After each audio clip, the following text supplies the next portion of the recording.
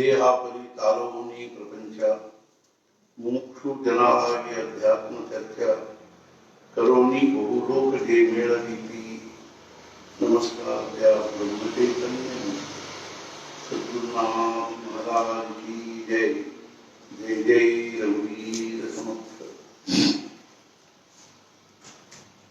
समर्थ सद्गुरु श्री ब्रह्मचैतन्य महाराजर सद्गुरु श्री ब्रह्मानंद महाराजर ಹಾಗೂ ಸಂತ ಶ್ರೇಷ್ಠ ಶ್ರೀ ಜ್ಞಾನೇಶ್ವರ ಮಹಾರಾಜರ ಅನುಗ್ರಹದಿಂದ ನಾವು ಶ್ರೀ ಸದ್ಗುರುಗಳ ದಿವ್ಯ ಸಾನ್ನಿಧ್ಯದಲ್ಲಿ ಕಾರ್ತೀಕ ಶುಕ್ಲ ಪ್ರತಿಪದೆಯಿಂದ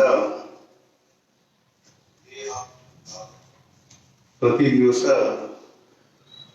ಬೆಳಿಗ್ಗೆ ಮತ್ತು ಮಧ್ಯಾಹ್ನ ಜ್ಞಾನೇಶ್ವರಿಯ ಭಗವದ್ಗೀತೆಯ 9ನೇ ಹಾಗೂ 11ನೇ ಅಧ್ಯಾಯಗಳನ್ನು ಕುರಿತು ಶ್ರೀ ಜ್ಞಾನೇಶ್ವರ ಮಹಾರಾಜರು ಬರೆದಿರ್ತಕ್ಕಂಥ ದಿವ್ಯವಾಗಿರುವ ವಿಚಾರಗಳನ್ನು ಶ್ರವಣ ಮಾಡ್ತಾ ಇದ್ದೀವಿ. ನಾನು ಬಹಳ ಸಲ ಹೇಳ್ತಾ ಇರ್ತೀನಿ, ಏನು ಅಂದ್ರೆ ಜೀವನದಲ್ಲಿ ಸತ್ಸಂಗದಷ್ಟು ದೊಡ್ಡ ಲಾಭ ಇನ್ನೊಂದು ಯಾವುದೂ ಅಲ್ಲ.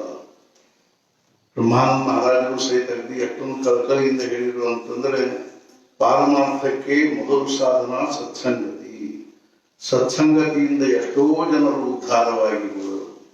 ಅರ್ಥಾತ್ ಸತ್ಸಂಗದ ಹೊರತಾಗಿ ಜೀವನದಲ್ಲಿ ಕ್ರಾಂತಿ ಆಗ್ಲಿಕ್ಕೆ ಶಕ್ತಿಲ್ಲ. ಏಕ ಘಡಿ ಆಧಿ ಮೇ ಪುಣ್ಯ ತುಳಸಿ ಸಂಗತ ಸಾಧುಕಿ ಹಲವು ಕೋಟಿ ಅಪರಾಧ. ಒಂದು ಕ್ಷಣದ ಸತ್ಸಂಗದಿಂದ ಜೀವನದಲ್ಲಿ ಆಂತರಿಕವಾಗಿ ಆಮೂಲಾಗ್ರ ಪರಿವರ್ತನೆ ಆಗ್ಲಿಕ್ಕೆ ಶಕ್ಯ. ಪರಿಸ್ಥಿತಿಯಲ್ಲಿ ಪರಿವರ್ತನೆ ಆಗ್ತಂತೇನಿಲ್ಲ. ಆದ್ರೆ the only revolution is the inner revolution ಅನ್ನೋ ಹಾಗೆ ಅಂತರಂಗದಲ್ಲಿ ಕ್ರಾಂತಿ ಆಗುವುದನ್ನೇ ಜೀವನದ ನಿಜವಾಗಿರ್ತಕ್ಕಂಥ ಪುರುಷಾರ್ಥ, ಸಾರ್ಥಕತೆ ಮತ್ತು ದಿವ್ಯತೆ ಅಂತ ತಿಳ್ಕೊಂಡು ಹೇಳ್ತೀವಿ. ಹೊರಗಿನಿಂದ ಪರಿಸ್ಥಿತಿ ಬದಲಾಗುವುದು ಅರ್ಥಾತ್ ಆಗೋದ್ರ ಬಗ್ಗೆ ನಮ್ದು ಏನು ಒಂದು ನಿರಂತರವಾದ ಪ್ರಯತ್ನ ಇರ್ತದೆ, ಅದೇ ನಮ್ಮ ಆಂತರಿಕ ಒಂದು ಕ್ರಾಂತಿಗಾಟ್ಟು ಬರ್ತದೆ. ನಾವು 24 ತಾಸು ನಮ್ಮ ಪರಿಸ್ಥಿತಿಯನ್ನು ಸುಧಾರಿಸಿಕೊಂಡು ಸುಖಿ ಆಗಬೇಕು ಅನ್ನುವಂಥ ಏನು ಪ್ರಯತ್ನ ಮಾಡ್ತಾ ಇದ್ದೀವಿ. ಇದೇ ನಿಜವಾಗಿ ನಮ್ಮ ಆಂತರಿಕ ವಿಕಾಸಕ್ಕೆ ಏನಾಗ್ತಾ ಅಂದ್ರೆ ಅಡ್ಡಿ ಆಗ್ತಾ ಇದೆ. ವಾಸ್ತವಿಕವಾಗಿ ಹೊರಗಿನ ಪರಿಸ್ಥಿತಿಯನ್ನು ಸುಧಾರಿಸಿಕೊಳ್ಳೋ ಖಟಿಪಿಟಿಯಲ್ಲೇನೆ ನಾವು ಆಯುಷ್ಯದ ಬಹಳಷ್ಟು ಸಮಯವನ್ನ, ಸಾಮರ್ಥ್ಯವನ್ನ ಅರ್ಥಾತ್ ಏನು ಅಂತಂದ್ರೆ ಕಳ್ಕೋತೀವಿ. ಆದರೆ ನಾವು ನಮ್ಮ ಅಂತರಂಗದ ಒಂದು ಸುಧಾರಣೆ ಆಗಬೇಕು ಅನ್ನೋದ್ರ ಕಡೆಗೆ ನಮ್ದು ಲಕ್ಷಣ ಇರೋದು. ಆದ್ರೆ ಸತ್ಪುರುಷರ ಕಳಕಳಿ ಏನಿದೆ ಅಂದ್ರೆ ಅಂತರಂಗದಲ್ಲಿ ಸುಧಾರಣೆ ಆಗಬೇಕು. ನಾವು ಶ್ರೀಮಂತರಾಗಬೇಕು, ಅಧಿಕಾರಿಗಳಾಗಬೇಕು, ಸಮಾಜದಲ್ಲಿ ಮಾನ ಮರ್ಯಾದೆ ಉಳ್ಳವರಾಗಬೇಕು.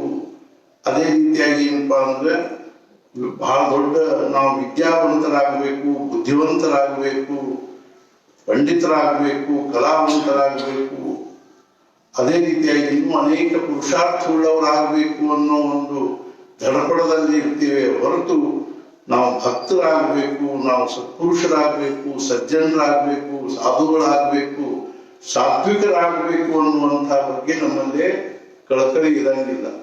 ಇದೇ ನಮ್ಮ ಮನುಷ್ಯ ಜೀವನದ ಬಹಳ ದೊಡ್ಡ ಅದರೊಳಗೂ ಇವತ್ತಿನ ಪರಿಸ್ಥಿತಿಯಲ್ಲಿ ಈ ವೈಜ್ಞಾನಿಕ ಸಂಸ್ಕೃತಿ ಮತ್ತು ಪಾಶ್ಚಾತ್ಯ ಸಂಸ್ಕೃತಿ ಹಾಗೂ ಭೌತಿಕ ಸಂಸ್ಕೃತಿಗಳ ಪ್ರಚಂಡವಾಗಿರ್ತಕ್ಕಂಥ ಬಿರುಗಾಳಿ, ತೂಫಾನು, ಮಹಾಪೂರುಗಳಿಗೆ ಸಿಕ್ಕು ನಮ್ಮ ಜೀವನ ಏನಾಗ್ತಾ ಇದೆ ಅಂದ್ರೆ ಕೊಚ್ಚಿ ಹೋಗ್ತಾ ಇದೆ.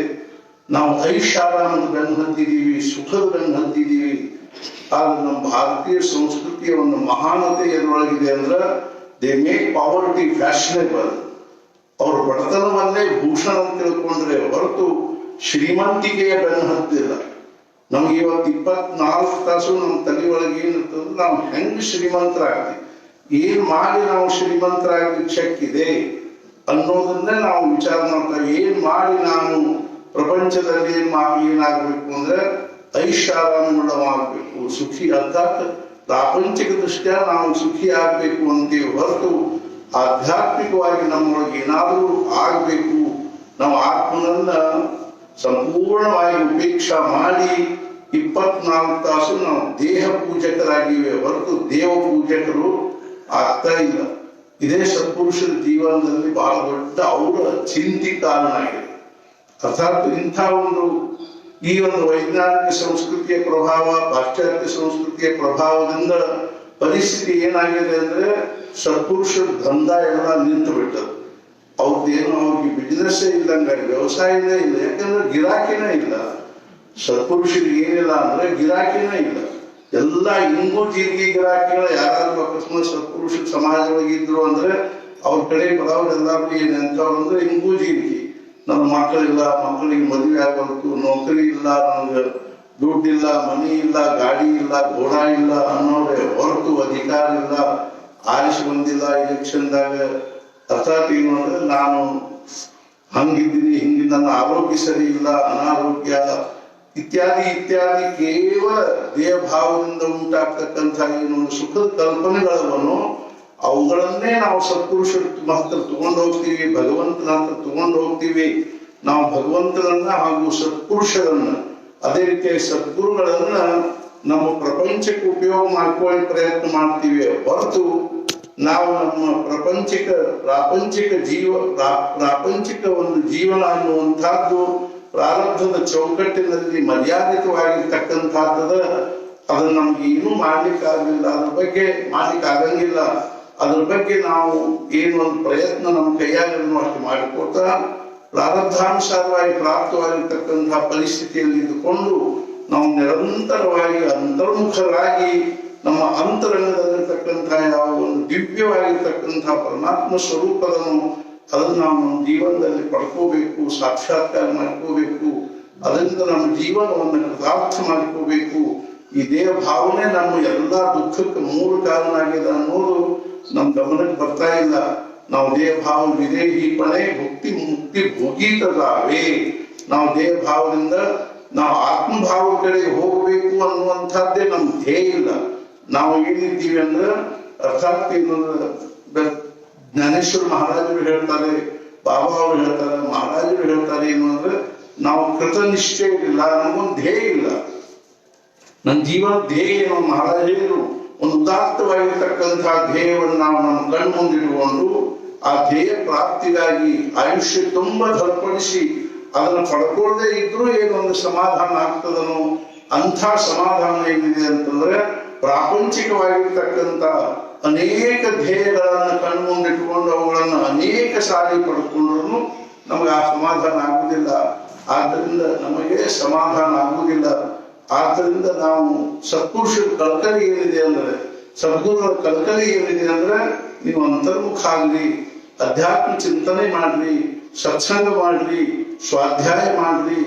24 ತಾಸು ನಮ್ಗೇನಿರ್ಬೇಕು ಅಂದ್ರೆ ನನ್ನ ಆತ್ಮೋದ್ಧಾರ ಹೆಂಗಾದಿ, ನನ್ನ ಜೀವನದಲ್ಲಿ ನಾನು ಹೆಂಗ ನಿಜವಾದ ಅರ್ಥದಲ್ಲಿ ಸುಖಿ ಆದೇನು, ಎಂಥ ಸುಖ ಬೇಕು ನಮಗೆ ಅಂತಂದ್ರೆ, ನಿಜವಾಗಿ ನಮಗೆ ಎಂಥ ಸುಖ ಬೇಕು ಅಂದ್ರೆ ಯಾವುದ್ರೊಳಗೆ ದುಃಖದ ಮಿಶ್ರಣ ಇಲ್ಲೋ, ನಮಗೆ ಎಂಥ ಸಮಾಧಾನ ಬೇಕು ಅಂದ್ರೆ ಯಾವುದ್ರೊಳಗೆ ಅಸಮಾಧಾನದ ಲೇಷ ಇಲ್ಲೋ, ನಮಗೆ ನಿಜವಾಗಿ ಎಂಥ ಜ್ಞಾನ ಬೇಕು ಅಂದ್ರೆ ಯಾವುದ್ರೊಳಗೆ ಅಜ್ಞಾನದ ಸ್ಪರ್ಶ ಇಲ್ಲೋ, ಅಂಥ ಜ್ಞಾನ, ಅಂಥ ಸುಖ, ಅಂಥ ಸಮಾಧಾನ ಪಡ್ಕೊಳ್ಳೋದನ್ನೇ ಮನುಷ್ಯ ಜೀವನದ ಒಂದು ಪರಮ ಪುರುಷಾರ್ಥ ಅನ್ನುವಂಥ ದೃಷ್ಟಿಯಿಂದ ನಾವು ಪ್ರಯತ್ನ ಮಾಡೋದು ನಮ್ಗೇನಾಗ್ತಾ ಇಲ್ಲ ಅಂದ್ರೆ ಸಾಧಿಸ್ತಾ ಇಲ್ಲ. ಇದೇ ಸತ್ಪುರುಷರಿಗೆ ಬಹಳ ದುಃಖದ ವಿಷಯ. ಆದ್ರಿಂದ ನಾವು ಎಷ್ಟೊಂದು ಕಳಕಳಿಯಿಂದ ನಮ್ಗೆ ಎಷ್ಟೊಂದು ದಿವ್ಯವಾಗಿರ್ತಕ್ಕಂಥ ಶ್ರೇಷ್ಠವಾಗಿರೋ ವಿಚಾರಗಳನ್ನು ಹೇಳ್ತಾರೆ, ಆದ್ರೂ ನಮ್ಮ ಹತ್ರ ಲಕ್ಷ್ಯ ಹೋಗುವುದಿಲ್ಲ. ನಾವು ನಮ್ಮ ಪ್ರಪಂಚಗಳಲ್ಲಿ ಎಷ್ಟೊಂದು ನಾವು ಮುಳುಗಿ ಹೋಗಿಬಿಟ್ಟಿವಿ ಅಂದ್ರೆ ನಮಗೆ ಸಮಯ ಸಿಗಂಗಿಲ್ಲ, ಅನುಕೂಲತೆ ಇಲ್ಲ ಅಂತ ನಮಗೆ ಭ್ರಮ ಆಗ್ತದೆ. ನಮಗೇನಪ್ಪಾ ಅಂದ್ರೆ ಅದು ಮುಖ್ಯವಾಗಿ ಅದರ ವ್ಯಾಲ್ಯೂಯೇಷನ್ ಆಗ್ತಾ ಇದೆ. ನಮ್ಗೆ ಅದು ಆತ್ಮ ಸಾಕ್ಷಾತ್ಕಾರ ಅಥವಾ ಭಗವಂತನ ಜ್ಞಾನ, ಅನುಭವ, ಆನಂದ, ಪ್ರೇಮ ಅನುಭವಿಸಬೇಕು ಅನ್ನೋ ದೃಷ್ಟಿಯಿಂದ ನಮ್ಗೆ ಅದೊಂದು ಮೌಲ್ಯ ಆಗ್ತಾ ಇದೆ. ನಮ್ಗೆ ಎಲ್ಲಾ ಮೌಲ್ಯ ನಿಜ್ಞಾನ ಪ್ರವಚನದಲ್ಲಿ ಹೇಳಿದಿಲ್ಲ ಏನು ಅಂದ್ರೆ, ಈ ವಿಜ್ಞಾನ ನಮ್ಗೆ ಏನ್ ಮಾಡಿದೆ ಅಂದ್ರೆ ನಮ್ಮ ಶ್ರದ್ಧೆಯನ್ನ ಮುರಿದು ಹಾಕಿಬಿಟ್ಟದ. ನಮ್ಗೆ ಇವಾಗ ಎದರೊಳಗೂ ಶ್ರದ್ಧಾ ಇಲ್ಲ. ಎದರೊಳಗೆ ಶ್ರದ್ಧಾ ಇಲ್ಲ ಅಂದ್ರೆ ನಮ್ಗೆ ಅಕ್ಷರಶಃ ದೇವರಲ್ಲಿ ಶ್ರದ್ಧಾ ಇಲ್ಲ, ಧರ್ಮದಲ್ಲಿ ಶ್ರದ್ಧಾ ಇಲ್ಲ, ಪಾಪದಲ್ಲಿ ಶ್ರದ್ಧಾ ಇಲ್ಲ, ಪುಣ್ಯದಲ್ಲಿ ಶ್ರದ್ಧಾ ಇಲ್ಲ, ಪೂರ್ವ ಜನ್ಮದಲ್ಲಿ ಶ್ರದ್ಧಾ ಇಲ್ಲ, ಪುನರ್ಜನ್ಮದಲ್ಲಿ ಶ್ರದ್ಧಾ ಇಲ್ಲ. ಅದೇ ರೀತಿಯಾಗಿ ಏನು ಅಂದ್ರೆ ನಾಮದಲ್ಲಿ ಶ್ರದ್ಧಾ ಇಲ್ಲ, ಭಕ್ತಿಯಲ್ಲಿ ಶ್ರದ್ಧಾ ಇಲ್ಲ. ನಮ್ ಕೇವಲ ಒಂದ್ರೊಳಗನ ಶ್ರದ್ಧಾ 100% ಶ್ರದ್ಧಾ ನಮ್ದು ಏನಾಗಿದೆ ಅಂದ್ರೆ ಒಂದ್ರೊಳಗ ತುಂಬ್ಕೊಂಡ್ಬಿಟ್ಟೆ. ಎದ್ರೊಳಗಂದ್ರೆ ದುಡ್ಡಿನಲ್ಲಿ. ಇವತ್ತು ನನ್ನ ಕೈಯಾಗ ದುಡ್ಡಿತ್ತು ಅಂದ್ರೆ ನಾನು ಬೇಕಾದಂಗ ಸುಖವಾಗಿರುವಲ್ಲಿ ಅಂತ ಅನಿಸ್ತದನೆ ಹೊರತು ಮಹಾರಾಜರಿಗೆ ದುಡ್ಡಿನಿಂದ ಸುಖಿಯಾದೆ ಅನ್ನುವಂತ ಮನುಷ್ಯನನ್ನ ನಾನು ಈವರೆಗೂ ನೋಡಿಲ್ಲ ಮತ್ತು ಅರ್ಥಾತ್ ಕೇಳಿಲ್ಲ ಅಂತೆ. ಭಗವಂತನಿಗೆ ಅರ್ಥಾತ್ ಏನು ಮನುಷ್ಯ ಮಾತ್ರರಿಗೆ ದುಃಖ ಕೊಡ್ಲಿಕ್ಕೆ ಭಗವಂತನಿಗೆ ಎರಡ ಉಪಾಯ. ಒಂದೇನು ಅಂದ್ರೆ ಬಹಳಷ್ಟು ದುಡ್ಡು ಕೊಟ್ಟಾದ್ರೂ ದುಃಖ ಕೊಡ್ತಾನೆ, ಇಲ್ಲಾದ್ರೂ ದುಡ್ಡು ಕಸ್ಕೊಂಡಾದ್ರೂ ದುಃಖ ಕೊಡ್ತಾನೆ. ಇವೆಲ್ಲ ದುಃಖಕ್ಕೆ ಸಾಧನೆಗಳು ಭಗವಂತನ ಕಡೆ. ಒಟ್ಟೇನು ಅಂದ್ರೆ ದುಃಖ ಇದ್ದು ದುಡ್ಡು ಇದ್ರೂ ದುಃಖ, ದುಡ್ಡು ಇಲ್ಲದೆ ಇದ್ರೂ ದುಃಖ. ದುಡ್ಡು ಅನ್ನೋ ಶಬ್ದನೇ ಏನದ ಅಂದ್ರೆ ಅದು ಮೂರ್ತಿಮಂತ ದುಃಖ ಆಗಿದೆ. ಆದ್ರೆ ನಮ್ದು ನಾನು ಹಿಂದೆ ಹೇಳಿ ನಮ್ದು ಬ್ರೈನ್ ವಾಶ್ ಆಗಿದೆ. ಈ ವೈಜ್ಞಾನಿಕ ಸಂಸ್ಕೃತಿ ನಮ್ದು ಬ್ರೈನ್ ವಾಶ್ ಮಾಡಿಬಿಟ್ಟದ. ನಮ್ ತಲೆಯಾಗನ ಹೋಗುದಿಲ್ಲ. ಅರ್ಥಾತ್ ಏನು ಅಂದ್ರೆ ಅಧ್ಯಾತ್ಮ, ಭಕ್ತಿ, ಸಾಧನೆ, ನಾಮಸ್ಮರಣೆ, ಸದ್ಗುರುಗಳು, ಭಗವಂತ, ಪರಮಾರ್ಥ ಇವು ಯಾವ ಶಬ್ದಗಳು ನಮ್ಮ ತಲೆಯಾಗನ ಹೋಗುದಿಲ್ಲ. ನಮ್ಮ ಬುದ್ಧಿ ಅನ್ನೋದು ಅದಕ್ಕೆ ಪ್ರೂಫ್ ಆಗಿಬಿಟ್ಟದ. ಅರ್ಥಾತ್ ಏನು ಅಂದ್ರೆ ಅವ್ ಒಳಗೆ ಹೋಗಂಗೇ ಇಲ್ಲ. ಏನಿದ್ರು ಬರೀ ವ್ಯವಹಾರ, ಲೌಕಿಕ, ಅರ್ಥಾತ್ ಏನು ವಸ್ತು ಒಡಿವಿ ಅಂತದ್ದು ಇಂಥದ್ದು ದುಡ್ಡು ಲೌಕಿಕ. ಅರ್ಥಾತ್ ಒಬ್ರು ನಿಜವಾಗಿ ಹೇಳಬೇಕು ಅಂದ್ರೆ ಅಗದಿ ಒಬ್ರು ಇಲ್ಲ ಅಂತೇನಿಲ್ಲ. ಆದ್ರೂ ಒಬ್ಬರಾದ್ರೂ ಕನಿಷ್ಠ ಏನಪ್ಪಾ ಈ 37 ವರ್ಷದೊಳಗ ಅಗದಿ ಅಂತಃಕರಣ ಪೂರ್ವಕವಾಗಿ ನನ್ನ ಮಗಾಗಿ ನಿಜವಾಗಿ ಬಹಳಷ್ಟು ನಾಮಸ್ಮರಣೆ ಮಾಡ್ತಾನ್ರಿ. ಓದು ಕಡೆಗೆ ಅದು ಸ್ವಲ್ಪ ಲಕ್ಷ್ಯ ಕಡಿಮೆ ಅದ. ನಮ್ಗೇನಾದ್ರು ದುಃಖ ಇಲ್ರಿ, ಆದ್ರೂ ಅವ್ನು ಎಷ್ಟು ನಾಮಸ್ಮರಣೆ ಮಾಡ್ತಾನೆ, ಯಾವಾಗಲೂ ಅವನು ನಾಮಸ್ಮರಣೆ ಮಾಡ್ತಿರ್ತಾನೆ ಅಂತ ಅಗದಿ ಸಂತೋಷದಿಂದ ಬಂದು ಹೇಳೋ ತಂದೆ ತಾಯಿ ಮಾದಿನ ನೋಡಿಲ್ಲ ನಾನು ಇವತ್ತು. ನನ್ನ ಮಗ MA ಆದ್ರಿ, ನನ್ನ ಮಗ PhD ಆದ, ನನ್ನ ಮಗ MD ಆದ, ನನ್ನ ಮಗ ಅದಾದ ಇದಾದ ಅಂತಾರೆ ಹೊರತು ನನ್ನ ಮಗ ಆತ್ಮಜ್ಞಾನಿ ಆಗ್ಬೇಕಂತಾನ್ರಿ, ಭಗವಂತನ ಸಾಕ್ಷಾತ್ಕಾರ ಮಾಡ್ಕೋಬೇಕಂತಾನೆ, ಬಹಳಷ್ಟು ನಾಮಸ್ಮರಣೆ ಮಾಡ್ಬೇಕಂತಾನೆ, ಸಾಧನೆ ಮಾಡ್ಬೇಕಂತಾನೆ. ಕುಲಂ ಪವಿತ್ರಂ ಜನನಿ ಕೃತಾರ್ಥ ವಸುಂಧರಾ ಪುಣ್ಯವತೀಚತೇನ ಅನಂತ ಸಚ್ಚಿತ್ ಸಾಗರೇಸ್ಮಿನ್ ಲೀನಂ ಪರೇ ಬ್ರಹ್ಮಣಿ ಯಸ್ಯ ಚೇತಃ. ಅರ್ಥಾತ್ ಏನು ಅಂದ್ರೆ ಅವ್ರ ಕುಲ ಪವಿತ್ರವಾಗಿರೋರು, ಜನನಿ ಕೃತಾರ್ಥ ಆಗಿರ್ತಕ್ಕಂಥವಳು. ಕುಲಂ ಪವಿತ್ರಂ ಜನನಿ ಕೃತಾರ್ಥ ವಸುಂಧರಾ ಪುಣ್ಯವತೀಚತೇನ. ವಸುಂಧರಾ ಅಂದ್ರೆ ಭೂಮಿ, ಅವ್ನು ನಡೆದಾಡಿರ್ತಕ್ಕಂಥ ಭೂಮಿ ಪುಣ್ಯವತಿ ಅಂತ ಅನ್ಸೋತದೆ. ಯಾರು ಅಂದ್ರೆ ವಸುಂಧರಾ ಪುಣ್ಯವತೀಚತೇನ ಅನಂತ ಸಚ್ಚಿತ್ ಸಾಗರೇಸ್ಮಿನ್. ಅರ್ಥಾತ್ ಅನಂತನಾಗಿರ್ತಕ್ಕಂಥ ನಿನ್ನ ಹೇಳಿದ ಭಗವಂತನ ಮುಖ್ಯ ಲಕ್ಷಣ ಎರಡು: ಸರ್ವಜ್ಞ, ಸರ್ವಶಕ್ತಿಮಾನ್. ಅದೇ ರೀತಿಯಾಗಿ ಅನಂತ ಮತ್ತು ಅನಾದಿ, ದೇಶಕಾಲ ಪರಿಚ್ಛಿನ್ನನಾಗಿರ್ತಕ್ಕಂಥ ಅಲ್ಲ, ಸತ್ಚಿತ್ ಆನಂದ ಸ್ವರೂಪನಾಗಿರ್ತಕ್ಕಂಥ ಪರಮಾತ್ಮನಲ್ಲಿ ಅನಂತ ಸಚ್ಚಿತ್ ಸಾಗರೇಸ್ಮಿನ್ ಲೀನಂ ಪರೇ ಬ್ರಹ್ಮಣಿ ಯಸ್ಯ ಚೇತಃ. ಯಾರ ಮನಸ್ಸು 24 ತಾಸುನು ಆ ಭಗವಂತನ ಚಿಂತನೆಯಲ್ಲಿ ಮುನಿಗಿ ಹೋಗಿದನು ಅಂಥ ಆ ಮನುಷ್ಯನನ್ನ, ಅರ್ಥಾತ್ ಏನು ಹುಟ್ಟಿರ್ತಾವ ಅಂತ ಮನುಷ್ಯ ಹುಟ್ಟಿರ್ತಕ್ಕಂಥ ಕುಲಂ ಪವಿತ್ರಂ ಜನನಿ ಕೃತಾರ್ಥ. ತಾಯಿ ಅರ್ಥಾತ್ ಏನಾಗ್ತದಂದ್ರ ಕೃತಾರ್ಥ ಆಗ್ತದೆ. 9 ತಿಂಗಳು ತನ್ನ ಗರ್ಭದಲ್ಲಿ ಹೊತ್ತು ಹೆತ್ತು ಕಷ್ಟಪಟ್ಟು ಸಾಕಿ ಸಲುಹಿ ಅರ್ಥಾತ್ ಬೆಳೆಸಿರ್ತಕ್ಕಂಥ ತಾಯಿ ಕೃತಾರ್ಥರಾಗ್ತದೆ. ವಸುಂಧರಾ ಪುಣ್ಯವತೀಚತೆ. ಅರ್ಥಾತ್ ಏನಂದ್ರೆ ತೀರ್ಥಗಳು ಸಹಿತ ಪ್ರತೀಕ್ಷಾ ಮಾಡ್ತಿರ್ತಾವೆ ಏನು ಅಂತಂದ್ರ ಆ ಭಗವಂತನ ನಾಮಸ್ಮರಣೆ ತನ್ನ ಜೀವನದ ಸರ್ವಸ್ವ ಅಂತ ತಿಳ್ಕೊಂಡಿರ್ತಕ್ಕಂಥ ಮನುಷ್ಯ ಯಾವಾಗ ನನ್ನ ಕಡೆಗೆ ಬರ್ತಾನೋ, ಆ ಭಕ್ತ, ಆ ಸಾಧಕ ನಾಮಸ್ಮರಣೆಯಲ್ಲಿ ಅರ್ಥಾತ್ ಏನು ಅಂದ್ರೆ ರಮಮಾನನಾಗಿರ್ತಕ್ಕಂಥ ಆ ನಾಮಾಮೃತವನ್ನು ಪಾನ ಮಾಡ್ತಕ್ಕಂಥ ಮನುಷ್ಯ ಯಾವಾಗ ನನ್ನ ಕಡೆಗೆ ಬರ್ತಾನೋ, ಯಾವಾಗ ಅವನು ನನ್ನೊಳಗೆ ಸ್ನಾನ ಮಾಡಿ ಈ ಕೋಟಿಗಟ್ಟಲೆ ಜನರು ಯಾವ ಪಾಪವನ್ನು ನಾನು ತುಂಬಿಕೊಂಡಿದ್ದೀನೋ ನನ್ನೊಳಗ, ಆ ಪಾಪವನ್ನು ಯಾವಾಗ ಕಳೀತಾನೋ ಅಂತ ತಿಳ್ಕೊಂಡು ಆ ತೀರ್ಥಗಳು ಸಹಿತ ಏನ್ ಮಾಡ್ತಿರ್ತಾವಂದ್ರೆ ಪ್ರತೀಕ್ಷಾ ಮಾಡ್ತಿರ್ತಾವೆ. ಅಂಥ ದಿವ್ಯವಾಗಿರುವ ಭಗವಂತನ ನಾಮಸ್ಮರಣೆ, ಭಕ್ತಿ, ಉಪಾಸನೆ ಇವುಗಳಲ್ಲಿ ನಾವು ನೋಡ್ತಾ ಇದ್ದೀವಿ. ಎಷ್ಟರೇ ಅದು ಪರಿಸ್ಥಿತಿ ವಿಪರೀತದ ಆದ್ರೂ ಸಹಿತ ನಮ್ಮ ಭಾಗ್ಯದ ಏನು ಅಂದ್ರೆ ನಮಗೆ ಎಂಥ ಸದ್ಗುರುಗಳು ಪ್ರಾಪ್ತರಾಗಿದ್ದಾರೆ ಅಂತಂದ್ರೆ, ಏನಾದ್ರೂ ಅಕಸ್ಮಾತ್ ಅವರು ನೀವು ಹಿಂಗ ಮಾಡಿ ಯೋಗಾಭ್ಯಾಸ, ಯಮ ನಿಯಮ, ಆಸನ, ಪ್ರಾಣಾಯಾಮ, ಪ್ರತ್ಯಾಹಾರ, ಧಾರಣ, ಧ್ಯಾನ, ಸಮಾಧಿ ಈ ಪ್ರಕಾರವಾಗಿ ನೀವು ಜನ್ಮ ಅರ್ಥಾತ್ ಏನಂದ್ರೆ ಸಾಧನೆ ಮಾಡಿ ಅಂತ ಹೇಳಿದ್ರೆ ಮುಗಿದ ಹೋಗಿದ ಕೆಲಸ. ಅಥವಾ ನೀವು ಉಪನಿಷತ್ತುಗಳನ್ನು ಅಭ್ಯಾಸ ಮಾಡ್ರಿ, ಬ್ರಹ್ಮಸೂತ್ರ ಅಭ್ಯಾಸ ಮಾಡ್ರಿ, ಅರ್ಥಾತ್ ಹಿಂಗೆ ಹೇಳಿದ್ರು ಕಠಿಣ, ವೇದಾಂತಗಳನ್ನು ಓದ್ರಿ ಅಂತ ತಿಳ್ಕೊಂಡು ಹೇಳಿದ್ರು ಕಠಿಣ. ಅದೇ ರೀತಿಯಾಗಿ ಏನು ಅಂತಂದ್ರೆ ನೀವು ಕರ್ಮಯೋಗದಲ್ಲಿ ತತ್ಪರಾಗ್ರಿ, ಅರ್ಥಾತ್ ಏನೊಂದು ಅಷ್ಟಾಂಗ ಯೋಗದಲ್ಲಿ ತತ್ಪರಾಗ್ರಿ, ಇತ್ಯಾದಿ ಜ್ಞಾನ ಮಾರ್ಗಿಗಳಾಗ್ರಿ ಅಂತೆಲ್ಲ ಹೇಳಿದ್ರು. ಭಕ್ತರಾಗ್ರಿ ಅಂತ ಹೇಳಿದ್ರು ಕಠಿಣ. ಮತ್ತೆ ಏನ್ ಹೇಳ್ಬೇಕು ಅಂದ್ರೆ ಮಹಾರಾಜರು ಎಷ್ಟೇ ಕಳಕಳಿಯಿಂದ ಹೇಳಿದ್ರು ಅಂದ್ರೆ, ಅರ್ಥಾತ್ ಸಮರ್ಥರು ಹೇಳಿದ್ರು, ಕಾಹೀಚ ನ ಕರುಣಿ ಪ್ರಾಣಿ ರಾಮನಾಮ ಜಪೆ ವಾಣಿ ತೇಳಿ ಸಂತುಷ್ಟ ಚಕ್ರಪಾಣಿ ಭಕ್ತಾರಾಗಿ ಸಾಂಬಾರ್. ಬಾಕಿದು ಏನೂ ಮಾಡ್ಬೇಕಾದ ಅವಶ್ಯಕತೆ ಇಲ್ಲ. ಎಲ್ಲದಕ್ಕೂ ಕಷ್ಟಪಡಬೇಡ್ರಿ, ಎಲ್ಲದಕ್ಕೂ ಧರ್ಪಡಿಸ್ಬೇಡ್ರಿ. ಕೂತಲ್ಲಿ ನಿಂತಲ್ಲಿ ಹೋದಲ್ಲಿ ಬಂದಲ್ಲಿ ನಿಜವಾಗಿಯೂ ಭಗವಂತನ ನಾಮದ ಮಹತ್ವನೇ ನಮ್ಗೆ ಆಗ್ತಾ ಇಲ್ಲ. ನಾಮನಿ ಯಾವತಿ ಶಕ್ತಿ ಪಾಪ ನಿರ್ಹರಣೆ ಹರೇ ತಾವತ್ ಕರ್ತುನ ಶಕ್ನೋತಿ ಪಾತಕಂ ಪಾತಕೀ ಜನ. ಅರ್ಥಾತ್ ಏನು ಭಗವಂತನ ನಾಮದಲ್ಲಿ ಎಂಥ ಸಾಮರ್ಥ್ಯ ಇದೆ ಅಂದ್ರೆ, ನಾಮನಿ ಯಾವತಿ ಶಕ್ತಿ ಪಾಪ ನಿರ್ಹರಣೆ ಹರೇ, ಮನುಷ್ಯನಲ್ಲಿರ್ತಕ್ಕಂಥ ಪಾಪವನ್ನು ಹರಣ ಮಾಡುವ ದೃಷ್ಟಿಯಿಂದ ನಾಮದಲ್ಲಿ ಎಂಥ ಸಾಮರ್ಥ್ಯ ಇದೆ ಅಂದ್ರೆ, ಪಾಪ ನಿರ್ಹರಣೆ ಹರೇ ತಾವತ್ ಕರ್ತುನ ಶಕ್ನೋತಿ ಪಾತಕಂ ಪಾತಕೀ ಜನ. ಎಂಥ ಮಹಾಪಾಪಿಯು ಅಷ್ಟು ಪಾಪವನ್ನು ಮಾಡ್ಲಿಕ್ಕೆ ಶಕ್ತಿ ಇಲ್ಲ ಅನ್ನುವಷ್ಟು ಭಗವಂತನ ನಾಮದಲ್ಲಿ ಅಂಥ ಶಕ್ತಿ ಇದೆ ಎನ್ನುವಂಥ ದೃಷ್ಟಿಯಿಂದನೇ ನಾಮಸ್ಮರೆ ನಿರಂತರ ತೇ ದಾನಾವೇ ಪುಣ್ಯ ಶರೀರ ಮಹಾದೋಷಾಂಚೆ ಗಿರಿವರ ರಾಮನಾಮೇನ ಸತಿ. ಸಮರ್ಥದ ಎಷ್ಟರೇ ಕಳಕಳಿ ನಾಮಸ್ಮರೆ ನಿರಂತರ ತೇ ದಾನಾವೇ ಪುಣ್ಯ ಶರೀರ. ನಿರಂತರವಾಗಿ ಭಗವಂತನ ನಾಮಸ್ಮರಣೆ ಮಾಡಿದರೆ ಅವ್ರ ಶರೀರನ ಪುಣ್ಯ ಶರೀರ ಆಗಿರುತ್ತೆ. ಅರ್ಥಾತ್ ಏನು ಅಂದ್ರೆ ಪರಮಾತ್ಮ ಸ್ವರೂಪರೇ ಆಗ್ತಾರೆ ಅಂತನ್ನುವಂಥ ತೇ ದಾನಾವೇ ಮಹಾದೋಷಾಂಚೆ ಗಿರಿವರ, ಮಹಾನ್ ದೋಷಗಳು, ಅಪರಾಧಗಳು, ಪಾಪಗಳು, ದೋಷ ದೌರ್ಬಲ್ಯಗಳು, ವಿಕಾರಗಳು, ವಾಸನೆಗಳು ಅರ್ಥಾತ್ ಏನು ಅಂದ್ರೆ ನಾಮಸ್ಮರಣೆಯಿಂದ ದೂರ ಆಗ್ತವೆ ಅಂತ ತಿಳ್ಕೊಂಡು ಹೇಳ್ತಾರೆ. ಅಂಥ ಭಗವಂತನ ದಿವ್ಯ ನಾಮವನ್ನ ಎಷ್ಟೊಂದು ಕಳಕಳಿಯಿಂದ ಹೇಳಿದ್ರು.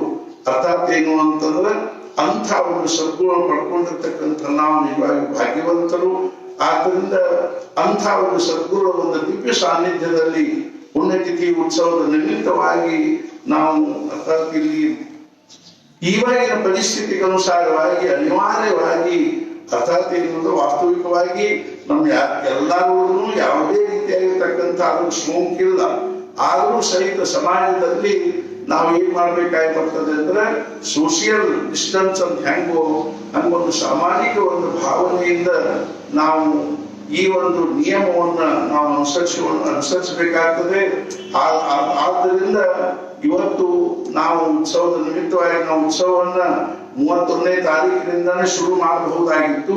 ಅರ್ಥಾತ್ ಎಲ್ಲರೂ ಅವಾಗ ಬರಬಹುದಾಗಿತ್ತು. ಆದ್ರೆ ನನಗೆ ಅದ್ರ ಹಿಂದಿಂದ ಇನ್ನೂ ಒಂದು ಕಳಕಳಿ ಏನಿತ್ತು ಅಂದ್ರೆ, ನಾವು ಒಂದಿಷ್ಟು ಅರ್ಥಾತ್ ಅಂದ್ರೆ ಕೆಲವು ಜನರನ್ನ ಇಲ್ಲೇನು ಅಂದ್ರೆ ಸದ್ಗುಣ ಸಾನ್ನಿಧ್ಯದಲ್ಲಿ ಬರಮಾಡಿಕೊಂಡು ಅವರನ್ನ ಸತ್ಸಂಗದಲ್ಲಿ, ಸ್ವಾಧ್ಯಾಯದಲ್ಲಿ, ನಾಮಸ್ಮರಣೆಯಲ್ಲಿ, ಉಪಾಸನೆಯಲ್ಲಿ ಮತ್ತು ದಿವ್ಯವಾಗಿರ್ತಕ್ಕಂಥ ಸಾನ್ನಿಧ್ಯದ ವಾತಾವರಣದಲ್ಲಿ ಅವರಿಗೆ ಇಡ್ಲಿಕ್ಕೆ ಇದ್ದು ತಮ್ಮ ಜೀವನದವ್ರಿಗೆ ಏನೋ ಒಂದು ಆಂತರಿಕವಾಗಿರ್ತಕ್ಕಂಥ ಒಂದೇನು ಅಂದ್ರೆ ಶಾಂತಿ, ಸಮಾಧಾನ, ಆನಂದ, ತೃಪ್ತಿ ಪಡ್ಕೋಬೇಕು ಅನ್ನುವಂಥದ್ದು ಒಂದು ಮುಖ್ಯ ಕಳಕಳಿ ಇತ್ತು. ಆ ದೃಷ್ಟಿಯಿಂದ ನಾವು ಅರ್ಥಾತ್ ಎಲ್ಲರಿಗೂ ಇಲ್ಲಿ ಬರಬೇಕು ಅನ್ನುವಂಥ ಒಂದು ಕಳಕಳಿಯಿಂದ ಇದನ್ನ ಈ ಒಂದು ಎಲ್ಲ ಯೋಜನೆ ಸದ್ಗುರುಗಳ ಸಂಕಲ್ಪದಿಂದನೇ ಆಗಿರ್ತಕ್ಕಂಥದ್ದು. ಈ ಒಂದು ಸದ್ಗುರುಗಳ ಒಂದು ಕೃಪಾ ನಮ್ಮ ಮ್ಯಾಲೆ ಎಷ್ಟಿದೆ ನೋಡಿ. ಅರ್ಥಾತ್ ಅವ್ರು ಏನು ಎಷ್ಟೊಂದು ಕಳಕಳಿಯಿಂದ ನಮ್ಮನ್ನೆಲ್ಲರನ್ನು ಇಲ್ಲಿ ಕಲಿಸಿಕೊಂಡು ಅವ್ರು ಏನ್ ಮಾಡ್ತಾ ಇದ್ದಾರೆ ಅಂದ್ರೆ ನಮ್ಮ ಜೀವನ ಉದ್ಧಾರ ಆಗ್ತಕ್ಕಂಥ ಮಾರ್ಗವನ್ನು ನಮಗೆ ತೋರಿಸಿಕೊಡ್ತಾ ಇದ್ದಾರೆ. ಅದೇ ರೀತಿಯಾಗಿ ನಾವು ಇಲ್ಲಿ ಕಳೆದ 8 ತಿಂಗಳುಗಳಿಂದಲೂ ಬೇರೆ ಏನೂ ಮಾಡಿಲ್ಲ. ಮುಂಜಾನೆ ಎದ್ದಾಗಿದ್ದ ರಾತ್ರಿವರೆಗೂ ನಾವು ಇಲ್ಲಿ ಏನ್ ಮಾಡ್ತಾ ಇದ್ವಿ ಅಂದ್ರೆ ಏನಾದ್ರೂ ಒಂದು ಉಪಾಸನೆ, ಏನಾದ್ರೂ ಒಂದು ಅರ್ಥಾತ್ ಏನು ಅಂದ್ರೆ ಸತ್ಸಂಗ, ಸ್ವಾಧ್ಯಾಯ, ಜಪ, ತಪ ಇದನ್ನೇ ಮಾಡ್ಕೊಂಡು ಬರ್ತಾ ಇದ್ರು. ಈಗ ಕಾರ್ತೀಕ ಮಾಸ ಬಂದಾಗ ನಮ್ಗೆ ಅನಿಸ್ತೇನು ಅಂದ್ರೆ ಈ ಕಾರ್ತೀಕ ಮಾಸದ ಪ್ರಯುಕ್ತವಾಗಿ ಪ್ರತಿ ದಿವಸ ನಾವು ಏನಾದ್ರೂ ಸ್ವಲ್ಪ ಸತ್ಸಂಗ ಮಾಡಬೇಕು ಅನ್ನುವಂಥ ದೃಷ್ಟಿಯಿಂದ ನಾವು ಮುಖ್ಯವಾಗಿ ಏನು ವಿಚಾರ ಮಾಡಿದ್ವಿ ಅಂದ್ರೆ ಜ್ಞಾನೇಶ್ವರಿಯನ್ನು ಶ್ರವಣ ಮಾಡಬೇಕು. ಪರಮ ಪೂಜ್ಯ ಶ್ರೀ ಬೆಳಸರೆ ಬಾಬಾ ಅವ್ರಿಗೆ ಜ್ಞಾನೇಶ್ವರಿ ಅಂದ್ರೆ ಮುಗಿದು ಹೋಯ್ತು. ಅವ್ರು ಎಷ್ಟೋ ಸಲ ಅಂತಿದ್ರೆ ಏನು ಅಂದ್ರೆ ಒಂದು ಜ್ಞಾನೇಶ್ವರಿ ಹಾಗೂ ಒಂದು ಜಪಮಾಲಿ ಇದ್ರೆ ನಾನು ಜಗತ್ತಿನ ಯಾವುದೇ ಮೂಲೆಯಲ್ಲಿ ಅಗದಿ ಆನಂದದಲ್ಲಿ ಪರಿಸ್ಥಿತಿ ಹೆಂಗರೆ ಯಾಕೆ ಇರ್ಕೋಲ್ತು, ದೇಹ ಸ್ಥಿತಿ ಮತ್ತು ಪರಿಸ್ಥಿತಿ ಹೆಂಗರೆ ಯಾಕೆ ಇರ್ಕೋಲ್ತಕ್ಕೆ ನಾನು ಆನಂದದಲ್ಲಿ ಆಯುಷ್ಯವನ್ನು ಕಳೀತೀನಿ ಅಂತ ಅಂತಿದ್ದು. ಅಷ್ಟೊಂದು ಅವರಿಗೆ ಜ್ಞಾನೇಶ್ವರನನ್ನು ಹುಚ್ಚಿಡಿಸ್ಬಿಟ್ಟದ ಅಂತಿದ್ದು. ನಿಜವಾಗಿಯೂ ಅದು ಹುಚ್ಚಿಡಿಯುವಂತಹದ್ದನ್ನೇ ಅದ.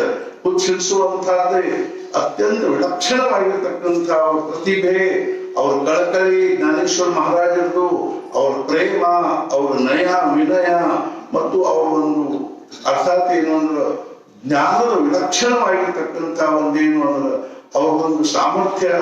ಇದನ್ನೆಲ್ಲ ನಾವು ಕೇಳಿದರೆ ಅದನ್ನು ಓದಿದ್ರೆ ನಿಜವಾಗಿ ನಮಗೆ ಎಷ್ಟೊಂದು ಸಂತೋಷ ಆಗ್ತದೆ. ಅದರ ಮುಂದೆ ಜಗತ್ತಿನ ಭೋಗಗಳು, ಸುಖಗಳು, ಐಶ್ವರ್ಯ, ಅದೇ ರೀತಿಯಾಗಿ ಅಧಿಕಾರ, ಪ್ರತಿಷ್ಠೆ, ಮಾನ, ಗೌರವ ಇವೆಲ್ಲ ತುಚ್ಛ ಅನಿಸ್ತವೆ ಅನ್ನುವಂಥ ದೃಷ್ಟಿಯಿಂದ ನಮ್ಗೆ ಅನಿಸ್ತೇನು ಅಂದ್ರೆ ಕಿಂಚಿತ್ ಜ್ಞಾನೇಶ್ವರಿ ಚಿಂತನೆ ಮಾಡೋಣ ಅಂತ ತಿಳ್ಕೊಂಡು ನಾವು 2 ಅಧ್ಯಾಯಗಳನ್ನು ತಗೊಂಡಿವಿ.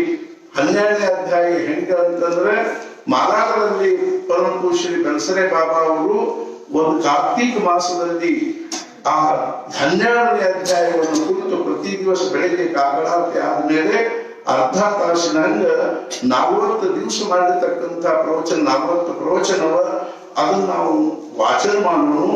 ಅದೇ ರೀತಿಯಾಗಿ ಜ್ಞಾನೇಶ್ವರ ಮಹಾರಾಜರಿಗೆ ಮತ್ತು ಮಹಾರಾಜರಿಗೂ ಸಹಿತ 9ನೇ ಅಧ್ಯಾಯ ಅಂದ್ರೆ ಬಹಳ ಅವರಿಗೆ ಅರ್ಥಾತ್ ಏನಿತ್ತು ಅಂದ್ರೆ ಮಹತ್ವ ಅನಿಸ್ತಿತ್ತು ಮತ್ತು ಅದ್ರ ಬಗ್ಗೆ ಅವರಿಗೆ ಪ್ರೇಮ ಇತ್ತು.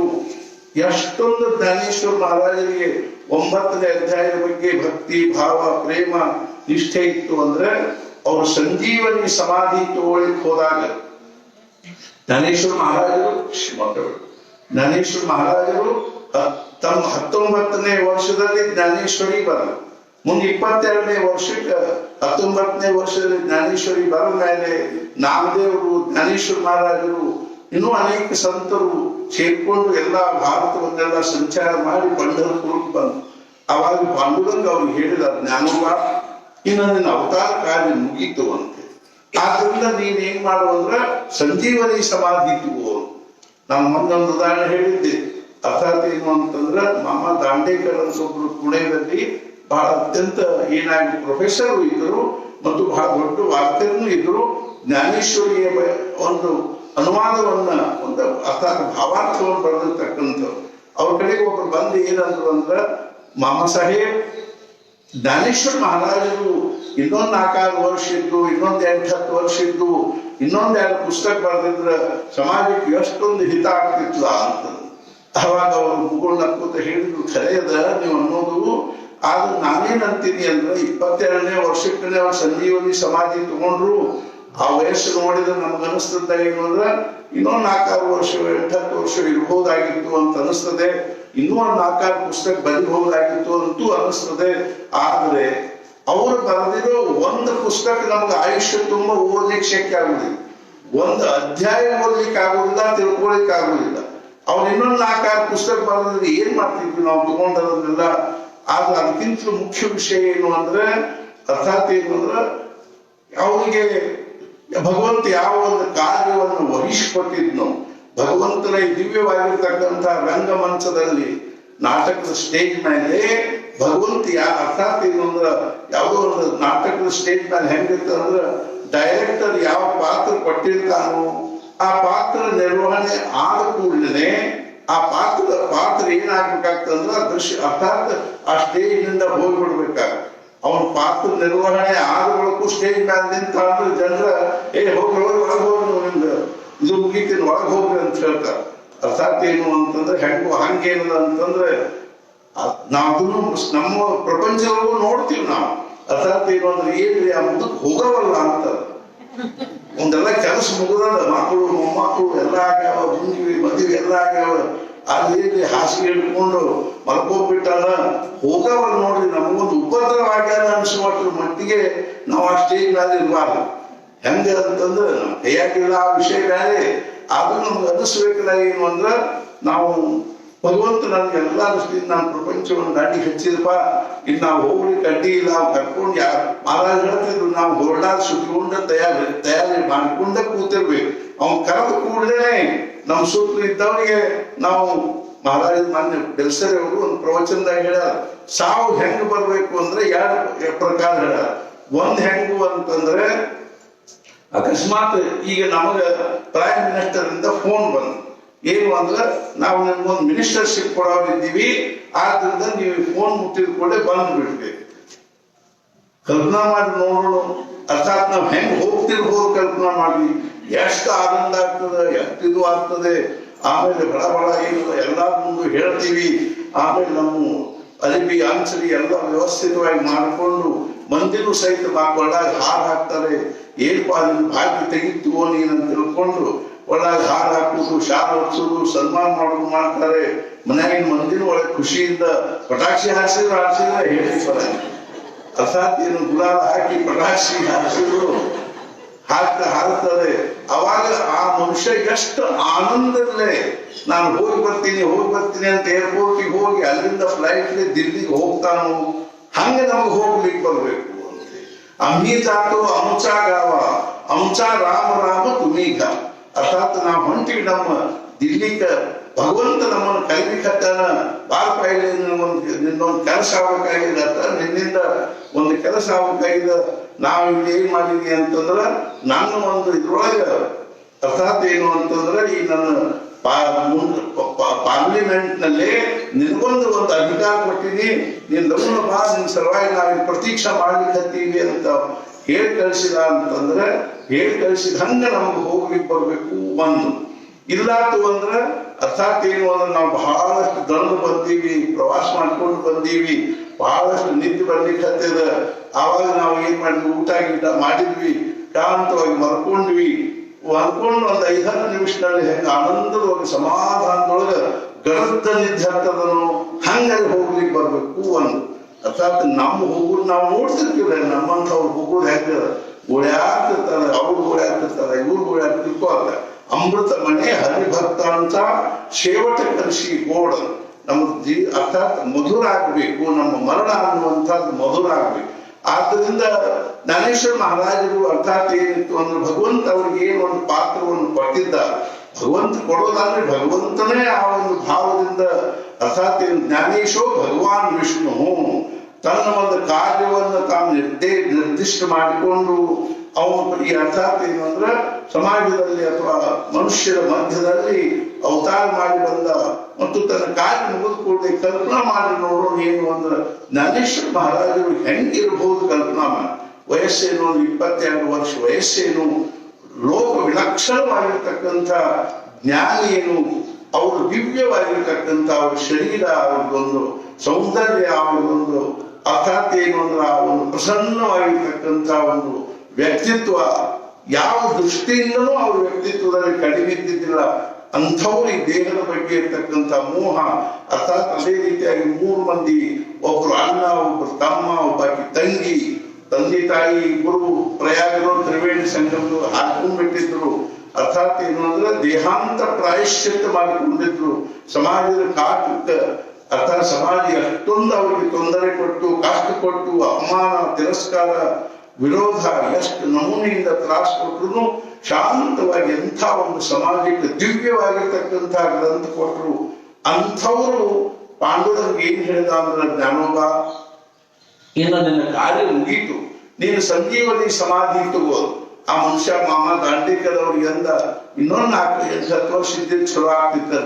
ದಾಂಡೇಕರ್ ಅವ್ರು ಏನಂದ್ರು, ನಿಮಗೆ ಈಗ ಎಷ್ಟು ವಯಸ್ಸಿಗೂ ಅಂತ ಅವ್ರು ಹೇಳಿದ್, ನನಗೀಗ 76 ವರ್ಷ ಇದೆ, ಮತ್ತು ಮಕ್ಕಳು ಮರಿ ಮಕ್ಕಳು ಮೊಮ್ಮಕ್ಕಳು ಎಲ್ಲರೂ ಅಗ್ದಿ ಮನೆ ತುಂಬಾ ಗೋಕಲಾಗಿದ್ರಿ. ಮಣಿ ಅಂತಂದ್ರು, ಮಣಿ ಅಂದ್ರೆ ಗೋಕಲಾಗಿದೆ. ಅರ್ಥಾತ್ ಇದು ಮನೆಯೊಳಗೆ ಎಲ್ಲ ಅಗ್ದಿ ಎಲ್ಲ ವ್ಯವಸ್ಥಿತ ಅದ ಅಂದ್ರು. ಮಕ್ಕಳು ಮೊಮ್ಮಕ್ಕಳು ಇದ್ದಾಗ ಮಕ್ಕಳಿಗೆ ಮಕ್ಕಳಾಗ್ಯಾವ, ಅವ್ರದ್ದು ಮುಂಜಿವಿ ಅರ್ಥಾತ್ ಇತ್ಯಾದಿ ಎಲ್ಲ ಆಗ್ಯಾವ ಅಂದ್ಬಿಟ್ಟು ನೀವೇನು ಹೋಗ್ಲಿಕ್ಕೆ ಅಡ್ಡಿ ಇಲ್ಲ ಅಂತ ಅಂದ್ಕೊಳ್ಳೆ ಗಾಬರಿ ಮುದುಕ. ಅದು ಏನಂತೀರಿ ಅಂದ, ಅಂದ್ರೆ ಇನ್ನು ಮರಿಮಕ್ಕಳು ನೋಡ್ಬೇಕು ಅಂತ ನಮ್ ತಲೆಯಾಗದ, ನೀವು ಹೋಗ್ಲಿಕ್ಕೆ ಅಡ್ಡಿ ಇಲ್ಲ. ಅವಾಗ ಮಾಮ ದಾಂಡೇಕರ್ ಅವ್ರು ಏನಂದ್ರು ಅಂದ್ರ, ನಮಗೂ ಜ್ಞಾನೇಶ್ವರ ಮಹಾರಾಜರು ಇರ್ತಕ್ಕಂಥ ವ್ಯತ್ಯಾಸ ಇಷ್ಟ. ನಾವು ಈ ಜಗನ ಬಿಡ್ಲಿಕ್ಕೆ ತಯಾರಿಲ್ಲ. ಅರ್ಥಾತ್ ಮನಿ ಒಳಗ ಆಲಿಸ್ಕೊಂಡು ಚೀತು ಮಾಡಿಸ್ಕೊಂಡ್ರು ನಾವು ಹೋಗ್ಬೇಕು ಅನ್ಸಂಗ. ಅರ್ಥಾತ್ ಏನದ ನಮಗದು ಜೀವನದ ಕರುಣಾನೇ ಇಲ್ಲ. ಅಂತ ಜ್ಞಾನೇಶ್ವರ ಮಹಾರಾಜರು ಅಷ್ಟು ಶಾಂತವಾಗಿ ಆ ಸಂಜೀವನಿ ಸಮಾಧಿ ತಗೊಂಡು ಅಂದ್ರೆ ಆಳಂದಿ ಒಳಗ ನಾಮದೇವರ ಮಕ್ಕಳನ್ನೇ ಅಲ್ಲಿ ಸಿದ್ದೇಶ್ವರ ದೇವಸ್ಥಾನ ಅಂತದ ಆ ದೇವರ ಆಳಂದಿಯವರ ಇದು ಇಂದ್ರಾಯಣಿ ನದಿ ದಂಡಿ ಸಿದ್ದೇಶ್ವರ ದೇವಸ್ಥಾನದ ಮುಂದೆ ಒಂದು ನಂದಿ ಅದ. ಆ ನಂದಿ ಕೆಳಗ ನಂದಿ ಬಾಜುಕ್ ಏನ್ ಮಾಡಿದ್ರು ಅಂತಂದ್ರೆ ಒಂದು ದೊಡ್ಡ ತೆಗೆದು ಒಳಗೆಲ್ಲ ಸ್ವಚ್ಛಂಗೆ ಅದನ್ನೆಲ್ಲ ಸಾರಿಸಿ ರಂಗೋಲಿ ಹಾಕಿ ಒಂದು ಎರಡು ಮಣಿ ಹಾಕಿದ್ರು. ಒಂದು ಮಣಿ ಮೇಲೆ ಜ್ಞಾನೇಶ್ವರಿ ಇಟ್ರು, ಮಕ್ಕಳದಾಗ 2 ಸಮಯ ಹಚ್ಚಿಟ್ರು. ಅರ್ಥಾತ್ ಜ್ಞಾನೇಶ್ವರ ಮಹಾರಾಜ ಕೂಡ್ಲಿಕ್ಕೆ ಒಂದು ಮಣಿ ಇಟ್ಟಿದ್ರು. ಆ ಮುಂದಿನ ಮಣಿ ಮೇಲೆ ಜ್ಞಾನೇಶ್ವರಿ ಇಟ್ಟಿದ್ರು. ಅದನ್ನ ಹೆಂಗ್ ಇಟ್ಟಿದ್ರು ಅಂದ್ರ 9ನೇ ಅಧ್ಯಾಯ ತೆಗೆದಿಟ್ಟಿದ್ರು. ಅಂದ್ರೆ ಅವ್ರಿಗೆ ಎಷ್ಟು ಅದ್ರ ಬಗ್ಗೆ ಇದು ಪ್ರೇಮ ಇರ್ಬೋದು ಅಥವಾ ಅದ್ರ ಬಗ್ಗೆ ಅವ್ರಿಗೆ ಒಂದೇನಪ್ಪ ಅಂದ್ರೆ ಶ್ರದ್ಧಾ ಇರ್ಬೋದು, ಭಾವನಾ ಇರ್ಬೋದು ಅನ್ನೋದು ಕಲ್ಪನಾ ಮಾಡಿ. ಅರ್ಥಾತ್ ಒಂದು ಕೈಯನ್ನು ನಿವೃತ್ತಿನಾಥ ಹಿಡಿದಾರೆ, ಇನ್ನೊಂದು ಕೈಯನ್ನು ಸ್ವತಃ ಪಾಂಡುರಂಗ ಹಿಡಿದ. ಜ್ಞಾನೇಶ್ವರ ಮಹಾರಾಜರು ಸಂಜೀವನಿ ಸಮಾಧಿ ಒಳಗೆ ಹೋಗ್ಬೇಕಾದ್ರೆ ಇಲ್ಲೇ ಇದ್ರೆ ಇವತ್ತು ಅವ್ರ ಆಗಿ ಹೋಗಿ 800 ವರ್ಷ, 700 ವರ್ಷ ಆಗಿ ಹೋಗಿ 800 ವರ್ಷ ಆಗ್ತಾ ಬಂದು ಇವತ್ತಿಗೂ ಸಹಿತ ಕೋಟಿಗಟ್ಟಲೆ ಜನರು ಜ್ಞಾನದೇವ್ ತುಕಾರಾಮ್ ಜ್ಞಾನದೇವ್ ತುಕಾರಾಮ್ ಜ್ಞಾನದೇವ್ ತುಕಾರಾಮ್ ಅಂತ ಎಂಥ ದಿವ್ಯ ಇದು ಇರಬಹುದು ಕಲ್ಪನಾ ಮಾಡಿ.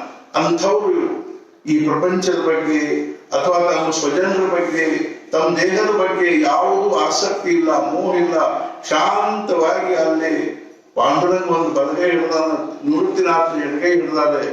ಅವ್ರ ಅಣ್ಣ ಅವ್ರ ಕಣ್ಣ ನೀರು ಬಂದು ಅವಾಗ ಅವ್ರು ಹೇಳಿದ್ರು ಜ್ಞಾನವ್ವ, ಅರ್ಥಾತ್ ರಸ್ತೆದ ಮೇಲೆ ಹರಿಯೋ ನೀರು ಮಾಳಿಗೆ ಮೇಲೆ ಹರಿದಂಗ ಆಗ್ತದ. ರಸ್ತೆದಾಗಿ ನೀರು ಮಾಳಿಗೆ ಮೇಲೆ ಹೋಗಂಗ ಅಂದ್ರೆ ಏನು ಅಂದ್ರೆ ಮುಂಚೆ ನಾನ್ ಹೋಗ್ಬೇಕಾಗಿ ಅಂತ ನೀನು ಹೋಗಿ ಹೊಂಟೆ ಅಲ್ಪ ಅಂತ ತಿಳ್ಕೊಂಡು ಹೇಳಿ. ಆಮೇಲೆ ತಂಗಿಗೂ ತಮ್ಮಗೂ ದುಃಖ ಆತು, ಅಸಮಾಧಾನ ದುಃಖ ಆತು. ಆದ್ರೂ ಸಮಾಧಾನ ಮಾಡ್ಕೊಂಡಿದ್ರು. ಭಗವಂತನ ಸಂಕಲ್ಪದ ಅನ್ನೋದಕ್ಕೆ ಅನುಸಾರವಾಗಿ ಅರ್ಥಾತ್ ಇಬ್ರು ಒಳಗೆ ಹೋಗಿ ಆ ತೆಗ್ಗಿನೊಳಗ ಅಂದ್ರೆ ಹಿಂಗೊಂದು ಇದರಗತೆ ಮಾಡಿದ್ರು, ಗುಹಾಗತೆ. ಅದ್ರ ಒಳಗೆ ಹೋಗಿ ಅವ್ರ ಮಣಿ ಹಾಕಿ ಕೂಡಿಸಿದ್ರು. ಮ್ಯಾಲ ಕೂಡಿಸಿ ಬಂದು ಏನ್ ಮಾಡಿದ್ರು, ಮ್ಯಾಲ ಒಂದು ದೊಡ್ಡ ಒಂದು ಕಲ್ಲಿಟ್ಟು ಅದ್ರ ಮ್ಯಾಲ ಮತ್ತ ಆ ನಂದಿ ಇಟ್ಬಿಟ್ರು. ಆಮೇಲೆ ಮುಂದೆ 300 ವರ್ಷದ ಮೇಲೆ ಅಂದ್ರೆ ಸುಮಾರು 400 ವರ್ಷದ ಹಿಂದ ಏಕನಾಥ ಮಹಾರಾಜರಿಗೆ ದೃಷ್ಟಾಂತ ಏನಂತ ದೃಷ್ಟಾಂತ ಆತು ಅಂದ್ರೆ ನನ್ನ ಕೊಳ್ಳೊಳಗೆ ಅಜಾನ ವೃಕ್ಷದ ಬೇರು ಸುತ್ತಿಕೊಂಡಾವ, ಅದು ನನ್ನ ಕೊಳ್ಳಿಗೆ ಬಿಗಿಲಿಕ್ಕೆ ಹತ್ತಾವ. ಆದ್ರಿಂದ ನೀನು ಒಳಗೆ ಬಂದು ನನ್ನ ಅಜಾನ ವೃಕ್ಷದ ಬೇರೇನು ಸುತ್ತೋಗತ್ತಾವ ಅದನ್ನು ಬಿಡಿಸಿ ನನ್ನ ಜ್ಞಾನೇಶ್ವರಿ ಏನದನು ಅದನ್ನ ಶುದ್ಧ ಪ್ರತಿ ಅದ್ರೊಳಗೆ ಬರ್ಕೊಳ್ಳೋ ಹೊತ್ತಾಗಿ ಏನಾದ್ರು ಅಶುದ್ಧತೆ ಆಗಿದ್ರೆ ನಮ್ ಟೈಪಿಂಗ್ ಮಿಸ್ಟೇಕ್ ಹೆಂಗೋ ಇದ್ರೊಳಗೆ ಟೈಪಿಂಗ್ ಮಿಸ್ಟೇಕ್ ಬಹಳಷ್ಟು. ಅರ್ಥಾತ್ ಏನು ಅಂದ್ರೆ ಹಂಗ ನೀನು ಅದನ್ನು ನೀವು ಶುದ್ಧ ಮಾಡಿ ಆಮೇಲೆ ಅದನ್ನು ಸಮಾಧಿ ಕೊಡ್ರಿ ಅಂತಂದಾಗ ಅಲ್ಲಿವರೆಗೂ ಜ್ಞಾನೇಶ್ವರ ಮಹಾರಾಜರ ಸಮಾಧಿ ಬಗ್ಗೆನೂ ಯಾರಿಗೂ ಲಕ್ಷ್ಯ ಇಲ್ಲ. ಜ್ಞಾನೇಶ್ವರಿ ಅರ್ಥಾತ್ ಒಂದು 4-5 ಮಂದಿ ಮನೆ 4-5 ಒಂದು ಸಂತರ ಮನೆ ಒಳಗಿದ್ದು ಅಲ್ಲದೆ ಏಕನಾಥ ಮಹಾರಾಜರ ಮನ್ಯಾಗ ಒಂದಿತ್ತು, ಭಾನುದಾಸರಿಂದನೂ ಏಕನಾಥ ಮಹಾರಾಜರ ಮನ್ಯಾಗ ಒಂದು ಜ್ಞಾನೇಶ್ವರಿ ಇತ್ತು. ಅವಾಗ ಕೈಗೆ ಬರ್ಕೊಂಡು ಇಟ್ಕೊಳ್ಳುವಂತ ಪರಿಸ್ಥಿತಿ ಇತ್ತು. ಅದನ್ನ ಹಿಂಗೊಂದು 4-5 ಮಂದಿ ಬರ್ತಂತ ಮನ್ಯಾಗ ಇಟ್ಕೊಂಡಿದ್ರು ಅಷ್ಟೇ ಹೊರತು ಜ್ಞಾನೇಶ್ವರಿ ಸಮಾಜದ ಮುಂದೆ ಬಂದಿದ್ದಿಲ್ಲ. ಜ್ಞಾನೇಶ್ವರ ಮಹಾರಾಜರ ಸಮಾಧಿಗೆ ಗೊತ್ತಿದ್ದಿಲ್ಲ. ಅಕ್ಷರ ದರ್ಶನರು ಎಷ್ಟೋ ಸಲ ಹೇಳ್ತಾರೆ ಏನಂದ್ರೆ ಆ ಏಕನಾಥ ಮಹಾರಾಜರು ಬಂದು ಜ್ಞಾನೇಶ್ವರಿ ಶುದ್ಧ ಪ್ರತಿ ತಯಾರು ಮಾಡಿ ಅದನ್ನ ಸಮಾಜಕ್ಕೆ ಲೋಕಾರ್ಪಣೆ ಮಾಡಿ ಆಮೇಲೆ ಸಮಾಧಿಯ ಒಂದು ಏನ್ ಮಾಡಿದ್ರು ಅಂತಂದ್ರೆ ಜೀರ್ಣೋದ್ಧಾರ ಮಾಡಿದ್ರು. ಆವಾಗ ಜ್ಞಾನೇಶ್ವರ ಮಹಾರಾಜರ ಸಮಾಧಿ ಬಗ್ಗೆ ಜನರಿಗೆ ಕಲ್ಪನಾ ಬಂತು. ಪುಣೆದಂಥ ಶಹರದ ಪಕ್ಕದಲ್ಲೇ ಇರ್ತಕ್ಕಂಥ ಆಳಂದಿಯ ಆ ಜ್ಞಾನೇಶ್ವರ ಮಹಾರಾಜರ ದಿವ್ಯ ಸಮಾಧಿ ನಿಜವಾಗಿಯೂ ಪ್ರಕಟವಾದದ್ದು ಯಾವಾಗಂದ್ರೆ ಏಕನಾಥ ಮಹಾರಾಜರ ಅವತಾರ ಆದ್ಮೇಲೆ.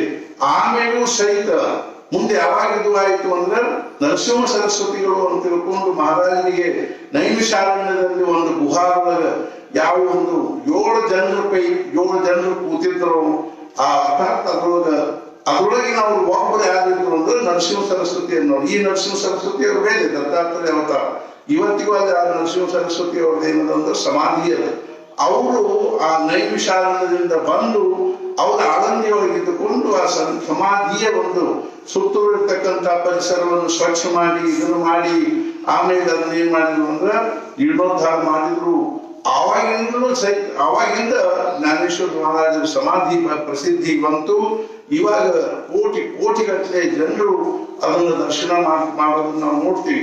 ತಾತ್ಪರ್ಯ ಏನು ಅಂದ್ರೆ ಅಂಥ ಒಂದು ಜ್ಞಾನೇಶ್ವರ ಮಹಾರಾಜರಿಗೆ ಅತ್ಯಂತ ಪ್ರಿಯವಾಗಿರ್ತಕ್ಕಂಥ ಮಹತ್ವಪೂರ್ಣವಾಗಿರ್ತಕ್ಕಂಥ ಭಗವಂತನಿಗೂ ಸಹಿತ ಅತ್ಯಂತ ಮಹತ್ವಪೂರ್ಣ ಅನಿಸಿರ್ತಕ್ಕಂಥ ಯಾವ ಈ 9ನೇ ಅಧ್ಯಾಯದನು ಅದನ್ನು ನಾವು ಚಿಂತನೆ ಮಾಡಬೇಕು ಅಂತ ತಿಳ್ಕೊಂಡು ನಾವು ಪ್ರಾರಂಭ ಮಾಡಿದೀವಿ. ಆದ್ರೆ ಈ ಅಧ್ಯಾಯ ಏನದಂದ್ರೆ ವಿಲಕ್ಷಣವಾಗಿರ್ತಕ್ಕಂಥದ್ದು. 9ನೇ ಅಧ್ಯಾಯ ಅಂದ್ರೆ 18 ಅಧ್ಯಾಯಗಳ ಮಧ್ಯವರ್ತಿ ಆಗಿರ್ತಕ್ಕಂಥದ್ದು ರಾಜವಿದ್ಯಾ ರಾಜಗುಹ್ಯ ಯೋಗೋ ನಾಮ.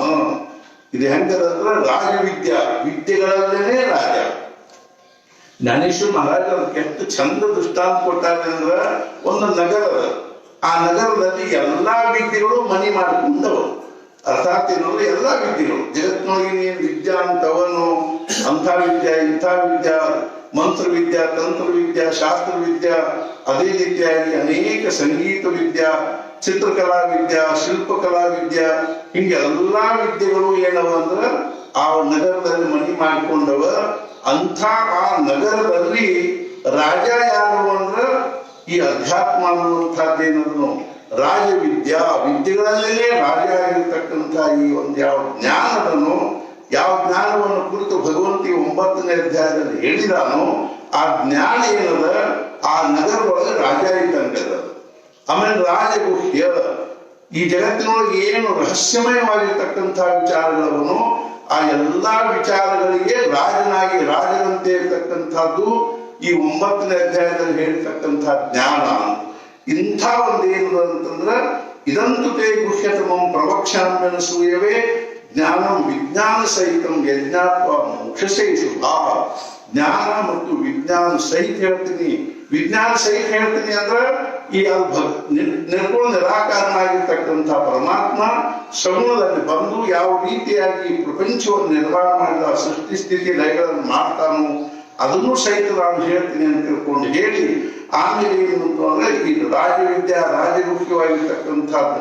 ಆದ್ರೆ ಸಾಮಾನ್ಯ ಅಶ್ರದ್ಧೆಯಿಂದ ನಾವು ಅಶ್ರದ್ಧ ಉಳ್ಳವ್ರಿಗೆ ಏನಾಗುದಿಲ್ಲ ಅಂದ್ರೆ ಅವ್ರಿಗೆ ಪ್ರಾಪ್ತ ಆಗುವುದಿಲ್ಲ. ಅವ್ರು ನನ್ನನ್ನು ಪಡ್ಕೊಳ್ಳುತ್ತಾರೆ ಮತ್ತೆ ಜನ್ಮ ಮರಣದ ಚಕ್ರದಲ್ಲಿ ಬೀಳ್ತಾರೆ. ಅವಾಗ ಭಗವಂತ ಹೇಳ್ತಾನೆ ನನ್ನ ನಿಜವಾದ ಸ್ವರೂಪವನ್ನು ಹೇಳ್ತೀನಿ ಕೇಳು ಅಂತ ತಿಳ್ಕೊಂಡು ಹೇಳಿ ಮಯಾತಮಿದಂ ಸರ್ವಂ ಜಗದವ್ಯಕ್ತ ಮೂರ್ತಿನ ಮತ್ಸಾನಿ ಸರ್ವಭೂತಾನಿ ನಚಾರಂತೆ ಸ್ವಸ್ಥಿತ. ಈಗ ಭಗವಂತ ತನ್ನ ಸ್ವರೂಪವನ್ನು ಹೇಳಿ ಆಮೇಲೆ ಏನ್ ಹೇಳ್ತಾ ಇದ್ದಾನೆ ಅಂತಂದ್ರೆ ಸರ್ವಭೂತಾನಿ ಕೌಂತೆ. ಆಮೇಲೆ ನಾನು ಏನ್ ನಿರ್ಗುಣ ನಿರಾಕಾರನಾಗಿರ್ತಕ್ಕಂಥ ನಾನು ಏನ್ ಮಾಡಿದೆ ಅಂದ್ರೆ ನನ್ನೊಳಗಿನ ಒಂದು ಸಂಕಲ್ಪ ನಿರ್ಮಾಣ ಏನು ಅಂದ್ರೆ ಏಕೋಹಂ ಬಹುಶ್ಯಾಮ, ನಾವು ಒಬ್ಬನೇ ಇದ್ದೀನಿ, ನಾನು ಇದ್ದೀನಿ ಅಂತ ಮನುಷ್ಯನಾಗ ಬಂದ ಕೂಡಲೇ ಮಾಯ ಅನ್ನುವಂಥ ಪ್ರಕೃತಿ ಅಥವಾ ಮಾಯಾ ಅನ್ನುವಂಥ ಶಕ್ತಿ ಪ್ರಗಟ ಆಯ್ತು. ಆ ಪ್ರಕೃತಿ ಅಥವಾ ಮಾಯಾ ಅನ್ನುವಂಥ ಶಕ್ತಿ ಏನ್ ಮಾಡ್ತಂದ್ರೆ ತನ್ನೊಳಗೇನೆ ಎರಡು ದಿವ್ಯವಾಗಿರ್ತಕ್ಕಂಥ ಭಾವದಲ್ಲಿ ಪ್ರಗಟ. ಯಾವುದು ಅಂದ್ರೆ ಪುರುಷ ಮತ್ತು ಪ್ರಕೃತಿ. ಈ ರೀತಿಯಾಗಿ ಏನಾಯ್ತು ಒಂದು ಸೃಷ್ಟಿ ಪ್ರಾರಂಭ ಆಯ್ತು. ಆಮೇಲೆ ಮತ್ತೆ ಈ ಸೃಷ್ಟಿ ಪ್ರಾರಂಭ ಆದ್ರೂ ಸಹಿತ ನಾನು ಅದರೊಳಗೆ ಕೈ ಹಾಕ್ತೀನಿ ಏನೋ ಅಂದ್ರೆ ನಾನು ಕೈ ಹಾಕಂಗಿಲ್ಲ. ಮಯಾಧ್ಯಕ್ಷೇಣ ಪ್ರಕೃತಿ ಸೂಯತೆ ಸಚರಾಚರಂ. ನನ್ನ ಒಂದು ಅಧಿಷ್ಠಾನದಲ್ಲಿ ಆ ಪ್ರಕೃತಿ ಅನ್ನುವಂಥದ್ದೇ ಆ ಮಾಯಾ ಅನ್ನುವಂಥದ್ದೇ ಏನ್ ಮಾಡ್ತದೆ ಅಂದ್ರೆ ಈ ಚರಾಚರವಾಗಿರ್ತಕ್ಕಂಥ ವಿಶ್ವವನ್ನ ಅರ್ಥಾತ್ ಏನ್ ಮಾಡಿ ಸೃಷ್ಟಿ ಮಾಡ್ತದೆ. ಆದ್ರೆ ಸಾಮಾನ್ಯ ಜನರು ಅದನ್ನು ತಿಳ್ಕೊಳ್ಳೋದನ್ನೇ ಏನ್ ಮಾಡ್ತಾರೆ ಅಂದ್ರೆ ನನ್ನನ್ನ ಅದಕ್ಕೆ ಕಾರಣ ಅಂತ ತಿಳ್ಕೊತಾರೆ. ನಾನು ಸಾಮಾನ್ಯ ಮನುಷ್ಯರಂತೆ ಇರ್ತಕ್ಕಂಥವ ಅಂತ ತಿಳ್ಕೊಂಡು ಮೂಘ ಕರ್ಮಾನು ಮೂಘ ಜ್ಞಾನ ವಿಚೇತ ಸಹ.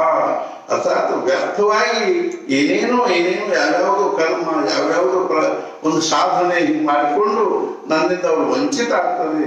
ಆದ್ರೆ ಮಹಾತ್ಮಾನಸ್ತು ಮಾಂ ಪಾರ್ಥ ಪ್ರಕೃತಿಂ ದೈವೀಂ ಪ್ರಕೃತಿಮಾಶ್ರಿತ.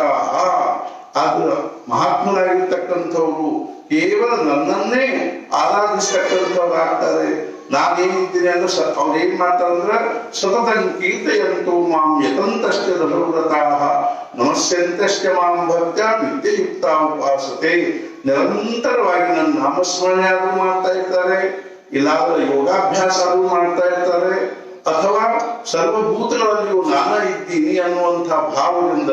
ಅದಕ್ಕೆ ಉದಾಹರಣೆ ಎಷ್ಟು ಚಂದ ಹೇಳ್ತಾರೆ ಜ್ಞಾನೇಶ್ವರ ಮಹಾರಾಜರು ಅಂದ್ರೆ ನಾವು ವಸ್ತ್ರ ತಗೊಂಡು ಅದ್ರದ್ದು ಈ ದಂಡಿಯಿಂದ ಈ ಅಂಚಿನಿಂದ ಆ ಅಂಚಿನ ತನಕ ನಾವು ನೋಡಿದ್ರೆ ಒಂದು ದಾರದ ಹೊರತಾಗಿ ಆ ವಸ್ತುಗಳಿಗೆ ಇನ್ನೊಂದು ಏನೂ ಇಲ್ಲ. ಅಂಥ ಹಂಗೇನಂದ್ರೆ ಭೂತ ಅರ್ಥಾತ್ ಈ ಸಂಪೂರ್ಣ ವಿಶ್ವದಲ್ಲಿ ನಾನೇ ತುಂಬಿಕೊಂಡೀನಿ ಅಂತ ತಿಳ್ಕೊಂಡು ಹೇಳಿ ನನಗೆ ಯಾವಾಗಲೂ ನನಗೆ ನಮಸ್ಕಾರ ಮಾಡ್ತಾ ಇರ್ತಾರೆ ಅಂತ ತಿಳ್ಕೊಂಡು ಕೆಲವರು ಜ್ಞಾನ ಯಜ್ಞದಿಂದ ಭಜಿಸ್ತಾರೆ. ಅರ್ಥಾತ್ ಯಜ್ಞ ಶಬ್ದ ಬಂದ ಕೂಡಲೇ ಭಗವಂತ ಹೇಳ್ತಾನೆ ಏನು ಅಂದ್ರೆ ನೀವು ಯಾವುದನ್ನು ಯಜ್ಞ ತಿಳ್ಕೊಂಡಿರೋ ಅದ್ರೊಳಗೆ ಏನೇ ಇರ್ತದೋ ಅದೆಲ್ಲ ನಾನೇ. ಅಹಂ ಕೃತು ಅಹಂ ಯಜ್ಞ ಸದಾಹಂ ಅಹಂ ಔಷಧಂ. ಅರ್ಥಾತ್ ಏನು ಅಂದ್ರೆ ಆಹುತಿನೂ ನಾನು, ಅರ್ಥಾತ್ ಅಲ್ಲಿರ್ತಕ್ಕಂಥ ಸೂಕ್ಷ್ಮ ಅಂತೇನಿರ್ತಾವ ಅವು ನಾನೇ, ಹೋತ ಅಂದ್ರೆ ಆಹುತಿಗಳನ್ನು ಹಾಕ್ತಕ್ಕಂಥವು ನಾನೇ, ಅಲ್ಲಿರ್ತಕ್ಕಂಥ ಅಗ್ನಿನೂ ನಾನೇ, ಎಲ್ಲಾನು ನಾನು ಅಂತ ತಿಳ್ಕೊಂಡು ಹೇಳಿ ನಾನು ಈ ಜಗತ್ತಿಗೆ ತಂದಿದ್ದೀನಿ. ಪಿತಾಮಹರ್ಷಿ ಜಗತ್ತು ಮಾತಾಧಾರ, ನಾನು ತಂದಿ, ನಾನು ತಾಯಿ ಮತ್ತು ನಾನು ಅಜ್ಜ. ಅಜ್ಜ ಅಂತ ಹೆಂಗಂದ್ರ ಆ ನಿರ್ಗುಣ ನಿರಾಕಾರವಾಗಿರ್ತಕ್ಕಂಥ ಪರಮಾತ್ಮನಿಂದನೇ ಮಾಯಾ ಉದ್ಭವ ಆಗಿ ಆ ಮಾಯೆಯಿಂದ ಅರ್ಥಾತ್ ಏನು ಪ್ರಕೃತಿ ಪುರುಷ ಆಗಿರೋದ್ರಿಂದ ಆ ಪ್ರಕೃತಿ ಪುರುಷರಿಂದನೇ ಈ ಸೃಷ್ಟಿ ನಿರ್ಮಾಣ ಆಗಿರೋದ್ರಿಂದಾಗಿ ಆ ಪ್ರಕೃತಿ ಮತ್ತು ಪುರುಷ ಅನ್ನೋರಿಬ್ರು ಏನಾದ್ರು ಅಂದ್ರೆ ಈ ಸೃಷ್ಟಿಯ ತಂದೆ ತಾಯಿಯ, ಈ ವಿಶ್ವದ ತಂದೆ ತಾಯಿ, ಪ್ರಪಂಚದ ತಂದೆ ತಾಯಿ. ಮತ್ತು ಆದ್ಯ ಯಾರು ಅಂದ್ರೆ ನಿರ್ಗುಣ ನಿರಾಕಾರವಾಗಿರ್ತಕ್ಕಂಥ ಪರಮಾತ್ಮ. ನಾನು ಈ ಸಂಪೂರ್ಣ ಜಗತ್ತಿಗೆ ಗತಿರ್ಭರ್ತ ಪ್ರಭು ಸಾಕ್ಷಿ ನಿವಾಸ ಶರಣಂ ಸುಮರ್ಥ. ನಾನ ಗತಿ, ನಾನ ಭರ್ತ, ನಾನ ಪ್ರಭು, ನಾನ ಏನು ಅಂದ್ರೆ ಪ್ರತಿಯೊಂದಕ್ಕೂ ಶರಣನಾಗಿರ್ತದೆ, ನನಗೆ ಶರಣ ಬರ್ಬೇಕಾಗಿರ್ತಕ್ಕಂಥದ್ದು ಅಂತ ತಿಳ್ಕೊಂಡು ಹೇಳಿ ನಾನೇ ಈ ಅರ್ಥಾತ್ ಏನಂದ್ರೆ ವಿಶ್ವದ ಎಲ್ಲಾ ಕಾರ್ಯಗಳು ನನ್ನಿಂದಲೇ ನಡೀತಾವೆ. ಸೂರ್ಯ ನನ್ನ ಸತ್ತಾದಿಂದನೇ ಉದಯ ಆಗ್ತಾನೆ, ಚಂದ್ರ ನನ್ನ ಸತ್ತಾದಿಂದ ಬೆಳಗ್ತಾ ಇದ್ದಾನೆ, ನಕ್ಷತ್ರಗಳು ನನ್ನ ಸತ್ತಾದಿಂದಲೇ ಅವು ಹೆಂಗ್ ನಿಂದಿರ್ಬೇಕು ಹಂಗ ನಿಂತಾವ. ಈ ಸೃಷ್ಟಿಯಲ್ಲಿ ನಡೀತಕ್ಕಂಥ ಪ್ರತಿಯೊಂದರ ಹಿಂದ ಮಹಾರಾಜರು ಒಬ್ಬರು ಕೇಳಿದ್ರು, ಮಹಾರಾಜ ಭಗವಂತನ ದರ್ಶನದ ಪ್ರಕಾರಗಳೇನು? ಅವ ಮಹಾರಾಜ ಯಾವ ಪ್ರಕಾರದಿಂದ ಭಗವಂತನ ದರ್ಶನದ ಒಂದು ಅರ್ಥಾತ್ ಏನು ಅಂದ್ರೆ ವರ್ಣನೆ ಮಾಡಿ.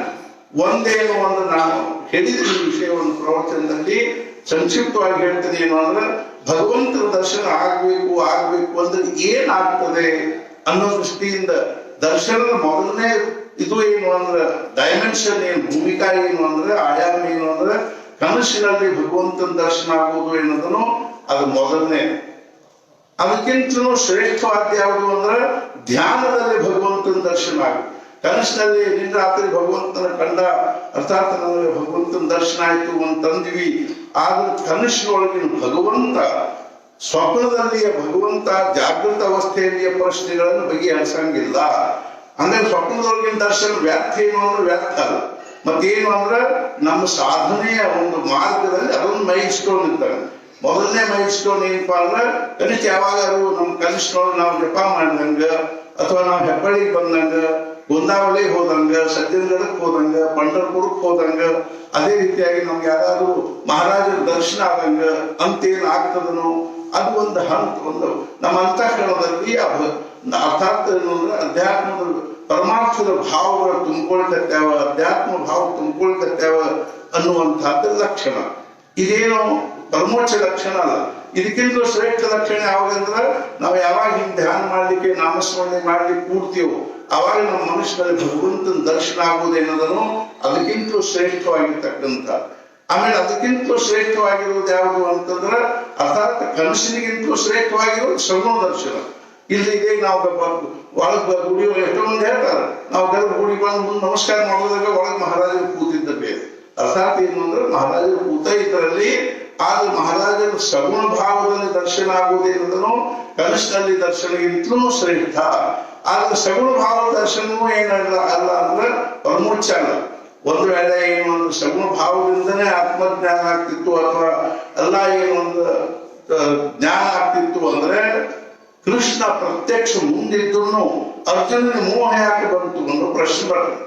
ಯಾವಾಗ ಅವನಿಗೆ ದಿವ್ಯವಾದ ಚಕ್ಷುಗಳನ್ನು ಕೊಟ್ಟು, ಕಣ್ಣು ಕೊಟ್ಟು, ದಿವ್ಯ ದೃಷ್ಟಿ ಕೊಟ್ಟು ತನ್ನ ವಿಶ್ವರೂಪವನ್ನು ತೋರಿಸಿದ್ನೋ ಆವಾಗ ಅವನು ಮೋಹ ದೂರ ಆತು. ನಷ್ಟೋ ಮೋಹ ಸ್ಮೃತಿರ್ಲಬ್ಧ, ನನ್ನ ಮೋಹ ದೂರ ಆತ್ಮ ನನಗೆ ಸಮಾಧಾನ ಆತು ಅಂತ ಅವಾಗ ಹೇಳ್ದ. ಹೆಂಗೋ ಹಂಗಿಂದ ಸಮೂಹ ದರ್ಶನವೂ ಸಹಿತ ಬಹಳ ಅಂದ್ರೆ ಬಹಳ ಶ್ರೇಷ್ಠವಾತು. ಅಲ್ಲಿ ಅದು ಸಹಿತ ಅಪೂರ್ತಿಕವಾಗಿರ್ತಕ್ಕಂಥ ಒಂದು 10 ಸೆಕೆಂಡ್ ಏನೋ ದರ್ಶನ ಆದಂಗ ಆಗ್ತದೆ, ಮಹಾರಾಜರು ನಿಂತಂಗ ಆಗ್ತದೆ, ರಾಮದೇವರು ಬಂದಂಗ ಆಗ್ತದೆ, ಕೂತಂಗ ಆಗ್ತದೆ. ಎಷ್ಟೋ ಮಂದಿ ಹೇಳ್ತಿರ್ತಾರೆ ನಮ್ಮ ಮನೆಯೊಳಗೆ ಒಮ್ಮೆಲೆ ಮಹಾರಾಜರು ಬಂದಂಗ ನಮ್ಗೆ ದರ್ಶನ ಆಗ್ತದೆ. ಅರ್ಥಾತ್ ಇನ್ನೊಂದ್ರೆ ಬಹಳ ಉತ್ತಮವಾದದ್ದು. ಆದ್ರೆ ಅದಕ್ಕಿಂತ ಶ್ರೇಷ್ಠವಾದ ಧ್ಯಾನದಲ್ಲಿ ಅವರು ಸಹಿತ ತಮ್ಗೆ ಯಾವಾಗ ಬರ್ಬೇಕು ದರ್ಶನ ಕೊಡ್ಬೇಕು ಅನಿಸ್ತದೋ ಕೊಡ್ತಾರೆ ಮತ್ತು ಹೋಗಿ ಬಿಡ್ತಾರೆ. ಎಷ್ಟೋ ಸಲ ನಾವು ನಮಸ್ಕಾರ ಸಹಿತ ಮಾಡೋದಿಲ್ಲ. ಅರ್ಥಾತ್ ಏನು ಹಿಂಗೆ ದರ್ಶನ ಆಗಿರ್ತದ, ಆ ದರ್ಶನ ಆದಾಗ ನಾವು ಆಮೇಲೆ ನಮ್ಗೆ ನಮಸ್ಕಾರ ಸಹಿತ ಮಾಡಿದ್ವಿ. ನಾವು ಮಹಾರಾಜರು ಬಂದು ಕುರ್ಚಿನ ಕೂತರು ಒಂದು 10 ಸೆಕೆಂಡ್ ಕುರ್ಚಿನ ಅಂತ ಎಷ್ಟೋ ಉದಾಹರಣೆ. ಮಹಾರಾಜರು ಬಂದು ಕುರ್ಚಿನ ಕೂತರು ಅಂತ ಅನ್ನೋದಾಗ್ಲಿ, ಮಹಾರಾಜರು ಬಂದು ಹೋದ್ರು ಅಂತ ತಿಳ್ಕೊಂಡಾಗ್ಲಿ, ಅಂಥವ್ ಎಷ್ಟೋ ಏನವ ಅಂತಂದ್ರೆ ದರ್ಶನದ ಉದಾಹರಣೆ ನಾವು ನೋಡ್ತೀವಿ. ಆದ್ರೆ ಅವು ಸಹಿತ ಪೂರ್ತಿಕವಾಗಿರ್ತಾವ. ಅದ್ರೊಳಗಿಂದ ನಮ್ಮ ಸಂಪೂರ್ಣ ಜ್ಞಾನ ಆಗ್ತದೆ, ಸಮಾಧಾನ ಆಗ್ತದೆ ಅಂತ ತಿಳ್ಕೊಂಡೇನಿಲ್ಲ. ಅದಕ್ಕಿಂತ ನಮ್ಗೆ ಯಾವಾಗ ಬೇಕು ಅವಾಗ ಧ್ಯಾನ ಮಾಡ್ಲಿಕ್ಕೆ ಕೂತಾಗ ನಮ್ಮ ಅಂತಃಕರಣದೊಳಗೆ ಏನದ ಅಂದ್ರೆ ಭಗವಂತನ ದರ್ಶನ ಆಗೋದು ಅದಕ್ಕಿಂತ ಶ್ರೇಷ್ಠವಾದ. ಹಂಗಾಗಿ ಇದಕ್ಕಿಂತ ಶ್ರೇಷ್ಠ ಯಾವುದು ಅಂದ್ರೆ ನನ್ನ ಜೀವನದಲ್ಲಿ ನನ್ನ ಪ್ರಪಂಚ ನಡೀತಕ್ಕಂಥ ಪ್ರತಿಯೊಂದು ಘಟನಾದಲ್ಲಿ ಆ ಭಗವಂತನ ಕೈ ಅದ ಅನಿಸು.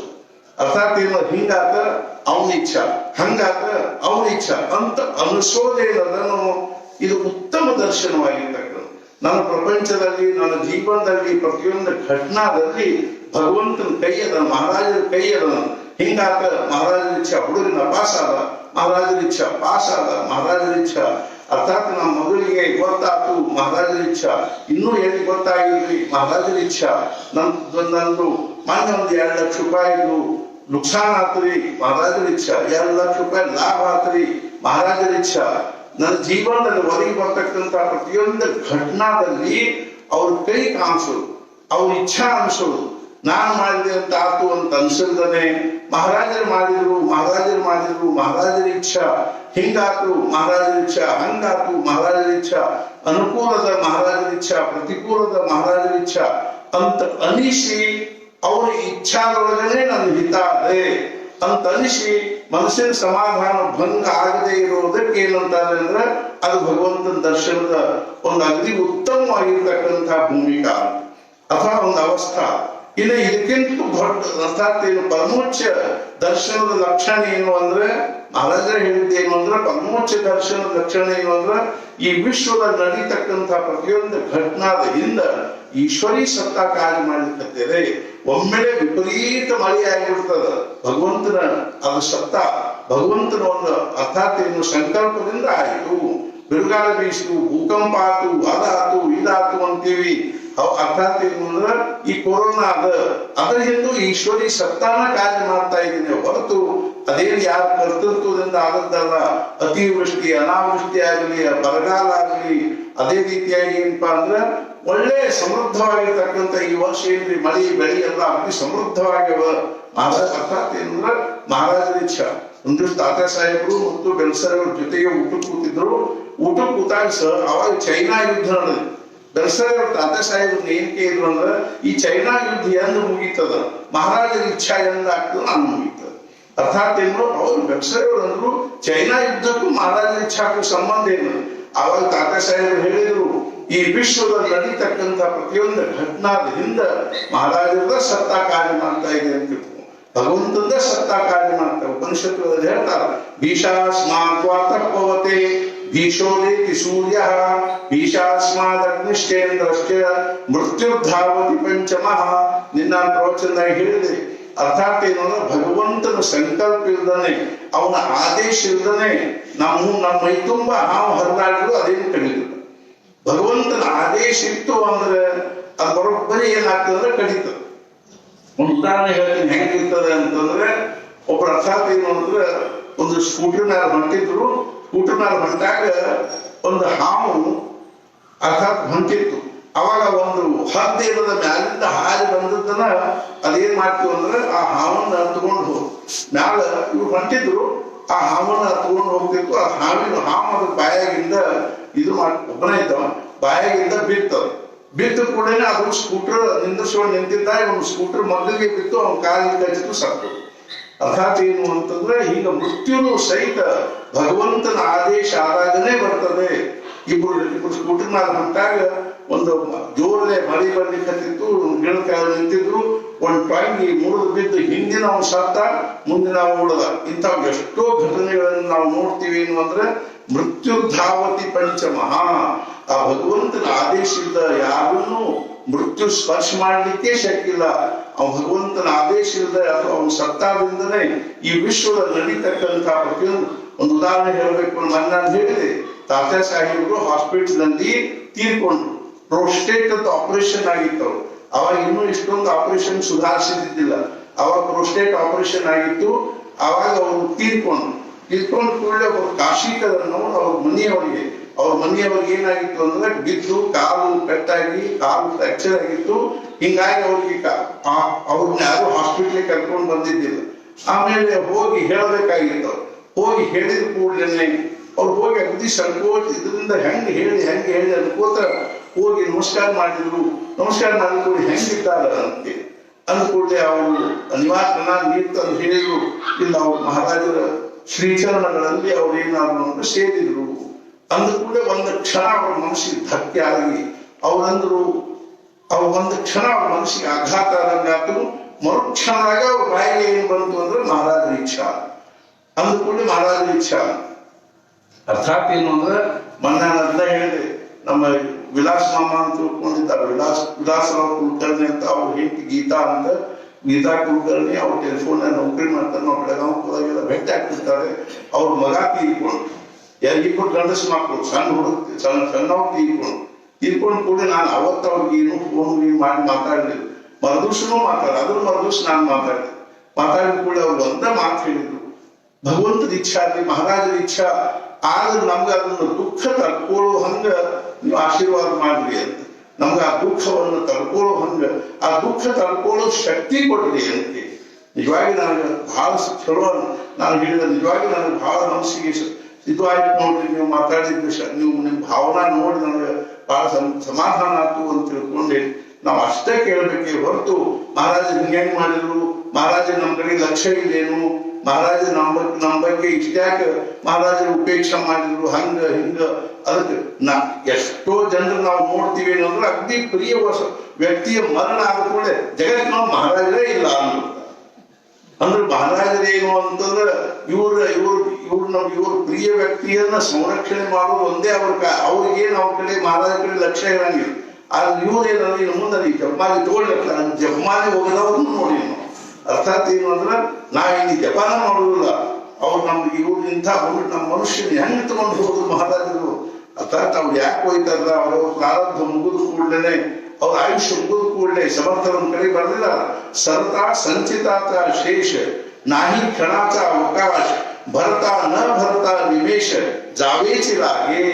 सरता संचिताचा शेष, संचित ಅಂದ್ರೆ ಪ್ರಾರಬ್ಧ, ಅದರ ಶೇಷ ಮುಗಿಯುವುದಕ್ಕೆಲ್ಲ ಮುಗಿದು ಕೂಡಲೇ नाही क्षणाचा अवकाश, ಪ್ರಾರಬ್ಧ ಮುಗಿದು ಕೂಡಲೇ ಒಂದು ಕ್ಷಣದ ಅವಕಾಶ ಇಲ್ಲ. ಭಗವಂತ ಕೆಲವು ಸಮಯ ನಂತಾನ.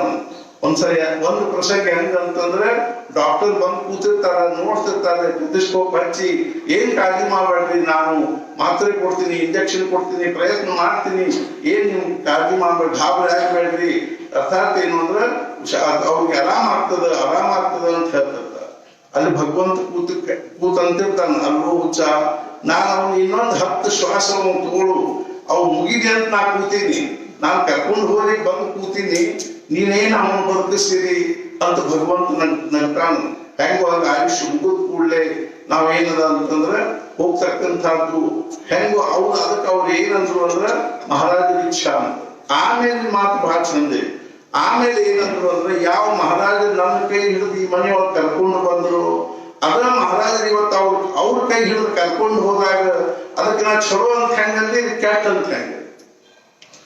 ತಾತ್ಯಾ ಸಾಹೇಬರು ಮದುವೆ ಮಹಾರಾಜರೇ ಮಾಡಿದ್ರು, ಹುಡುಗಿನೂ ಮಹಾರಾಜರೇ ಅರ್ಥಾತ್ ಏನು ಅಂದ್ರೆ ನಮ್ಗೆ ಹುಡುಗಿ ಪಸಂದ್ ಅದ ಅಂತ ತಿಳ್ಕೊಂಡು ಮಹಾರಾಜರೇ ಹೇಳಿದ್ರು. ಆಮೇಲೆ ಭಾವು ಸಾಹೇಬರು ಏನ್ ಮಾಡಿದ್ರು ಅಂದ್ರೆ ಅಂತ ತಿಳ್ಕೊಂಡು ಹೇಳಿದ್ರು.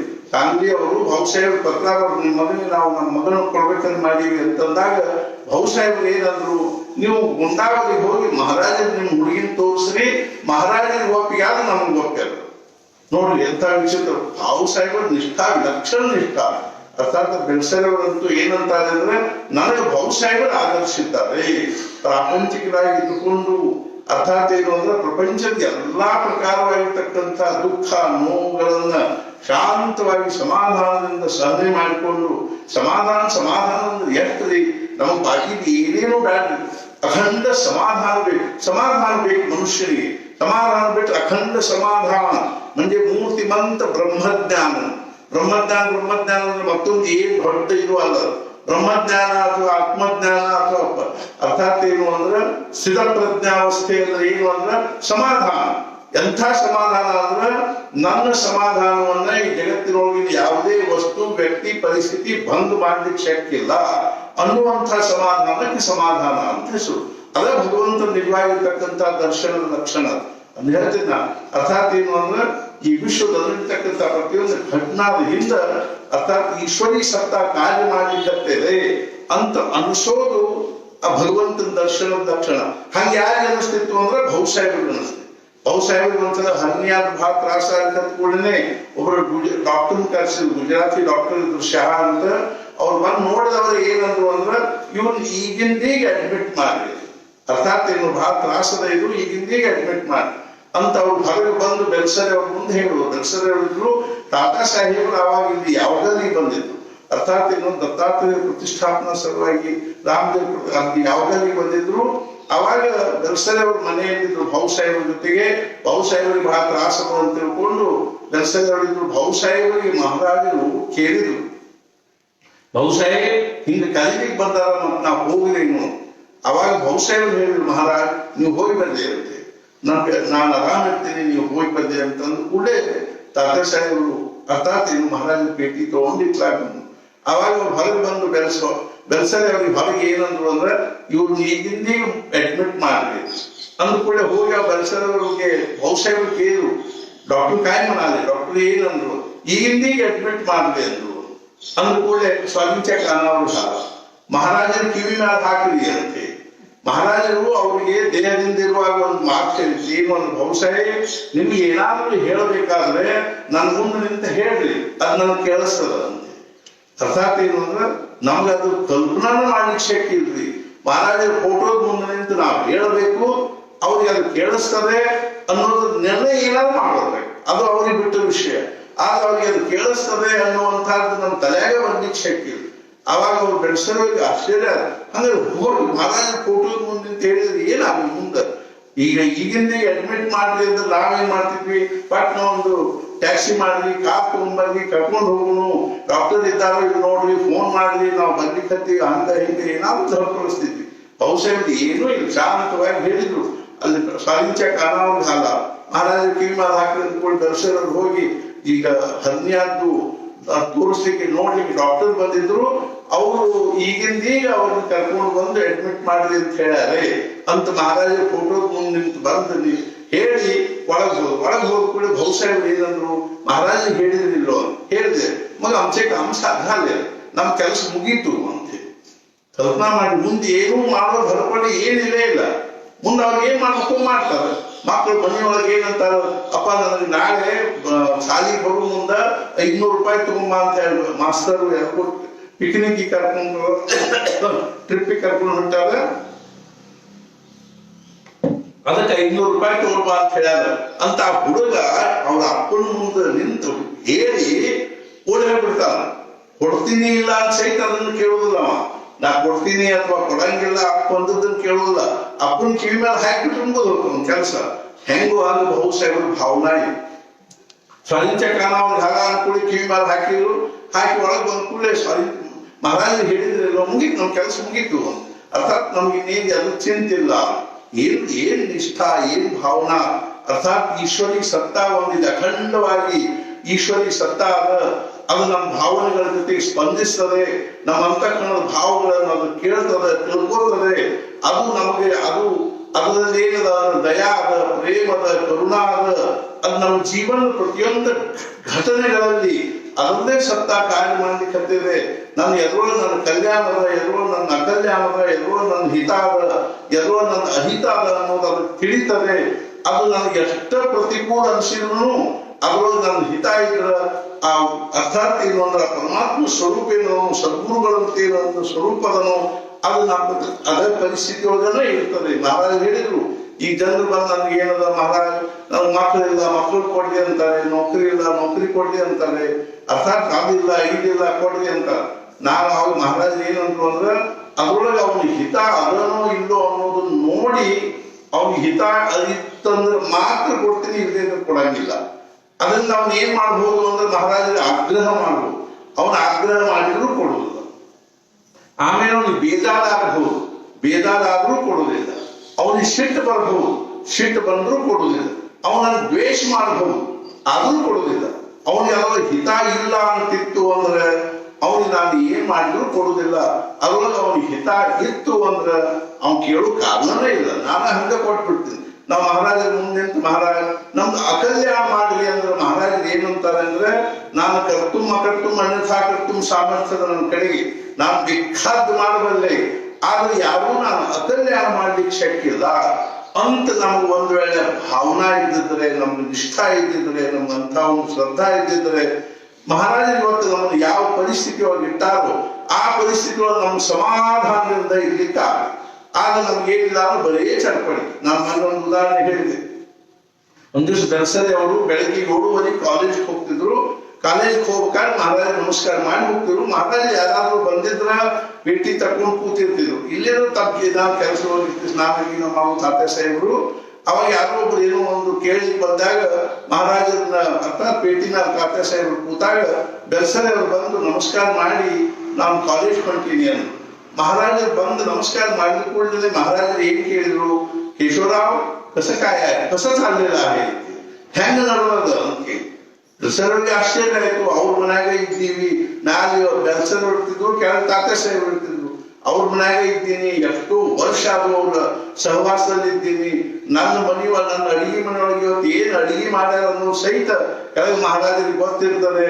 ನನಗೆ ಏನ್ ಅಡಚಣೆ ಅದ, ನನ್ನ ಪಗಾರ ಎಷ್ಟು, ನನ್ಗದು ಅದ್ರದ್ದು ಅನುಕೂಲ ಎಷ್ಟು ಅನಾನುಕೂಲ ಎಷ್ಟು ಎಲ್ಲ ಗೊತ್ತದ ಅವ್ರಿಗೆ. ಆದ್ರೂ ಹಿಂಗೇನ್ ಕೇಳಿದ ಅಂತ ಇವ್ರಿಗೆ ಏನ್ ತಿಳಿಲೇ ಚಾಂಗಲ ಚಾಲಿಲ್ಲ, ವ್ಯವಸ್ಥಿತ ನಡೆದ ಆರಾಮ್ ನಡೆದ ಅಂತೆ. ಶುಕ್ಲ ತಪ್ಪಿದ್ರಿ ಅಂತೆ ಹೇಳು ಮುಂದೆ ನೀವು ತಪ್ಪಿದ್ರಿ, ಏನ್ ತಪ್ಪಿದ್ ನಾನು ಅಂತ ಅವ್ರಿಗೆ ಅವ್ರಿಗೆ ಇದು ಆತು. ಅವಾಗ ಮಹಾರಾಜರು ಏನಂದ್ರು, ಹೆಂಗ್ ಹೇಳಿ ಬರ್ಬೇಕು ಅಂದ್ರ ಈ ಕ್ಷಣಕ್ಕೆ ನನ್ನ ಪರಿಸ್ಥಿತಿ ಹೆಂಗದನೋ ಇದಕ್ಕಿಂತಲೂ ಚಲೋ ಪರಿಸ್ಥಿತಿ ಇರ್ಲಿಕ್ಕೆ ಶಕ್ಯ ಇಲ್ಲ, ಹಂಗದ. ಆದ್ರಿಂದ ಅದ ತಿಳ್ಕೊಂಡು ಹೇಳ್ಬೇಕು ಹೊರತು ಆರಾಮಿದ್ದೀನಿ ಅಂತ ಅನ್ನೋದ್ರೊಳಗೆ ಏನಿಲ್ಲ ಅಂದ್ರ ಆ ಪರಿಸ್ಥಿತಿ ಬಗ್ಗೆ 108 ತಲೆಯಾಗ ಕಾಳಜಿ ಅವ, ಚಿಂತೆ ಅವ, ಇದು ಅವ. ಸುಮ್ಮನೆ ಹಂಗ ನಾವು ಫೋನ್ಯಾಗ ಕೇಳ್ತೀವಿ ಒಬ್ರಿಗೊಬ್ರು ಆರಾಮಿದ್ದೀರಿ, ನಾವು ಆರಾಮಿದ್ದೀವಿ, ನೀವು ನಾವು ಆರಾಮಿದ್ದೀವಿ, ಇಬ್ರು ಅಡ್ಡಾಡತಿರ್ತೀವಿ. ಅರ್ಥಾತ್ ಅವರು ಒದ್ದಾಡ್ತಿರ್ತಾರ, ನಾವು ಒದ್ದಾಡ್ತೀವಿ. ಸುಮ್ಮನೆ ಹಂಗ ಆರಾಮಿದ್ದೀವಿ ಅಂತ ಮ್ಯಾಲೆ ಅನ್ನೋದು ಅರ್ಥ ಹೊರತು ಆಮೇಲೆ ಶುರು ಮಾಡ್ತಾರೆ ಅವ್ರು ತಮ್ಮ ಲೀಸ್ಟು.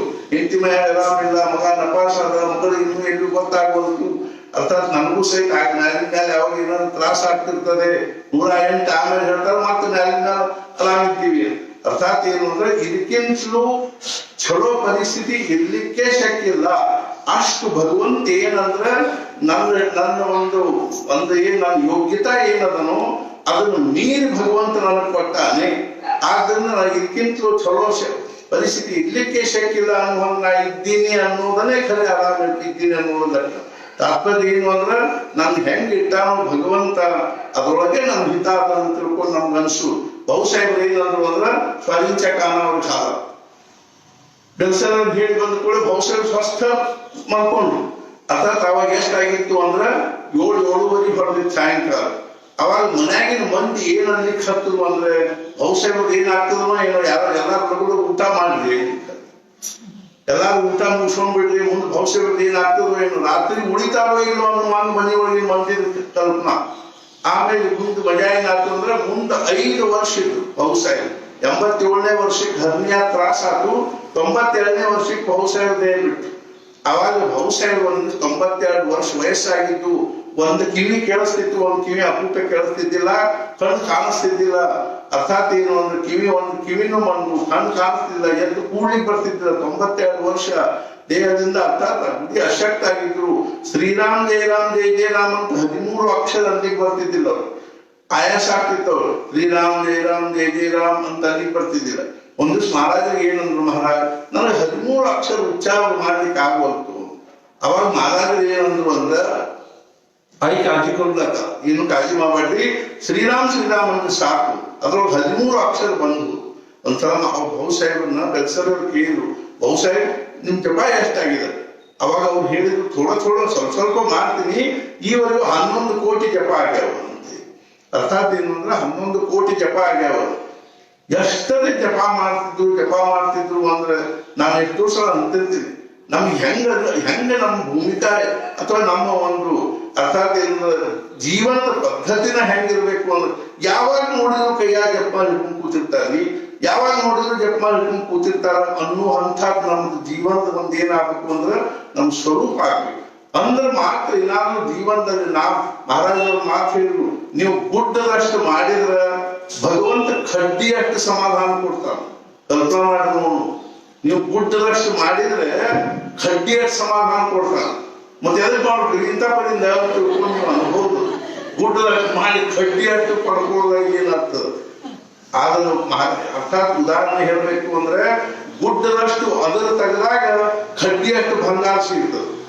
ಅದು ಹಂಗಿಲ್ಲ ಅಂದ್ರೆ ಎಂಥ ಕಿಮ್ಮತ್ತಿನ ಸಮಾಧಾನ ಕೊಡ್ತಾನೆ ಅಂತಂದ್ರೆ, ನಾವು ಗುಡ್ಡದಷ್ಟು ಮಾಡಿದ್ರೆ ಆ ಗುಡ್ಡದ ಕಿಮ್ಮತ್ತು ಒಂದೇ ಆಗ್ತದೆ, ಆ ಕಡ್ಡಿ ಕಿಮ್ಮತ್ತು ಒಂದೇ ಆಗ್ತದೆ. ಅಂಥ ಸಮಾಧಾನ ಭಗವಂತ ನಮ್ಗೆ ಕೊಡ್ತಾನೆ. ಆದ್ರೆ ನಾವು ಪರಿಶ್ರಮ ಪಡ್ಲಿಕ್ಕೆ ತಯಾರಿಲ್ಲ. ಬಹುಸಾಹೇಬರು ಏನೂ ಇಲ್ರಿ, ಅರ್ಥಾತ್ ಯಾವಾಗಲೂ ಭಗವಂತ ನಾಮಸ್ಮರಣೆ ಮಾಡ್ತಾರೆ. ಅವ್ರ ದೃಷ್ಟಿಕೋನ ವಿಲಕ್ಷಣ ಇತ್ತು. ಒಂದು ಉದಾಹರಣೆ ಹೇಳಬೇಕು ಅಂದ್ರೆ, ಈ ಮನಿ ಏನದನ್ನು ಒಂದು ಮಹಾರಾಜರದ, ನಾನು ಈ ಮನೆ ಒಳಗೆ ಇದ್ದೀನಿ, ಅರ್ಥಾತ್ ನಾನು ಒಬ್ಬ ಮಹಾರಾಜನ ಮನೆಯಾಗ ಇದ್ದೀನಿ ಅನ್ನುವಂಥ ಭಾವ ಎಷ್ಟರೇ ಗಾಢ ಆಗಿರ್ತವ್ರಿಗೆ ಅಂತಂದ್ರೆ, ಒಂದ್ ದಿವಸ ಅವತ್ತ ಪ್ರದೋಷ ಇತ್ತು, ಸತತ ಸಾಯಂಕಾಲ ಶ್ರಾವಣ ಸೋಮವಾರ ಸಾಯಂಕಾಲ ಅಭಿಷೇಕ ಮಾಡಿ ಎಲ್ಲಾರು ಊಟ ಕೂತಿದ್ರು. ಅವಾಗ ಬೆಲ್ಸರೆಯವರು ಬಹುಸಾಹೇಬ್ ಪಕ್ಕದಲ್ಲೇ ಊಟ ಕೂತಿದ್ರು. ಬೆಲ್ಸರೆಯವ್ರಿಗೆ ಎಂಥ ಭಾಗ್ಯ ನೋಡ್ರಿ, ಅವರು ಸಿಕಂದರಾಬಾದ್ನಲ್ಲಿ ಅವರು ಶ್ರೀಧರ್ ಸ್ವಾಮಿಗಳ ಕ್ಲಾಸ್ಮೇಟ್. ಅವರು ಬೆಲ್ಸರೆ ಅವರು ಶ್ರೀಧರ್ ಸ್ವಾಮಿಗಳ ಕ್ಲಾಸ್ಮೇಟ್. ಅವರು 7ನೇ ತನಕ ಕ್ಲಾಸ್ಮೇಟ್. 7ನೇ ಇಬ್ರು ಪಾಸ್ ಆದ ಬಳಿಕ ಶ್ರೀಧರ್ ಸ್ವಾಮಿಗಳು ಪುಣೆಗೆ ಬಂದು ಅನಾಥ ವಿದ್ಯಾಲಯದಲ್ಲಿ ಇದ್ದುಕೊಂಡು ಅವ್ರು ಏನ್ ಮಾಡಿದ್ರು ಅಂದ್ರೆ 8th ಕ್ಲಾಸಿಗೆ ಅಲ್ಲಿ ಹೆಸರು ಹಚ್ಚಿದ್ರು. 9th ಇದ್ದಾಗನ ಅವ್ರು ಬಿಟ್ಟು ಸಜ್ಜನಗಳಿಗೆ ಬಂದು ಸಾಧನೆ ಮಾಡಿದ್ರು. ಬೆಲ್ಸರೆ ಅವರು ಮುಂದೆ ಓದ್ಕೋತ ಹೋದ್ರು. ಇಂಟರ್ನಲ್ಲಿ ಅಂದ್ರೆ BA 1 ಫೇಲ್ ಆದ ಬೆಲ್ಸರೆ ಅವರು BA 1 ಫೇಲ್ ಆದ ಕೂಡಲೇ ಅವ್ರ ತಂದೆ ಬಹಳ ದೊಡ್ಡ ಒಂದು ಹುದ್ದೆಯಲ್ಲಿದ್ದರು, ಮನೆಯೊಳಗೆ ಎಲ್ಲಾ ದೃಷ್ಟಿಯಿಂದ ಸಂಪನ್ನಿದ್ರು. ಆಮೇಲೆ ಅವರು ಮುಂಬೈಗೆ ಕಲೀಲಿಕ್ಕಂತ ಮುಂಬೈಗೆ ಬಂದ್ರು. ಆಮೇಲೆ BA 1 ಆತು, BA 2 ಆತು. ಮುಂದೆ ಅವರು ಮಹಾರಾಜರ ಹತ್ರ ಒಂದಿಬ್ಬರು ಮಿತ್ರರ ಜೊತೆಗೆ ಮಹಾರಾಜರ ಹತ್ರ ಬಂದ್ರು. ಮಹಾರಾಜರು ಪ್ರೀತಿ ಮೇಲೆ, ಮಹಾರಾಜರು ಬೆಲ್ಸರೆ ಹುಟ್ಟಿದ್ದು 9ನೇ ಇಸ್ವಿ, ಅರ್ಥಾತ್ ಮಹಾರಾಜ ಹುಟ್ಟಿದ್ದು 13ನೇ ಇಸ್ವಿ. ಆದ್ರಿಂದ ಬೆಲ್ಸರೆ ಅವ್ರು ಹುಟ್ಟಿದ ಹೈದರಾಬಾದ್ನಲ್ಲಿ. ಅವರು ಅರ್ಥಾತ್ ಏನಂದ್ರೆ ಅವ್ರಿಗೆ ಮಹಾರಾಜರು ಭೇಟಿ ಆಗಿದ್ದಾನೆ ಅವ್ರು BA ಓದ್ತಾ ಇರುವ, MA ಓದ್ತಾ ಇರುವ. ಅರ್ಥಾತ್ ಆವಾಗ ಮಹಾರಾಜರು ನಮಸ್ಕಾರ ಮಾಡಿದ ಕೂಡಲೇ ಯಾರು ಏನು ಅಂತೆಲ್ಲ ಕೇಳೋದು. ಆ ಕೂಡಲೇ ಅವರು ನೀವು ಬಂದ್ಕೋತ ಹೋಗ್ರಿ ಅಂತ. ಅವಾಗ ಬೆಲ್ಸರೆ ನನ್ಗೆ ಹೆಂಗೆ ಯಾರ ಮನೆಗೆ ಮ್ಯಾಲಿಂದ ಹೋಗೋ ರೂಢಿ ಇಲ್ಲ ಅಂತೆ, ಆದ್ರೂ ಬಂದ್ರಿ ಅಂತೆ ಮಹಾರಾಜ. ಆಮೇಲೆ ಮತ್ತೊಂದ್ಸಲ ಹೋದಾಗ ನೀವು ಜ್ಞಾನೇಶ್ವರಿ ಹೇಳ್ರಿ, ನನಗೆ ಅದನ್ನ ಹೇಳಿ ಬರಂಗಿಲ್ಲ, ಬರೀ ಓದಿ ಅರ್ಥ ಹೇಳ್ರಿ ಅಂತೆ. ನೋಡ್ರಿ ಅಂತ ಅವಾಗಿಂದಲೂ ಶುರುವಾತರು. ಅರ್ಥಾತ್ ಏನು ಅಂದ್ರೆ ಇಷ್ಟೊಂದು ಅವಾಗಿಂದಲೂ ಬಹುಸಾಹೇಬರಿಗೂ ಸಂಪರ್ಕ ಶುರುವಾತ. ಬೆಲ್ಸರೆ ಅವರಿಗೆ ಭಾಗ್ಯ ನಿಜವಾಗ್ಲು. ಬೆಲ್ಸರೆ ಅವರು ಬಹುಸಾಹೇಬರ ಬಗ್ಗೆ ಬಹಳ ಅಂದ್ರೆ ಬಹಳ ಅವರಿಗೆ ನಾವು ಬಹುಸಾಹೇಬರ ಚರಿತ್ರೆನೂ ಬರೀಬೇಕು ಅಂತ ಮನುಷ್ಯನ ಬಹಳ ಅವ್ರ ಹೇಗೆ ಇಚ್ಛಾ ಇದ್ದಂಗ ಆಗ್ತದೆ. ಆಮೇಲೆ ಅವರು ಬಹುಸಾಹೇಬರಿಗೆ ಜೊತೆಗೆ ಯಾವಾಗಲೂ ಇರ್ತಿದ್ರು. ಅವರು ಅವತ್ತು ಶ್ರಾವಣ ಸೋಮವಾರ ಎಲ್ಲಾರು ಊಟ ಕೂತಿದ್ರು. ಬಹುಸಾಹೇಬ್ ಮೊದಲದಾಗನೇ ಬೆಲ್ಸರೆ ಅವರು ಕೂತಿದ್ರು. ಬೆಲ್ಸರೆ ಅವ್ರದ್ದು ಒಂದು ವೈಶಿಷ್ಟ್ಯ ಏನು ಅಂದ್ರೆ, ಆಧ್ಯಾತ್ಮಿಕ ವೃತ್ತಿ ಇರ್ತಕ್ಕಂಥ ಮನುಷ್ಯನ ಅವು ಭಾವಗಳು ಅವನ ಜೀವನದಲ್ಲಿ ವ್ಯಕ್ತ ಆಗದೆ ಇದಕ್ಕೇನೆ ಶಕ್ತಿ ಇಲ್ಲ. ಹೆಂಗ ಅಂತ ತಿಳ್ಕೊಂಡು ಕೇಳಿದ್ರೆ, ಬೆಲ್ಸರೆ ಅವ್ರ ಆಯುಷ್ಯದಲ್ಲಿ ಪ್ಯಾಂಟ್ ಹಾಕಿದ್ರು, ಅವ್ರು ಕಾಲೇಜ್ ಹೋಗ್ತಾರೆ, ಧೋತ್ರ ಉಟ್ಕೊಂಡು ಹೋಗ್ತಿದ್ರು. ಅರ್ಥಾತ್ ಜೀವನದ ಕಡೆಗೆ ನೋಡೋ ಅವ್ರದ್ದು ದೃಷ್ಟಿನೇ ಬೇರೆ, ಜೀವನದಲ್ಲಿ ಯಾವುದಕ್ಕೆ ಮೌಲ್ಯ ಕೊಡ್ಬೇಕು ಅನ್ನೋದ್ರ ಪ್ರಕಾರನ ಬೇರೆ ಆಗ್ತದೆ. ನಮಗ್ ಬರೀ ಹೆಂಗ್ ಚಂದ ಏನಂದ್ರೆ ನಾವು ಚಂದ ಕಾಣಿಸೋದು ಖರೇನ ಚಂದ ಕಾಣಿಸ್ತಿದ್ದಂಗಿಲ್ಲ. ಚಂದ ಕಾಣಿಸೋದ್ರ ಕಲ್ಪನಾ 108 ಇರ್ತಾವ. ಅವ್ ಹೆಂಗ ಚಂದ ಕಾಣಿಸ್ಬೇಕು ಅನ್ನೋದು ಅವ್ರವ್ರಿಗೆ ಕಲ್ಪನಾ ಬಿಟ್ಟದ ವಿಷಯ. ಏನ್ ಎಂಥ ಬಟ್ಟಿ ಅರ್ಥಾತ್ ಏನಂದ್ರೆ, ವಸ್ತ್ರೇನ ವಪುಷ ವಾಚ ವಿದ್ಯೆಯ ವಿನಯೇನ ಚ ವಕಾಲೈ ಪಂಚಬೇರಿಯವ ನರೋಯಾತಿ ಗೌರವ. ಮನುಷ್ಯನಿಗೆ ಸಮಾಜದಲ್ಲಿ ಏನಾದ್ರೂ ಗೌರವ ಮಾನ ಪ್ರತಿಷ್ಠೆ ಇದ್ರೆ ಇವು 5 ಹೆಂಗಿರ್ಬೇಕು ಅಂದ್ರೆ ಅದ್ರ ತಕ್ಕ ಇರ್ಬೇಕು. ಮೊದಲೇದು ವಸ್ತ್ರ, ಅರ್ಥಾತ್ ಒಬ್ಬ ಏನಾದ್ರು ಒಂದು ಅದ್ವೈತ ವೇದಾಂತವನ್ನು ಕುರಿತು ಭಾಷಣ ಮಾಡ್ಲಿಕ್ಕೆ ಬಂದ ನಾವು ಆ ನೀಲಿ ಬಣ್ಣದ ಪ್ಯಾಂಟ್ ಇರ್ತಾವ ನೋಡಿ ಎಲ್ಲ ಹೋಗ್ಯಾಂಗಿಲ್ಲ ಅವ್ರಿಗೆ ಇಸ್ತ್ರಿ ಬೇಕಾಗಿಲ್ಲ ತಿಂಗಳಾಂಗಟ್ಟೆ ಹಾಕೊಂಡು ನಡೆಯುವಂತಾವ್ ಇರ್ತಾವ ಎಂತಾವ್ ಅಂತಾರ ನಾವು ಆಯುಷ್ಯದಲ್ಲಿ ಪ್ಯಾಂಟ್ ಹಾಕಿಲ್ಲ ಬೂಟ್ ಹಾಕಿಲ್ಲ ಬುಷ್ ಅರ್ಥಾತ್ ಏನು ಅಂಗಿ ಹಾಕೊಂಡಿಲ್ಲ ಅಂತ ಹೊರತು ಪ್ಯಾಂಟು ಮತ್ತು ಬೂಟು ಹಾಕೊಂಡಿಲ್ಲ. ಆಮೇಲೆ ಆಯುಷ್ಯವಾಗಿ ಇದನ್ನ ಹಿಡ್ಕೊಂಡೇ ಇಲ್ಲ, ನಾನು ಓಡಿಸ್ಕೊಂಡಿರ್ತಾರ ಅದನ್ನ ಹಿಡ್ಕೊಂಡೇ ಇಲ್ಲ ಕೈಯಾಗಿ. ಅದೇನೋ ಒಂದು ಬೆಳೆದು ಬಂದ್ಬಿಡ್ತು. ನಮ್ಗೆ ಟಿವಿ ಹಚ್ಚಲಿಕ್ಕೆ ಬರಂಗಿಲ್ಲ, ಇದು ಕಂಪ್ಯೂಟರ್ದಂತೂ ಪ್ರಶ್ನೆ ಇಲ್ಲ, ಮೊಬೈಲ್ ಸಹಿತ ನಮ್ಗೆ ಹಚ್ಚಲಿಕ್ಕೆ ಬರಂಗಿಲ್ಲ. ಬರೀ ಕೆಂಪು ಕೊಟ್ಟದ್ ಒತ್ತಿದ್ ಬಂದ್ ಆಗ್ತಾರ ಅಷ್ಟೇ ಗೊತ್ತದ. ಯಾರ್ಯಾರು ಮಾತಾಡ್ಬೇಕಾದ್ರೆ ಹಚ್ಚಿ ಕೊಟ್ಟಿರ್ಬೇಕು. ನಮ್ಗೆ ಆಶ್ಚರ್ಯ ಆಗ್ತದೆ, ದನಕಾಯಿ ಹುಡುಗರು ಎಷ್ಟು ಚಂದ ಹಚ್ಚಿರ್ತಾವ ಅಂತಂದ್ರೆ ಮೊಬೈಲ್ ಹಚ್ಚದೇ ಇರೋ ಹುಡುಗರೇ ಇಲ್ಲ ಜಗತ್ತಿನೊಳಗೆ ಅನ್ನುವಂತ ಪರಿಸ್ಥಿತಿ ಜನನೇ ಇಲ್ಲ. ಇದು ಅರ್ಥ ನಾವು ಇಲ್ದವ್ರ ಪೈಕಿ ಒಬ್ರು ಆದ್ರೂ ನಮ್ಗೆ ಸಮಾಧಾನದ ದರ್ಸರಿ ಅವರು ಕಾಲೇಜ್ ಪ್ರೊಫೆಸರ್ ಇದ್ರು ಧೋತ್ರ ಉಟ್ಕೊಂಡು ಹೋಗ್ತದೆ, ಕಲೀಲಿಕ್ಕೂ ಧೋತ್ರ ಉಟ್ಕೊಂಡು ಕಾಲೇಜ್ನೊಳಗೆ ಇದ್ದಾಗ ಅವ್ರೇನ್ ಪ್ಯಾಂಟ್ ಹಾಕು ಮೊದಲಿನಿಂದ ಆ ಪ್ರವೃತ್ತಿನೇ. ಸಾಧು ಸತ್ಪುರುಷನ್ ಭೇಟಿ ಆದದ್ದು ಅಂದ್ರೆ ಅಪಾರ ಸಾಧು ಸತ್ಪುರುಷನ್ ಒಳ್ಳೆ ದೊಡ್ಡ ದೊಡ್ಡ ಮನುಷ್ಯರನ್ನ ಭೇಟಿ ಆಗಿದ್ದಾರೆ. ಅನೇಕ ಅಂತ ಪ್ರಸಂಗಗಳು ಬಡಜಿ ಬಾಪು ಅವ್ರ ಬಗ್ಗೆ ಅಂತೂ ಎಷ್ಟರೇ ಅವರಿಗೆ ಕಳ್ಕಳಿ ಇತ್ತು ಅಂದ್ರೆ ಎಷ್ಟು ಸಲ ಅವ್ರನ್ನ ಭೇಟಿ ಆಗಿದ್ದಾರೆ. ಒಳಗಿನಿಂದ ಇತ್ತು ಅಂದ್ರೆ ನಾವು ನಮ್ಮ ಪ್ರವೃತ್ತಿನ ಅರ್ಥಾಗ್ತದೆ. ಎಲ್ಲಿ ಸಾಧು ಸತ್ಪುರುಷರಿದ್ರು ಹೋಗಿ ದರ್ಶನ ಮಾಡುದು, ಸತ್ಸಂಗ ಕೇಳ್ಬೇಕು ಅನ್ಸೋದು, ಈ ರೀತಿಯಾಗಿ ಅವ್ರಿಗೆ ಏನಿತ್ತು ಅಂದ್ರೆ ಬಹುಶಃ ಸಹವಾಸದಂತೂ ಬಹಳ ಅವ್ರ ಕಾಳಜಿ. ಅವ್ರ ಮಗ್ಗಲ್ದಾಗ ಮಲ್ಕೋತಿದ್ರು. ಬಹುಶಾಹಿಗಳು ಕಾಪ್ ಮ್ಯಾನ್ ಮಲ್ಕೊಂಡ್ರೆ ದಲ್ಸರ ಮಗದಾಗ ಕೆಳಗ ಒಂದ್ ಚಾಪೆ ಹಾಕೊಂಡು ಮಲ್ಕೊಂಡಿರ್ಬೇಕು. ಇಷ್ಟೊಂದು ಅದ್ರ ಬಗ್ಗೆ ಅವ್ರಿಗೆ ಕಳ್ಕಳಿ, ಜಿಜ್ಞಾಸ, ತಳಮಳ, ಮುಮುಕ್ಷುತ ಅಷ್ಟು ಭಾವ ತುಂಬಿತ್ತು. ಅವಾಗ ಸುಮಾರಿತ್ತು ಆ ತಾತ್ಯಾ ಸಾಹೇಬ್ರ ಮನಿ ಅವ್ರ ಹೆಂಡತಿ ಅವ್ರ ಪತ್ನಿ ಇದ್ದಾರೋ ದಕ್ಷಿಣಿ ಇಟ್ಕೋತ ಒಂದು 4 ದಕ್ಷಿಣಿ. ಆ ದಕ್ಷಿಣಿಯನ್ನು ಸಹಿತ ಮಹಾರಾಷ್ಟ್ರ ಪದ್ಧತಿ ಏನಂದ್ರೆ ಒಂದ್ ಬೆಳ್ಳಿ ವಾಟಕದಾಗ ನೀರ್ ಹಾಕಿ ಅದ್ರೊಳಗೆ ದಕ್ಷಿಣಿ ಇಟ್ಕೊಂಡಿರ್ತಾರ. ಅರ್ಥಾತ್ ಏನು ಅಂದ್ರೆ ಅದು ತೊಯ್ಸಿ ಕೊಡ್ತಿರ್ತಾರ. ಮಹಾರಾಜರು ಕೇಳಿದ್ರು ದಕ್ಷಿಣಿ ತೊಯ್ಸಿ ಹಾಕಿ ಕೊಡ್ಬೇಕು. ಮಹಾರಾಜರು ಏನಂದ್ರು ಆ ದುಡ್ಡಿನೊಳಗೂ ನಮ್ಗೆ ವಾಸನ ತುಂಬಿರ್ತದೆ. ಅರ್ಥಾತ್ ಆ ದುಡ್ಡು ಕೊಡುವಾಗ ಸಹಿತ ಮನುಷ್ಯನಾಗ ಅಕಸ್ಮಾತ್ ಯಾರ್ದಾರೆ ಒಂದು ಜೋರ್ ಮಾಡಿ 4 ಕೊಡ್ತಿ 8 ಕೊಡು ಅಂತ ಯಾರೇ ಅಂದ್ರು ಅಂದ್ರ ಇವ್ರಿಗೆ ಒಳಗೆ ಒಂದ್ ನಮೂನಿ ಚಡ್ಪಡಿಕೆ ಆಗ್ತಿರ್ತದ. 8 ಕೊಡುವುದು ಹೆಂಗಪ್ಪ, 4 ಕೊಟ್ಟಿದ್ರೆ ಆಗ್ತಿತ್ತು ಅಂದ್ರ ಮ್ಯಾಲಿನ 4 ಮ್ಯಾಲ ವಾಸನೆ. ಮಹಾರಾಜರು ಏನಂದ್ರು ಅಂದ್ರ ಲಾಟ್ರಿ ಟಿಕೆಟ್ ತಗೋಬಾರ್ದು ಅಂತ ಹೇಳಿ ಒಂದ್ಸಲ. ಯಾಕೆ ತಗೋಬಾರ್ದು? ₹1 ಕೊಟ್ಟು ಲಾಟ್ರಿ ಟಿಕೆಟ್ ತಗೊಂಡು 1 ಲಕ್ಷ ಹತ್ತಿತ್ತು ನೋಡ್ರಿ. ಅವಾಗ ಯಾಕೆ ತಗೋಬಾರ್ದು? ಮಹಾರಾಜರು ಏನಂದ್ರು ಅಂದ್ರ ನಿಮ್ಗೆ 1 ಲಕ್ಷ ಹತ್ತು ಅಂತ ಹೇಳುದು. 1 ಲಕ್ಷದೊಳಗೆ ನಿಮ್ಮದು ₹1 ಇರ್ತದೆ. 99,999 ಬ್ಯಾರೆ ಅವರು ಇರ್ತಾವ. ಅವರು ಎಲ್ಲಾರು ಸಹಿತ ಏನಿರ್ತಾವಂದ್ರ ಅವ್ರೇನು ಒಂದು ಟಿಕೆಟ್ ತಗೊಂಡಿರ್ತಾರ, ಅದ್ರ ಜೊತೆಗೆ ಅವ್ರದ್ದು ವಾಸನೆ.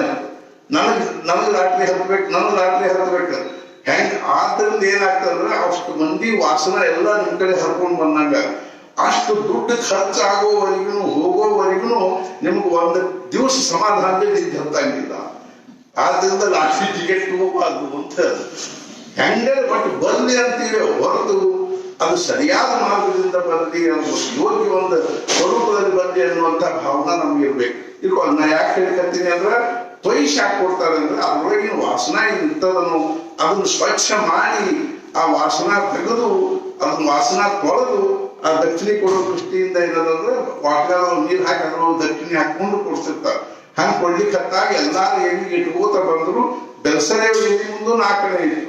ಆಮೇಲೆ ತಿರುಗಿ ಹೋಗ್ಬಿಟ್ರು. ಆ ತಾತ್ಯಾ ಸಾಹೇಬ್ರ ಪತ್ನಿ ಮನೆಯವರು ತಿರುಗಿ ಹೋಗ್ಬಿಟ್ಟು ಬಹುಸಾಹೇಬ್ರು ಕೇಳಿದ್ರು, ಕಾಗ ಮಲಕಾನ ದಕ್ಷಿಣ ಕೇಳಿದ್ರು, ನನಗ್ಯಾಕೆ ದಕ್ಷಿಣ ಇರ್ಲಿಲ್ಲ ಅಂತ. ಅವಾಗ ಅವ್ರಿಗೆ ಪಾಪ ಅವ್ರ ಮನೆ ಯಜಮಾನ್ರು ಬಹುಸಾಹೇಬ್ರು ಮತ್ತೆ ಅವ್ರ ಹೆಂಗ್ ದಕ್ಷಿಣ. ಅವಾಗ ಅವ್ರು ಏನಂದ್ರು, ಈ ಮನೆ ಯಜಮಾನ್ರು ಮಹಾರಾಜ, ನಾನು ಒಬ್ಬ ಬ್ರಾಹ್ಮಣ, ನಾನು ಒಬ್ಬ ಮಹಾರಾಜನ ಮನೆ ಒಳಗೆ ಇದ್ದೀನಿ, ಆದ್ರೆ ನನಗೂ ದಕ್ಷಿಣ ಇಡು. ನೋಡ್ರಿ ಪ್ರಸಂಗ ಸಾಧಿದ್ರು ಭಾವ ಎಷ್ಟು ಒಳಗಿನಿಂದ ಇಷ್ಟರ ಬರ್ತದನ್ನೇ ಹೊರತು ಇಲ್ಲೇ ಇದ್ದು ನಾವು ಯಜಮಾನ್ರು ಹೆಂಗಿರ್ತಾರ ನೋಡ್ತೀವಿ ನಾವು. ಏನು ಅಂದ್ರೆ ಬಗ್ಗದಾಗ ನಿಂತಿರ್ತಾರ, ಭಕ್ತರಿಕಾಯಿ ಕೊಡ್ತಿರ್ತಾರೆ, ಅವ್ರಿಗೆ ಕೊಡು ಇವ್ರಿಗೆ ಕೊಡು. ಯಾಕಂದ್ರೆ ಎಷ್ಟರೇ ಸೂಕ್ಷ್ಮ ಯಜಮಾನತಿ ಭಾವನಾ ಇರ್ತದೆ ಅಂದ್ರೆ ತುಪ್ಪ ಯಜಮಾನ್ ಹಿಂದಿನ ಬಡಿಸ್ಬೇಕು. ಯಜಮಾನತಿ ಆದ್ರಿಂದ ನಾನು ಮನೆ ಯಜಮಾನ್ತಿ ಆದ್ರಿಂದ ನಾನು ಮನೆಗೆಲ್ಲ ಅನ್ನ ಸಾರು ಪಾಪ ಬಾಕಿದವರೆಲ್ಲ ಬಡಿಸ್ತಾರೆ, ಬಿಸಿ ಬಿಸಿದು ಹೆಂಗಾದ್ರೆ ಗುದ್ದಾಡ್ಕೊಂಡು ಬಡಿಸ್ತಾರೆ. ಈ ಹೆಣ್ಮಗಳಿಗೆ ನೋವು ಮಾಡಿ ಉಟ್ಕೊಂಡು ಅಲ್ಲಿ ಚಂದಾಗಿ ನತ್ತು ಇಟ್ಕೊಂಡು ತುಪ್ಪನೂ ಸಹಿತ ಏನದ ಅದ್ರೊಳಗೆ ಎರಡು ಪ್ರಕಾರ, ಒಂದೇನದ ಅಂದ್ರೆ ಲಂಬಕೋನ ತುಪ್ಪ, ಇನ್ನೊಂದೇನಂದ್ರೆ ಅಡ್ಡಕೋನ ತುಪ್ಪ ಅಂತ ಎರಡು ಇರ್ತಾವ. ಚಮಚೆ ಅಡ್ಡ ಹಿಡಿದು ಬಡಿಸೋದು ಒಂದು, ಚಮಚೆ ಮುದ್ದು ಹಿಡಿದು ಬಡಿಸೋದು ಒಂದು.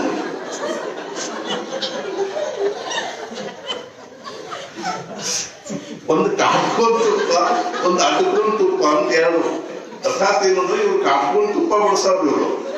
ಮತ್ತ ಅಲ್ಲಿಗೆ ಭರ್ಜರಿ ಹೀನಿ ಪಾಲಿ ಚೆನ್ನಾಗಿ ಉಟ್ಕೊಂಡು ಯಜಮಾನ್ತಿ ಭಾವದೊಳಗೆ ಬಂದು ತುಪ್ಪ ಬಡಿಸು. ಎಷ್ಟರೇ ನಾನು ನಾನು ನಾನು ಅನ್ನೋ ಭಾವ ಇರ್ತದೆ. ಆದ್ರಿಂದ ಬಹುಸಾಹೇಬರು ಅರ್ಥಾತ್ 92 ವರ್ಷ ಆಗಿದ್ದು. ಎದ್ದು ಕೂಡ್ಲಿ ಬರ್ತಿದ್ದಿಲ್ಲ, ಕಣ್ಣು ಕಾಣಿಸ್ತಿದ್ದಿಲ್ಲ, ಕಿವಿ ಕೇಳಿಸ್ತಿದ್ದಿಲ್ಲ. ಮಹಾರಾಜರು ಅವ್ರು ಸರಣಿ ಮಹಾರಾಜರು ಏನು, ಮಹಾರಾಜ್ ಇನ್ನು ನಾನು ಕರ್ಕೊಂಡು ಹೋಗ್ಲಿ ಅದು. ಅವಾಗ ಮಹಾರಾಜರು ಏನಂದ್ರು, ಕಾಯ್ ಬಹುಶಃ ತುಂಬಾ ಕಂಟಾಳ ಅಲ್ಲ, ಕಾಯ್ ನಿಮಗೆ ಬ್ಯಾಸರ ಬಂತೇನು? ಛೇ ನೈ ಅಂತ ಬ್ಯಾಸರ ಬಂದಿಲ್ಲ. ಆದ್ರೆ ಏನು ಅಂತಂದ್ರೆ ಈ ಪರಿಸ್ಥಿತಿಯೊಳಗೆ ಇದ್ದರೆ ಏನ್ ಮಾಡಿ ನಾನು ಎಷ್ಟರೇ ಅನಾನುಕೂಲ ಆಗ್ತಾ ಎಲ್ಲರಿಗೂ ಅಂತ ಅಂದ ಕೂಡಲೇ ಮಹಾರಾಜರು ಏನಂದ್ರು, ನಾವು ನಿಮ್ಮನ್ನು ಈ ಪರಿಸ್ಥಿತಿಯೊಳಗೂ ನಿಮ್ಮನ್ನು ಯಾಕೆ ಇರ್ತೀನಿ ಅಂದ್ರೆ ಇಂಥ ಪರಿಸ್ಥಿತಿಯನ್ನು ಸಮಾಧಾನ ಇರ್ಲಿಕ್ಕೆ ಬರ್ತದ ಅನ್ನೋದಕ್ಕೆ ಒಂದು ಉದಾಹರಣೆ ಇಲ್ಲಿ ಅಂತ ನಿಮ್ಮನ್ನು ಇರ್ತೀನಿ ನೋಡಿ.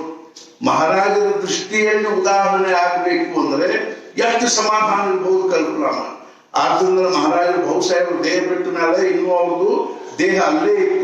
ಅವಾಗ ಮಹಾರಾಜರ ಪೇಟಿ ಮೇಲೆ ಬಂದು ಏನಂದ್ರು ಅಂದ್ರೆ, ಯಾ ಬಹುಸಾಹೇಬ ನಿಮ್ಮಲ್ಲ ಋಣಿಕೆ, ಈ ಬಹುಸಾಹೇಬ ನನ್ನ ಋಣಿ ಮಾಡಿದ್ರು. ಅರೆ ಸದ್ಗುರುಗಳು ಋಣಿ ಆದ್ರು, ಶಿಷ್ಯ ಅವನ್ನ ಋಣಿ ಮಾಡಿದ ಅಂದ್ರೆ ಏನ್ ಮಾಡಿರ್ಬೋದು ಕಲ್ಪನಾ ಮಾಡ್ರು. ಅಂದ್ರೆ ಏನ್ ಮಾಡಿದ್ರು ಅಂತಂದ್ರೆ, ಅವರು ತಮ್ಮ ಆಯುಷ್ಯದಲ್ಲಿ ಎಂದ ಮೊದಲನೇ ಸಲ ಅವ್ರು ಭೇಟಿ ಆಯ್ತು ಗೋಂದಾವಲಿಯಲ್ಲಿ, ಅವ್ರು ಇದಕ್ಕೆ ಮಸವಳಕ್ಕೆ ಹೋಗು ಮುಂದೆ ಅದ್ರ ಭೇಟಿ ಆಯ್ತು. ಅಂದಿನಿಂದ ಹಿಡ್ಕೊಂಡು ಕೊನೆ ಕ್ಷಣ ತನಕನು ಮಹಾರಾಜ ನನಗೆ ಇಂಥದ್ದೊಂದು ಬೇಕು ಅಂತ ಅವ್ರು ಕನಸಿನಾಗ ಸಹಿತ ಬಂದಿಲ್ಲ. ಮನಸ್ಸಿನಾಗಂತೂ ಇಲ್ಲೇ ಇಲ್ಲ, ಮನಸ್ಸಿನಾಗ ಸಹಿತ ಮಹಾರಾಜ ನನಗೆ ಇಂಥದ್ದೊಂದು ಆಗಬೇಕು. 9 ಜನ ಮಕ್ಕಳು, 4 ಜನ ಹೆಣ್ಮಕ್ಳು, 4 ಜನ ಗಂಡು ಮಕ್ಕಳು, 5 ಜನ ಹೆಣ್ಮಕ್ಳು, ಒಬ್ಬರು ನೌಕರಿ ಇಲ್ಲ, ಒಬ್ಬರಿಗೆ ಅರ್ಥಾತ್ ಮದುವೆ ಇಲ್ಲ. ಅದು ಪ್ರಪಂಚ ಇನ್ನೂ ಅದರ ಶಬ್ದ ಬರ್ತದ ಏನು ಅಂದ್ರೆ, ಅದನ್ನೇ ತಂಚ ಪ್ರಪಂಚ ಕಚ್ಚಾ ಹೋಗ್ತಾವ.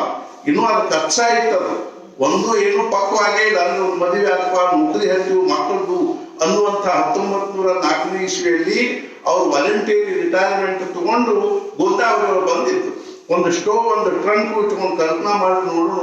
ಅರ್ಥಾತ್ ಈಗ ಒಂದು ಟ್ರೋ ಮತ್ತು ಒಂದು ಟ್ರಂಕ್ ಇಟ್ಕೊಂಡು ಒಂದು ಕೋಲೆ ಮಹಾರಾಜರು ಯಾವ ಕೋಲ್ಯಾಗ ಇರ್ಲಿಕ್ಕೆ ಹೇಳಿದ್ರು, ಆ ಕೋಲ್ಯಾಗ ಎಷ್ಟು ಸಮಾಧಾನ ಇದ್ರು ಅಂದ್ರೆ ಕಾರಣ ಏನು ಅಂದ್ರೆ, ಮಹಾರಾಜರು ಅವ್ರಿಗೆ ತಾತಾ ಸಾಹೇಬ್ ಮದುವೆ ಆದ್ಮೇಲೆ ಅವತ್ತ ರಾತ್ರಿ 11 ಗಂಟೆಗೆ ಅವ್ರನ್ನೆಲ್ಲಾರು ಕುಟುಂಬದವ್ರನ್ನ ತಮ್ಮ ಕೋಲ್ಯಾಗ ಕರೆದು ಮಹಾರಾಜರು ಏನಂದ್ರು, ಬಹುಸಾಹೇಬ್ ಇನ್ನು ಮುಂದೆ ಈ ಮಕ್ಕಳದ್ದು ಏನು ಚಿಂತೆ ಮಾಡ್ಬೇಡ್ರಿ.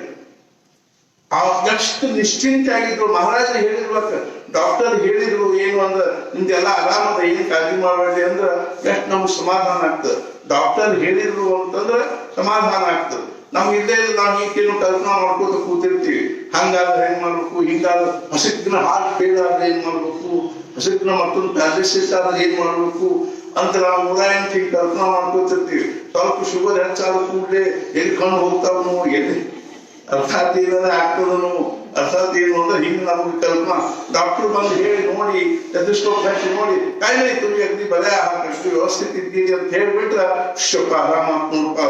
ಒಬ್ಬ ಸಾಮಾನ್ಯ ಡಾಕ್ಟರು ಹೇಳಿದ್ರೆ ನಮ್ಗೆ ಎಷ್ಟು ಸಮಾಧಾನ ಆಗ್ತದೆ. ಸದ್ಗುರುಗಳು ಹೇಳಿದ್ರೆ ಏನಾಗ್ಲಿಕ್ಕೆ ಕಲ್ಪನಾ. ಮಹಾರಾಜ್ ಹೇಳಿದ್ರು, ಈ ಮಕ್ಕಳದ್ದು ಏನೂ ಚಿಂತೆ ಮಾಡಬೇಡ್ರಿ, ಆ ಮಕ್ಕಳದ ಸಂಪೂರ್ಣ ಜವಾಬ್ದಾರಿ ನನಗದ ಅಂತ ಮಹಾರಾಜ್ ಹೇಳಿ. ಆಮೇಲೆ ದರ್ಶಕರು ಒಂದ್ಸಲ ಅವ್ರು ಕೇಳಿ, ಬಹುಶಃ ನೀವು 1904ನೇ ಇಸ್ವಿಯಲ್ಲಿ ಹೋಗಿ 13ನೇ ಇಸ್ವಿ ತನಕ ಇದ್ರಿ, 9 ವರ್ಷ ಗೋಂದಾವಲಿಯಲ್ಲಿ ಏನಲ್ಲಿ ಅನುಕೂಲತೆ ಅಂತ ಹೇಳಿ, ಒಂದು ನೀರಿನ ಅನುಕೂಲ ಇಲ್ಲ, ಒಂದು ಎಲ್ಲರದ್ದು ದೀಪದ ಅನುಕೂಲ ಇಲ್ಲ, ಮನಿ ಅಂದ್ರೆ ಸಾಧಾರಣ ಒಂದು ಸಣ್ಣ ಕೋಲಿ ಅಂತದ್ದಾಗ ಇವ್ರು 5-6 ಮಂದಿ ಇರೋರು. ಅರ್ಥಾತ್ ಏನು ಅಂತಂದ್ರೆ ಹಿಂಗ ಪರಿಸ್ಥಿತಿ ಇದ್ದಾಗ ಒಂದು ದಿವಸ ಅವರಿಗೆ ತಮ್ಮ ಪರಿಸ್ಥಿತಿ ಬಗ್ಗೆ ಅವ್ರ ಮನುಷ್ಯನ ಕಿಂಚಿತ್ತು ಇದು ಬರಲಿಲ್ಲ. ಅರ್ಥಾತ್ ಏನು ಈಗ ನಾವು ನೋಡ್ತೀವಿ, ಎಷ್ಟೋ ಆಶ್ರಮಗಳಲ್ಲಿ ಎಷ್ಟೊಂದು ಅಗದಿ ಎಲ್ಲ ಸುಸಜ್ಜಿತವಾಗಿರ್ತಕ್ಕಂಥದ್ದಿರ್ತದೆ. ಇಲ್ಲಿ ಎಷ್ಟು ಅನಾನುಕೂಲಗಳವ, ಎಷ್ಟಿದು ಅವ, ಆದ್ರೂ ಸಹಿತ ನಾವು ಮಹಾರಾಜರ ಸಾನ್ನಿಧ್ಯದಲ್ಲಿ ಇದ್ದೀವಿ ಅನ್ನುವಂತ ಭಾವನೆಯಿಂದ ಎಷ್ಟೋ ಮನಸ್ಸಿಗೆ ಸಮಾಧಾನ. ಆದ್ರೂ ಒಂದು ದಿವಸ ಅದ್ರ ಬಗ್ಗೆ ಅವ್ರಿಗೆ ಏನಿಲ್ಲ ಅಂದ್ರೆ ತಕರಾರಿಲ್ಲ. ಮುಂದೆ ಮಹಾರಾಜರು ಅವ್ರಿಗೆ ಏನಂದ್ರು ಬಹುಶಃ ನನ್ನ ಪಶ್ಚಾತ್ 12 ವರ್ಷ ಇಲ್ಲೇ ಇದೆ. ಬಹುಸಾಹೇಬ್ರಿಗೆ ಹಂಗಾರೆ ಏನಪ್ಪಾ ಅಂದ್ರೆ ಅವ್ರು ಏನ್ ಕಲ್ತಿದ್ದಿಲ್ಲ ಬಿಟ್ಟಿದ್ದಿಲ್ಲ, ಏನ್ ಬಿಡು ಅವ್ರಿಗೇನು ಅದ್ರದ್ದೇನು ಇದು ಇಲ್ಲ. ಅರ್ಥಾತ್ ಇಂಜಿನಿಯರ್ ಆಗಿ ರಿಟೈರ್ ಆಗಿರೋ ಮನುಷ್ಯ, ಅವ್ರಿಗೇನ್ ಶಿಕ್ಷಣ ಮಹತ್ವ ಗೊತ್ತಿದ್ದಿಲ್ಲ ಅಥವಾ ತಮ್ಮ ಭವಿಷ್ಯದ ಬಗ್ಗೆ ಅಥವಾ ಈಗ ನಾನು ಭವಿಷ್ಯದಲ್ಲಿ ನಾನು ಒಳ್ಳೆ ಆಯುಷ್ಯ ಆರಾಮದಲ್ಲಿರ್ಬೇಕು ಸುಖವಾಗಿರ್ಬೇಕು ಅನ್ನೋ ಕಲ್ಪನಾ ಮಾಡ್ಲಿಕ್ಕೆ ಶಕ್ತಿ ಇದ್ದಿದ್ದಿಲ್ಲ ಅಂತ ತಿಳ್ಕೊಂಡದ ಇಲ್ಲಿ. ಅದು ಶಕ್ತಿ ಇತ್ತು ಅವ್ರಿಗೆ, ಅದರ ದೃಷ್ಟಿಯಿಂದ ಏನು ಇದ್ದಿದ್ದಿಲ್ಲ. ಆಮೇಲೆ ಏನು ಅಂದ್ರೆ ಎಷ್ಟು ಶಾಂತ ಇದ್ರು, ಎಷ್ಟು ಸಾತ್ವಿಕ ಇದ್ರು ಅಂತ ಅದೇನ್ ಒಂದ ಜನ್ಮದಿರಂಗಿರ್ಲಿ, ಎಷ್ಟೋ ಜನ್ಮದಲ್ಲಿ ಬಹಳಷ್ಟು ಸಾಧನೆ ಮಾಡಿ ಬಂದವ್ರು ಇರ್ತಾರೆ. ಆದ್ರೆ ಈ ಜನ್ಮದಲ್ಲಿ ಅವ್ರ ಲಕ್ಷಣ ನೋಡಿದ್ರೆ ನಮಗೊಂದು ಆದರ್ಶ ಅನಿಸ್ತದೆ. ಆಮೇಲೆ 12 ವರ್ಷ ಗೋಂದಾವಳಿ ಒಳಗನ ಇದ್ರು. ಅದ್ರ 21 ವರ್ಷ ಗೋಂದಾವಳಿ ಒಳಗೆ ಇದ್ರು ಅವ್ರಿಗೆ ತಮ್ಮ ಪ್ರಪಂಚ ಒಳಗೆ ಎಲ್ಲರ ಬಗ್ಗೆನೂ ತಕರಾರು ಬರಲಿ. ಆದ್ರಿಂದ ಇಂಥದ್ದೊಂದು ಬೇಕು ಅಂತಿಲ್ಲ. ಅವ್ರ ಬಗ್ಗೆ ಹಿಡ್ಕೋದ್ ಕೂತ ಮಧ್ಯಾಹ್ನವರೆಗೂ ಅದನ್ನ ಹೇಳಲಾಗ್ತದೆ. ಅರ್ಥಾತ್ ಏನು ಅಂದ್ರೆ ಅವರಿಗೆ ಮಹಾರಾಜರು ದರ್ಶನ ಅವರು ಕೇಳಿದ್ರು. ಅರ್ಥಾತ್ ಏನು ಅಂದ್ರೆ ಬಹುಶಃ ನಿಮ್ಗೆ ಚಿಂತೆ ಅನಿಸೋದಿಲ್ಲ, ಕಾಳಜಿ ಅನಿಸಲಿಲ್ಲ ಏನು ಅಂತ. ಅವಾಗ ಅವ್ರು ಏನಂದ್ರು, ಕೇಶವರಾವ್, ಯಾರು ನಾವು ಅನಂತ ಕೋಟಿ ಬ್ರಹ್ಮಾಂಡ ನಾಯಕ ರಾಜಾಧಿರಾಜ ಅಂತೀವೋ ಅಂಥ ಮಹಾರಾಜರು ತಮ್ಮ ಬಾಯಿಲೇ ಏನ್ ಹೇಳಿದ್ರು ಅಂದ್ರ, ನಿನ್ನ ಮಕ್ಕಳ ಬಗ್ಗೆ ಏನು ಚಿಂತೆ ಮಾಡಬೇಡ, ನಾನು ನಿನ್ನ ಮಕ್ಕಳ ಜವಾಬ್ದಾರಿ ನಾನು ತಗೊಂಡಿದ್ದೀನಿ ಅಂತ ಹೇಳಿದಾಗ ನಾನು ಯಾಕೆ ಚಿಂತೆ ಮಾಡಲಿ, ಹಿಂಗ್ ಸ್ವಸ್ಥ ಇದ್ರು ತಾತ್ಪರ್ಯ ಏನು ಅಂತ ತಿಳ್ಕೊಂಡು ಆ ಭಾವಸಾಹೇಬರು ದೇಹ ಬಿಟ್ಟಾಗ ಮಹಾರಾಜರು ಪೇಟಿನ ಬಂದು ಏನಂತ ಆ ಭಾವಸಾಹೇಬರು ನಿಮ್ಮೆಲ್ಲ ಋಣಿ ಕೇಳಿ, ಈ ಭಾವಸಾಹೇಬರು ನನ್ನ ಋಣಿ ಮಾಡಿದ್ರು. ತಾತ್ಪರ್ಯ ಏನು ಅಂದ್ರೆ ಭಗವಂತನ ಒಂದು ದರ್ಶನದ ಒಂದು ಕಲಿ ಡೈಮೆನ್ಷನ್ ಅಂದ್ರೆ ಪರಮೋಚ್ಚ ಡೈಮೆನ್ಷನ್ ಏನು ಅಂದ್ರೆ ಈ ವಿಶ್ವದಲ್ಲಿ ನಡೀತಕ್ಕಂತಹ ಪ್ರತಿಯೊಂದು ಬಾಯಿಗೆ ಅನ್ನೋದಲ್ರಿ, ಒಳಗಿನಿಂದ ಅನಿಸಿ ಏನು ಅನಿಸಬೇಕು ಅಂದ್ರೆ ಸಮಾಧಾನ. ಈ ವಿಶ್ವದಲ್ಲಿ ನಡೀತಕ್ಕಂತಹ ಪ್ರತಿಯೊಂದು ಘಟನಾದ ಹಿಂದ ಈಶ್ವರಿ ಸತ್ತ ಕಾರ್ಯ ಮಾಡ್ಲಿಕ್ಕತ್ತೇವೆ. ನಾವು ಇವತ್ತು 60 ಜನರು ಕಲ್ಪನಾ ಮಾಡಿ ನೋಡುವ ಅದ್ರ ಮುನ್ನ ನಾವು ಹೇಳೋ ಮುನ್ನಾ ದಿವಸ ನಿಮ್ ತಲೆಯಾಗಲೇ ಇತ್ತ ವಿಷಯ. ನಾವು ನಾಳೆ ಏನದನೋ ಅರ್ಥಾತ್ ನಾವು ಹೆಬ್ಬಳ್ಳಿಗೆ ಹೋಗ್ಬೇಕಾಗ್ತದೆ, ಹೆಬ್ಬಳ್ಳಿಯಾಗ ಅರ್ಥಾತ್ ಹೆಬ್ಬಳ್ಳಿಯಾಗಿ ಇರುವಂತಹ ಒಂದು ಪ್ರಸಂಗ ನಮಗೆ ಪ್ರಾಪ್ತ ಆಗಿದೆ, ನಮ್ಮ ಜೀವನದೊಳಗೆ ಒಂದು ವಿಲಕ್ಷಣವಾಗಿರ್ತಕ್ಕಂಥ ನಮ್ಮ ಭಾಗ್ಯದ ಅನ್ನುವಂಥದ್ದು ನಾವು ಕಲ್ಪನಾಲೆ ಮಾಡ್ಲಿಕ್ಕೆ ಶಕ್ತಿ ಇರುತ್ತೆ. ಇದರಿಂದ ಅವ್ರು ಏನೋ ಒಂದು ಸತ್ತ ಕಾರ್ಯ ಮಾಡ್ಲಿಕ್ಕೆ ಅವ್ರ ಸಂಕಲ್ಪದ ಈ ಏನ್ ನಡೀಲಿಕ್ಕೆ ಹತ್ತಿದ ಅದೆಲ್ಲ ಅವ್ರ ಸಂಕಲ್ಪದಿಂದ ನಡೀಲಿಕ್ಕೆ ಹತ್ತಿದ ಅನ್ನುವಂತ ಅಂತ ಅನಿಸಿ ಸಮಾಧಾನ ಅನಿಸೋದಕ್ಕೆ ಏನಂತ ಅಂದ್ರೆ ಭಗವಂತನ ದರ್ಶನ. ಎದರ ಬಗ್ಗೆನೂ ಅವ್ನಿಗೆ ಚಿಂತಿಲ್ಲ, ಕಾಳಜಿ ಇಲ್ಲ, ತಳಮಳ ಇಲ್ಲ. ಅರ್ಥಾತ್ ಏನು ಅಂದ್ರೆ ಏನ್ ಆಗ್ಲಿಕ್ಕೆ ಹತ್ತಿದನು ಇವತ್ತು ಮಧ್ಯಾಹ್ನದಾಗ ನಮ್ಮ ಊಟಕ್ಕೆ ಏನು ನಮ್ಮ ತಾಟಿನಾಗ ಬರ್ತದ ಅನ್ನೋದು ಸಹಿತ ಅವ್ರ ಸಂಕಲ್ಪ. ಅವ್ರು ಏನು ಅರ್ಥಾತ್ ಏನು ಏನ್ ತಾಟಿನಾಗ ಹಾಕ್ತಾರನು ಅದು ಮಹಾರಾಜರ ಇಚ್ಛಾ, ಏನಿದೆ ನಡೀತದನು ಅದು ಮಹಾರಾಜರ ಇಚ್ಛಾ, ನಮ್ಗೆ ಅದರಿಂದ ಏನು ಅನುಕೂಲ ಅನಾನುಕೂಲ ಆಗ್ತಾವನು ಅದು ಅವ್ರ ಇಚ್ಛಾ ಅಂತ ಸಮಾಧಾನ ಮಾಡಿಕೊಳ್ಳಿಕ್ ಬರೋದೇ ಭಗವಂತನ ದರ್ಶನ. ಇನ್ನೊಂದು ಚೂರೊಳಗೆ ಇನ್ನೊಂದು ದರ್ಶನದ ಬಗ್ಗೆ ಹೇಳ್ತೀವಿ. ಮೊದಲನೇ ದರ್ಶನ ಏನು ಅಂದ್ರೆ ಮೂರ್ತಿಯಲ್ಲಿ ಭಗವಂತನ ದರ್ಶನ ಆಗುತ್ತೆ, ಭಗವಂತನೇ ಅನ್ಸೋದು. ಮೂರ್ತಿ ನೋಡಿಕೊಳ್ಳಿ ನಾವು ಏನಂತೀವಿ, ನಮ್ಮ ದೃಷ್ಟಿ ಹಂಗೆ ಹಿಂಗಿರ್ತಾವ ಅಲ್ರಿ, ಸಂಗಮವಲ್ಲಿ ಮೂರ್ತಿ ಏನ್ರಿ ಅದಕ್ಕೆ ಅಲ್ರಿ ಸಾಕ್ಷಾತ್ ರಾಮ. ಅವ್ನು ಸಂಗಮವಲ್ಲಿ ಶನಿಕೇರಿ ಅನ್ಕೋತ ಕೂತ್ರೆ ಅರ್ಥಾತ್ ಏನು ಅಂದ್ರೆ ರಾಮನ ದರ್ಶನ ಮಾಡ್ಬೇಕು. ಆ ಮೂರ್ತಿ ಒಳಗೆ ನಮ್ಗೆ ಭಗವಂತನ ಅನ್ಸ್ಬೇಕು. ಮಹಾರಾಜ ಹೇಳ್ತಿದ್ರು, ರಾಮ ನಿಂತಾರ ನೋಡ್ರಿ, ಸಾಕ್ಷಾತ್ ರಾಮ ನಿಂತಾರ, ಅವ್ನ್ ಹೋಗಿ ನಮಸ್ಕಾರ ಮಾಡ್ರಿ, ಮುಂಚೆ ರಾಮನಿಗೆ ನಮಸ್ಕಾರ ಮಾಡ್ರಿ, ಆಮೇಲೆ ಬಂದು ನಮ್ಗೆ ನಮಸ್ಕಾರ ಮಾಡ್ರಿ ಅಂತೀರು. ಅಂದ್ರೆ ಪ್ರತ್ಯಕ್ಷ ರಾಮನೇ ಅಂತ ಅನ್ಸೋದು. ಮೂರ್ತಿ ನೋಡಿಕೊಳ್ಳಿ ಸಾಕ್ಷಾತ್ ಭಗವಂತನ ಅಂತ ಅನ್ಸೋದು ಮೊದಲನೇ ದರ್ಶನ ಲಕ್ಷಣ. ಆಮೇಲೆ ಎರಡನೇದೇನು ಅಂದ್ರ ಸತ್ಪುರುಷರಲ್ಲಿ ಭಗವಂತನ ದರ್ಶನ ಆಗೋದು ಎರಡನೇ. ಸಾಧು ಸತ್ಪುರುಷ ನಿನ್ನೆ ನಾನೊಂದು ಉದಾಹರಣೆ ಅರ್ಥಾತ್ ಏನು ಅಂತಂದ್ರ ಓದಿಗೆ ಏನು ಒಂದು ಮಹಾರಾಜರ ಚರಿತ್ರೆ ಒಳಗೆ ಮಹಾರಾಜರು ಪಂಢರಪುರದ ಇದ್ದಾಗ ಒಂದ್ ದಿವ್ಸ ಒಬ್ಬ ಸನ್ಯಾಸಿ ಮಹಾರಾಜ ದರ್ಶನಕ್ಕೆ ಬಂದ. ಆ ಸನ್ಯಾಸಿ ಪೂರ್ವಾಶ್ರಮದಲ್ಲಿ ಅವನು ಸರಿ ಇದ್ದಿದ್ದಿಲ್ಲ. ಅರ್ಥಾತ್ ಏನು ಅಂತಂದ್ರೆ ಅವನು ಅನೇಕ ಒಂದೇನಿದ್ದು ಒಂದು ದೋಷ ದೌರ್ಬಲ್ಯಗಳಿದ್ದು ಆ ಒಂದು ಸನ್ಯಾಸಿ ವಸ್ತ್ರ ಹಾಕೊಂಡಿದ್ದಷ್ಟ ಅವನು ಮಹಾರಾಜ ದರ್ಶನಕ್ಕೂ ಭೇಟಿ ಬರ್ಲಿಕ್ಕೆ ಹತ್ತಿದ್ದ. ಮಹಾರಾಜರು ಒಬ್ಬರು ಸನ್ಯಾಸಿಗಳು ಭೇಟಿ ಬರ್ಲಿಕ್ಕೆ ಹಚ್ಚಾರಂದಾಗ ರಸ್ತೆದಾಗ ಬಂದು ನಿಂತಿದ್ರು. ರಸ್ತೆದಾಗ ಬಂದು ನಿಂತಿದ್ರು ಅಷ್ಟ ಅಲ್ಲದೆ ನಿನ್ನ ಅದನ್ನು ಓದಿದಾಗ ನಮ್ಗೆ ಎಷ್ಟಿದ್ರು ಅಂತ. ಆಮೇಲೆ ಬಹುಸಾಹೇಬರ ಜೊತೆಗೆ ಇದ್ರು, ಬೆಲ್ಸರವರು ಬಹುಸಾಹೇಬರನ್ನೇ ಕೇಳಿದ್ರು ಆ ಸಂದರ್ಭದ ಬಗ್ಗೆ.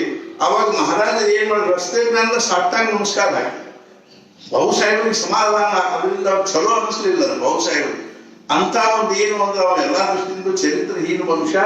ಅವ್ನಿಗೆ ಎಷ್ಟಂತ ಮಹಾರಾಜ ಸಾಷ್ಟಾಂಗ ನಮಸ್ಕಾರ ಹಾಕಿದ್ರು.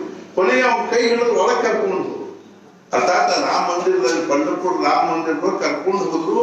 ಬಹುಸಾಹೇಬರು ಮಹಾರಾಜರ ಮಕ್ಕಳಿಗೆ ಇದ್ರು. ಅವ್ ಮಹಾರಾಜರು ಅವ್ರಿಗೆ ಬಹುಸಾಹೇಬರು ಕಿವ್ಯಾಗ ಏನು ಬಹುಸಾಹೇಬ್ ಅವ್ರು ವಸ್ತ್ರಕ್ಕಾದ್ರೂ ನಾವು ಮರ್ಯಾದೆ ಕೊಡ್ಬೇಕು. ಅವ್ ಕಾಷಾಯ ವಸ್ತ್ರ ಧಾರಣೆ ಮಾಡಿರಲ್ಲ, ನಾವು ಅದಕ್ಕಾದ್ರೂ ನಾವು ಏನ್ ಮಾಡ್ಬೇಕು ಅಂದ್ರೆ ಮರ್ಯಾದೆ ಕೊಡ್ಬೇಕು. ಅದ್ರ ಕಡೆ ನೋಡ್ಬಾರ್ದು, ಆ ವ್ಯಕ್ತಿಯ ಕಡೆ ನೋಡ್ಬಾರ್ದು, ಅವ್ನು ಯಾವ ಭಾವದಲ್ಲಿ ಬಂದಿದ್ದಾನೆ ಅದ್ರ ಕಡೆ ನೋಡ್ಬೇಕು. ಅರ್ಥಾತ್ ಎಷ್ಟೊಂದು ಅರ್ಥಾತ್ ಏನು ಅಂದ್ರೆ ಮಹಾರಾಜರಿಗೆ ಆ ಸತ್ಪುರುಷರಲ್ಲಿ ಭಗವಂತನ ದರ್ಶನ ಆಗೋದೇ. ಸತ್ಪುರುಷ ನೋಡಿದ ಕೂಡಲೇ ಆ ಸತ್ಪುರುಷ ರೂಪದಲ್ಲಿ ಭಗವಂತನೇ ಇದ್ದಾನೆ. ನಾವು ಒಂದ್ಸಲ ಅಯೋಧ್ಯ 10 ದಿವಸ ಇದ್ದೆ. ಆ ರಾಮನವಮಿ ಉತ್ಸವದ ಸಂದರ್ಭದಲ್ಲಿ 10 ದಿವಸ ಇದ್ದೆ. ಅವಾಗ ಅಯ್ಯವ್ವ ಕುಲಕರ್ಣಿ ಅಂತೆಲ್ಲ ಇದ್ರಾಗ ಅವ್ರ ಜೊತೆಗಿದ್ದು ನಾನು. ಅವಾಗ ರಾಮ ಮಂದಿರದ ಎದುರಿಗೆ ಕಾಳಾರಾಮ ಮಂದಿರದ ಎದುರಿಗೆ ಒಬ್ಬ ದೊಡ್ಡ ಶೇಡ್ಜಿ ಅರ್ಥಾತ್ 9 ದಿವಸ ಅವ ಏನ್ ಮಾಡಿದ್ದ ಅಂದ್ರೆ ಅಖಂಡ ಅಂದ್ರೆ ಏನು ಅಂತಂದ್ರೆ ಅನ್ನದಾನ. 24 ತಾಸು ಏನು ಅಂದ್ರೆ ಅನ್ನದಾನ, ಇಚ್ಛಾ ಭೋಜನ ಐತಿ. ಅದು ಬರೀ 24 ತಾಸು ಅನ್ನ ಸಾರು ಅಲ್ರಿ, ಇಚ್ಛಾ ಭೋಜನ. ಯಾರಿಗೆ ಏನ್ ಇಚ್ಛಾ ಅದನೋ ಅವ್ನು ಕನಿಷ್ಠ ಒಂದು 20-25 ಪ್ರಕಾರದ್ದು ಏನ್ ಮಾಡಿಸಿಟ್ಟಿದ್ದ ಅಂದ್ರೆ ಪಕ್ವಾನ. ನಮಗ್ ಕಲ್ಪನಾ ಇದ್ರಿ, ನಮ್ಗೆಲ್ಲ ಹಂಗೆಲ್ಲ ಮಾಡೋದು ನಮ್ಗೆ ಕಲ್ಪನಾನ ಬರಂಗಿಲ್ಲ. ನಾ ಎಷ್ಟೋ ಮಂದಿ ಬಾಯಲ್ಲಿ ಏನ್ ಕೇಳಿನಿ ಅಂದ್ರ, ಅರೆ हम लोग आज इस बार जो है ना हम प्रयाग में जाएंगे और हम 50 लाख उड़ा देंगे ಅಂತಾರ ಶೇಡ್ಜಿಗಳು, ದೊಡ್ಡ ದೊಡ್ಡ ಶೇಡ್ಜಿ. ಅವ್ರಗಳಿಗೆ ಖುಷಿ ಅದು. ನಾವು ಈಗ ಪ್ರಯಾಗಕ್ಕೆ ಹೋಗ್ತೀವಿ, ಹರಿದ್ವಾರಕ್ಕೆ ಹೋಗ್ತೀವಿ, ಸಲ ಕುಂಭದಲ್ಲೇ 50 लाख उड़ा देंगे ಅರ್ಥ ಏನು ಅಂದ್ರೆ ಅನ್ನದಾನ ಮಾಡ್ತೀವಿ, ಖರ್ಚು ಮಾಡ್ತೀವಿ. ನಾವು 50 रुपये उड़ाने के लिए हमारा जीव ही उड़ जाता है. ಒಂದು 50 ರೂಪಾಯಿ ನಾವು ಏನಾದ್ರು ಕೊಡ್ಬೇಕು ಅಂದ್ರೆ ನಮ್ ಜೀವನ ಹೋದಂಗ ಆಗ್ತದೆ. ಒಳಗೆ ಏನು ಚಳಪಡಿಕೆ. ಇವತ್ತು ನಿನ್ನೆ ಮನೆ ಮಜಾ ಏನಾಯ್ತು ಅಂದ್ರೆ ಒಂದ್ 3 ಮಂದಿ ಸಾಧುಗಳು ಬಂದ್ರೆ ಬಂದು ನಾನು ಉಪಾಸನ ಮಾಡ್ಲಿಕ್ಕತ್ತಿದ್ದೆ. ಅದು ಬಂದು ಕೂಡ ಅವ್ರು ಉಪಾಸನ ಮಾಡ್ಲಿಕ್ಕತ್ತಾರ. 3 ಜನರು ನಾನು ಹೋದ ಕೂಡ ಅವ್ರು 3 ಮಂದಿ ಉತ್ತರ ಭಾರತದ ಸಾಧುಗಳು. ಅದ್ರಾಗ ಒಬ್ಬ ನಾಗ ಇದ್ದ, ಅವನಿದ್ರು, ಅವ್ರ ಶಿಷ್ಯರಿದ್ರು, ಯಾರ ಇರ್ಬೋದ್ರಕ್ಕ. ಆಮೇಲೆ ನಾವು ಅವ್ರಿಗೆಲ್ಲರಿಗೂ ಏನದ ಒಂದೊಂದು ಶಾಲು, ಇಂಥವ ಶಾಲು ತರಿಸಿ ಅವ್ರಿಗೆ ಬಗ್ಸಿದೆ. 3 ಮಂದಿಗೂ 1,000 ರೂಪಾಯಿ ಕೊಡಪ್ಪ ಅಂತ ಹೇಳಿ ಒಂದು ಗಾಡಿ ತಗೊಂಡ್ಬಂದಿದ್ರು, ಪೊಲೀಸ್ ಟೈಪ್ ಗಾಡಿ ತಗೊಂಡ್ಬಂದಿದ್ರು. ಆಮೇಲೆ ಅವ್ರಿಗೆ 3 ಮಂದಿಗೂ 1,000 ರೂಪಾಯಿ ಕೊಡ್ಸಿದ್ರು. ಅವ್ರೇನು ಆಮೇಲೆ ಅವ್ನು ಸಾಧು, ಮುಖ್ಯ ಸಾಧು ಏನಿದ್ದಾವ ಏನೇನೋ ಹೇಳಿಕತ್ತ, ನಮ್ಗೆ ಅಲ್ಲಿ ಮಠ ಅದ, ಈ ಮಠ ಅದ, ಹರಿದ್ವಾರ ಅದು ಇದು ಎಲ್ಲ ಹೇಳಿ ಅಚ್ಚಿ ಬಾತ್ ಅಂತ ಹೇಳಿದೆ. ಕೊನೆಗೆ ಅವ್ನು ಹಿಂದಿಯಲ್ಲೇ ಮಾತಾಡ್ತಿದ್ದ. ಕೊನೆಗೆ ಅವ್ನು ಏನಂದ, ನಮ್ದು ಡೀಸೆಲ್ ಅದೇ ಡೀಸೆಲ್ ಖರ್ಚು ಕೊಡ್ರಿ ಅಂತ. ನಾವು ಹರಿದ್ವಾರಕ್ಕೆ ಹೋಗ್ಬೇಕೀಗ ಡೀಸೆಲ್ ಖರ್ಚು ಕೊಡ್ರಿ. ನಾ ಅಂದ್ರೆ ಡೀಸೆಲ್ ಹಾಕಿಸ್ಕೊಡ್ತೀನಿ, ತುಂಬಿಸ್ಕೊಡ್ತೀನಿ, ತಗೊಂಡು ಹೋಗ್ರಿ ಅಂತ ಹೇಳಿ. ಇಲ್ಲ ನಮ್ಗೆ ಮತ್ತೆ ಮುಂದೆ ನಮ್ಗೆ ಅನಾನುಕೂಲ ಆಗ್ತದ, ಡೀಸೆಲ್ ಖರ್ಚು ಕೊಡ್ರಿ ಅಂತ. ಅವ್ನ ವಿಚಾರ ಏನಿತ್ತು ಅಂದ್ರೆ ಹರಿದ್ವಾರ ತನಕ ಡೀಸೆಲ್ ಖರ್ಚು ಕೊಡ್ರಿ ಅಂತ. ಆಮೇಲೆ ನಾನಂದೇ ಅಲ್ಲಿ ಬೇಕಾದ್ರೆ ಹಾಕಿಸ್ಕೊಡ್ತೀನಿ, ಒಂದು 10 ಲೀಟರ್ ಕ್ಯಾನ್ ಕೊಡಿಸ್ತೀನಿ, ನಮ್ಮಲ್ಲಿ ಡೀಸೆಲ್ ಇಟ್ಟಿರ್ತಾರ ಅಂತ ಹೇಳಿದೆ.